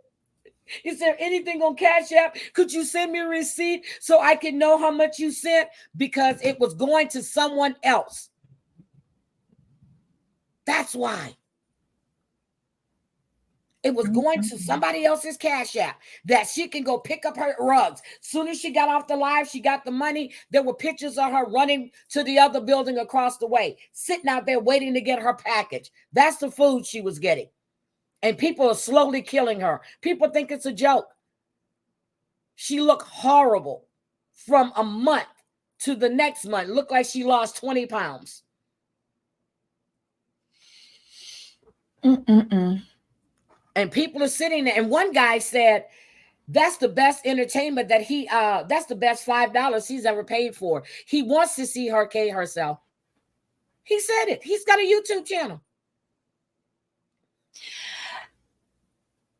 He better be careful with that, because people can on his channel.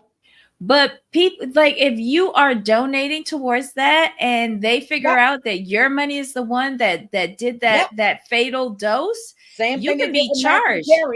Yeah. Yep. And his ex-girlfriend, who was his assistant before this assistant, she's speaking up. She said there are a lot more doctors they need to look at too, because there was one doctor's office, his nurse was bringing him Vicodin, and the doctor was well aware of it, and he was giving her an envelope full of cash. So she is speaking now too. I told you they're not finished yet. The ketamine killed him, but there's a lot of shit that was going on behind the scenes. A lot of stuff. Yep, they're killed. They don't care. She doesn't care. I would think if the father of your kids OD'd and he wasn't with you, he was with some other woman. Oh God. Why would you go down the same route he did? You have kids to think about. Or is she thinking about going to be with him? I don't know why he wasn't with her. She curses people out. If you guys don't give me the effing money for the bed, I promise you, I'll be back for 50. I promise you. And Eulens are gonna pay. Bitch, Eulens ain't gonna pay shit. Nothing. Anyway, every time I think of Lisa, I get so mad. Because I look at all these people she takes advantage of. She doesn't care about herself. So why should anybody else care? And I told her, I said, you don't care about yourself. I said, why should we? Why should anybody care about you when you come on here looking and sounding the way you do? But you want people to help you?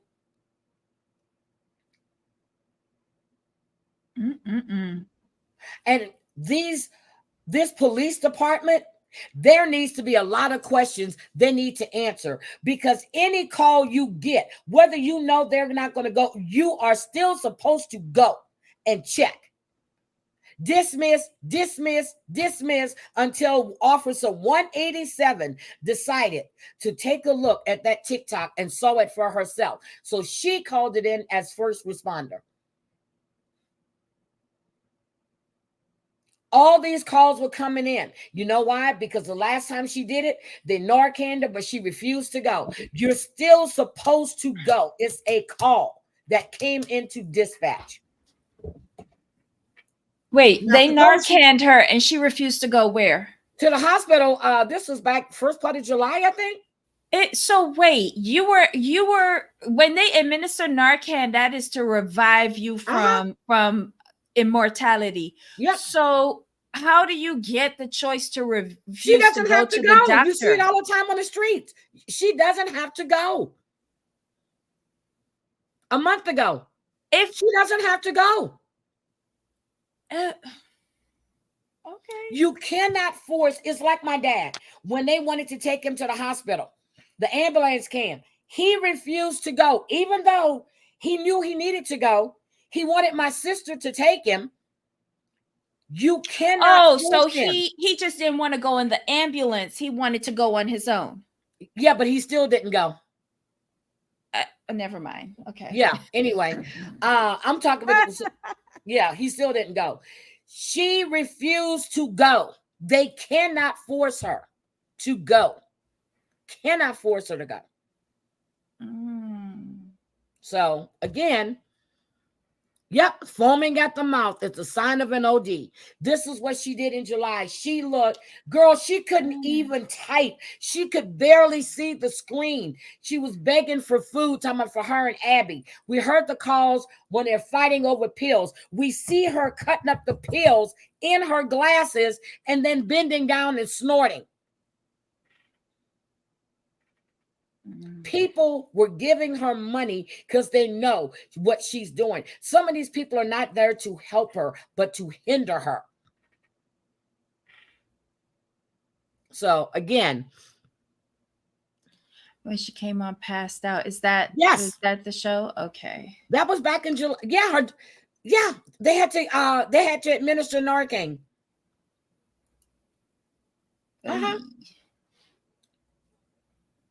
And she was getting that way again. One day she came on, 9 times? 9 times. And she looked worse and worse. And this was the past week. She looked worse and worse and worse every time she came on. She kept needing to get that hit. She didn't want that high to go. She wanted to keep that euphoria.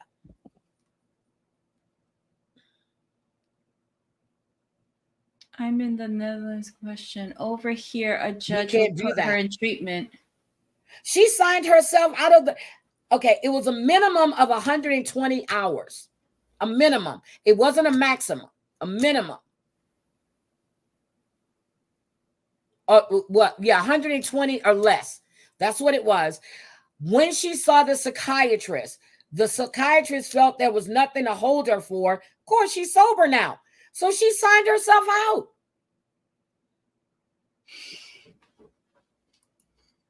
She signed herself out. But in California, because it's based on state, right? Because like California has that 5150. Yep. This was the 302. She signed herself out. The first thing she did when she signed herself out was what? Start asking for money. She didn't call her family.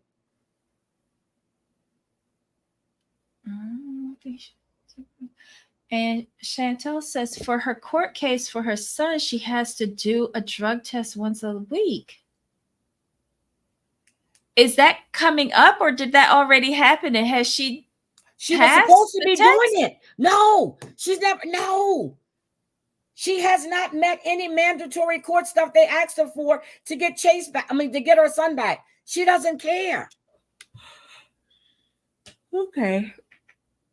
It So happened. yes, Show her to I would quote, definitely send you the person ones doesn't want help. It's uh, sad. I watch. Here is this is one I'm sending to you on TikTok.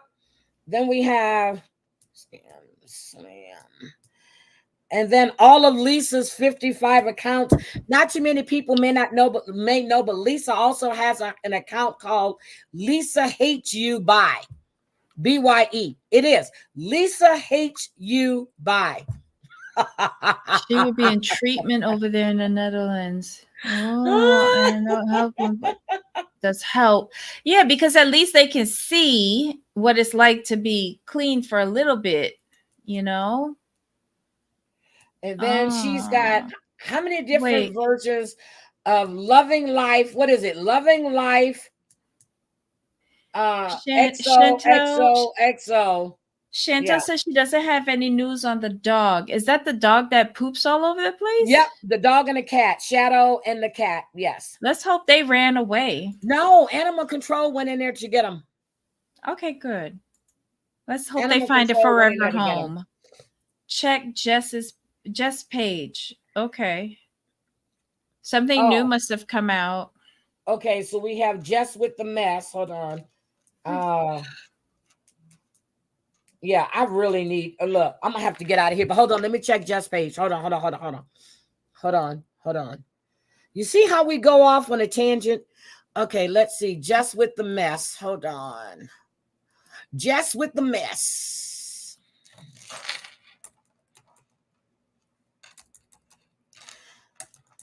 Jess with the mess. All right, let's see. What's going on Jess' page? When was this? 11 hours ago. Okay, hold on.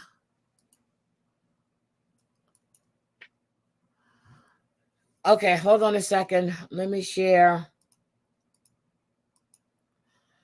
Okay. This was 11 hours ago. Because why would she have to confess anything to you? That's the dumbest thing I've heard all day. I'm gonna just. Okay, hold on. I received $5.80 in gifts tonight, which I appreciate. This was 11, but since it was done while speaking about my sister, I have donated the money to Shatterproof. They are an organization that works with mental health and substance abuse. See the link in my link tree if you like more information. So that must have been when she was on the panel and they were discussing her sister. Mandy, I wish your thoughts were as private as your TikTok account. Yeah, so I don't see anything new that Jess has put out. This is just 11 hours ago. Diamonds rewarded to you. Okay, so that was money she got paid from TikTok and she sent it to a shelter. Mandy, I wish so your I don't see thoughts anything new. But these are the channels I watch. And then we have this is Itty. Oh, I showed you Itty Bitty. We have Jennifer. This is Jennifer's channel. There is them again, but this is Jennifer. That's her channel right here, Chevy Girl. This is Jennifer's channel. And she holds the panels and stuff when Itty Bitty is on there.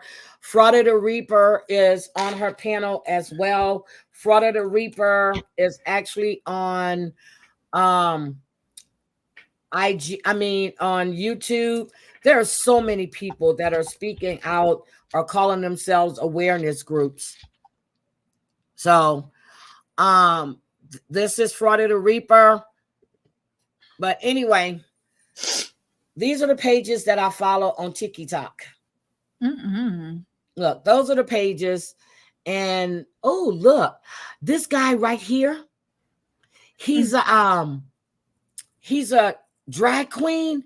I watched him do his makeup last night. I was like, oh my God. He said Tyler Perry inspired him. He's been doing drag for about 9 years. Mandy, I wish your thoughts. So were- I was like, oh my goodness. But yes, so once I found one trans or one drag page, they all are popping up now. Thank you. I don't have TikTok. I can see any. There's another live with her sister, Lisa's. Yeah, she was sitting in the back seat of the car. I played that one. Her husband whose husband is in jail? Jennifer's husband? She was just talking to her husband the other day. Whose husband in jail? Yeah, we had a storm. Oh, Frauditor's husband's in jail. Oh, I don't know.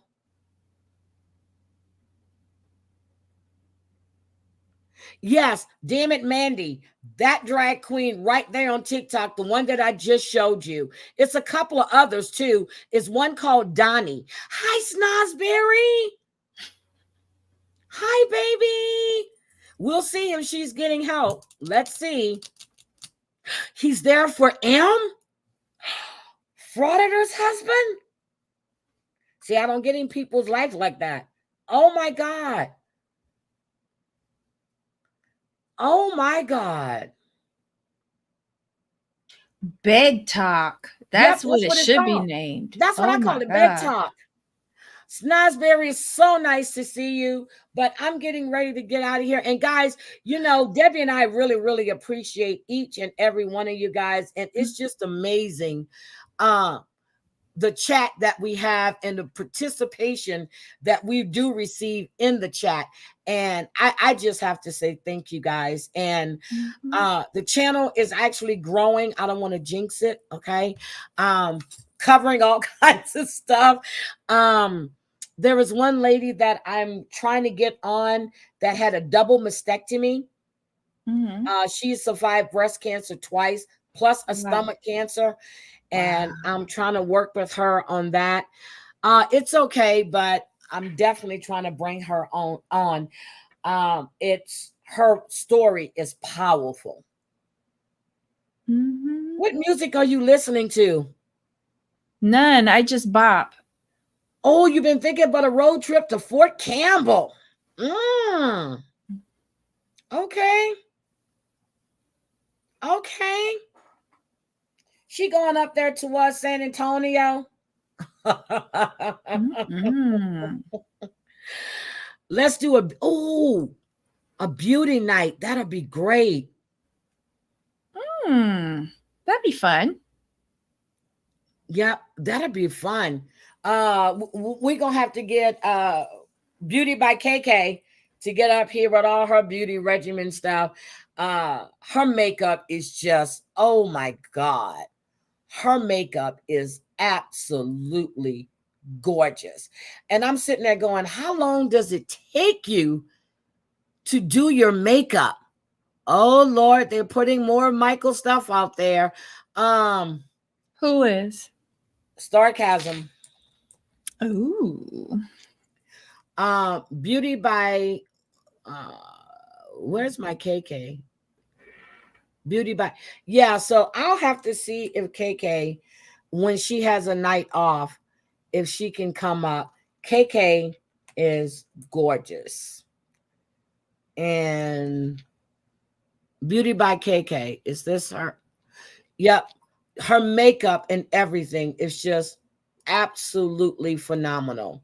So y'all, just in case y'all don't know, King Charles is planning his funeral since his cancer diagnosis, you know. So let's just wish him a speedy recovery. No, he would have had those plans as Prince, as the Prince of Wales, but they've just renamed it now that he's the monarch. Yeah. But every time I see them saying that he's planning his funeral, I'm like, when? I'm sorry. Yeah, but Queen Elizabeth had her funeral plans for 50 years. They just updated them every 5 to 10 years. Yep. TL is doing just great. She's been busy. She's been sick. She's good. So, yeah, I need to get my eyebrows. Maybe I'll get them done today. Maybe I'll get them done today. Last time I had them done, Dorit, people, I need to get, I don't just trust. Sometimes they cut too much and they go too high. It doesn't look natural. I just, and yeah, but I'll have them done today.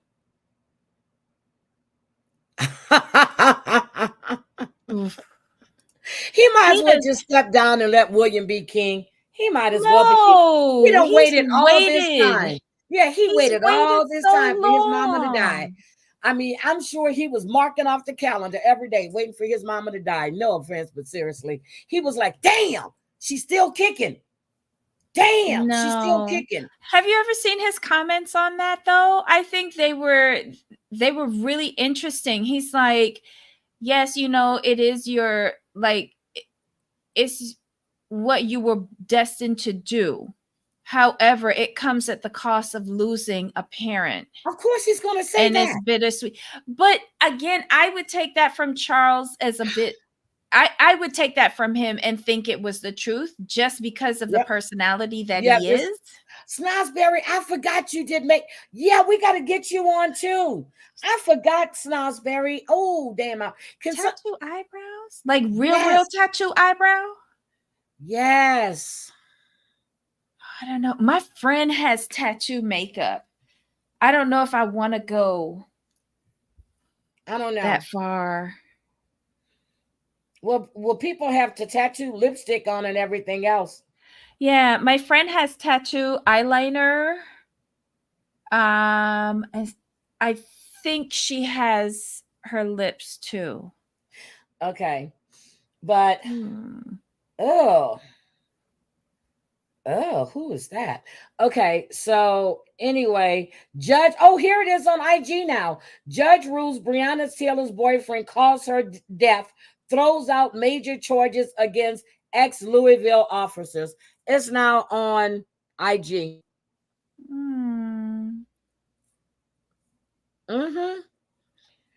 Ooh, Lordy. I wonder if they want the $2 million. Now, I'm going to tell you guys, if you guys don't watch this guy right here, he does Cholo workouts. He's funny as shit. He does jail workouts, girl. You know, he said these are Cholo workouts. His name is Frankie Quesnos. He is funny as shit. I love his workout video. Diana would have been a great queen. Oh my God. I don't think so. Why? My mind has changed towards that. Diana was truly a flawed individual. Yes, she was. But do I think I don't think she would have been a great queen with Charles as king. Okay. Those two were not healthy together. Okay. You know? Last night, my wife.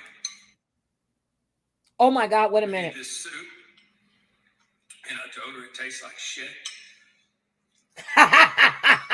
Wait a minute. It tastes a lot better today. Wait a minute.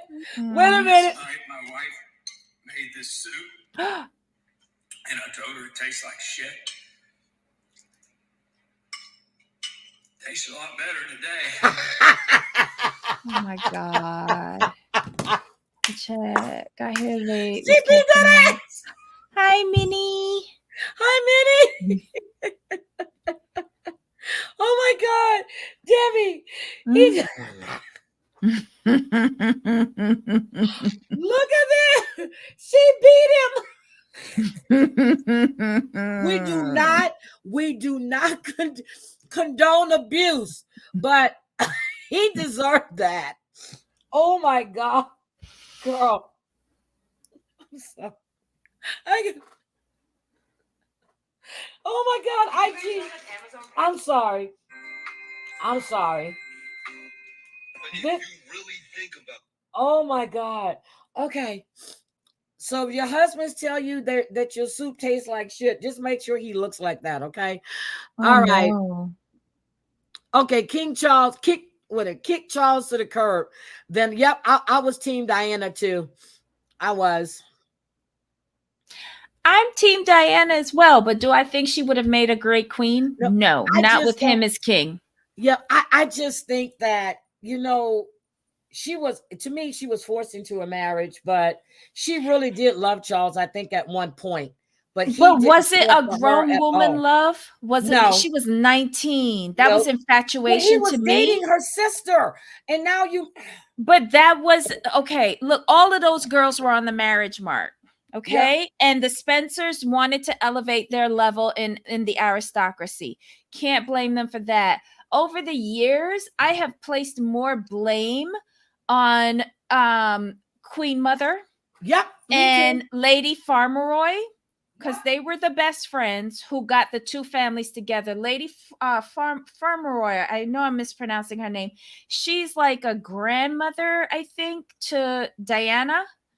And those were the two that put them together.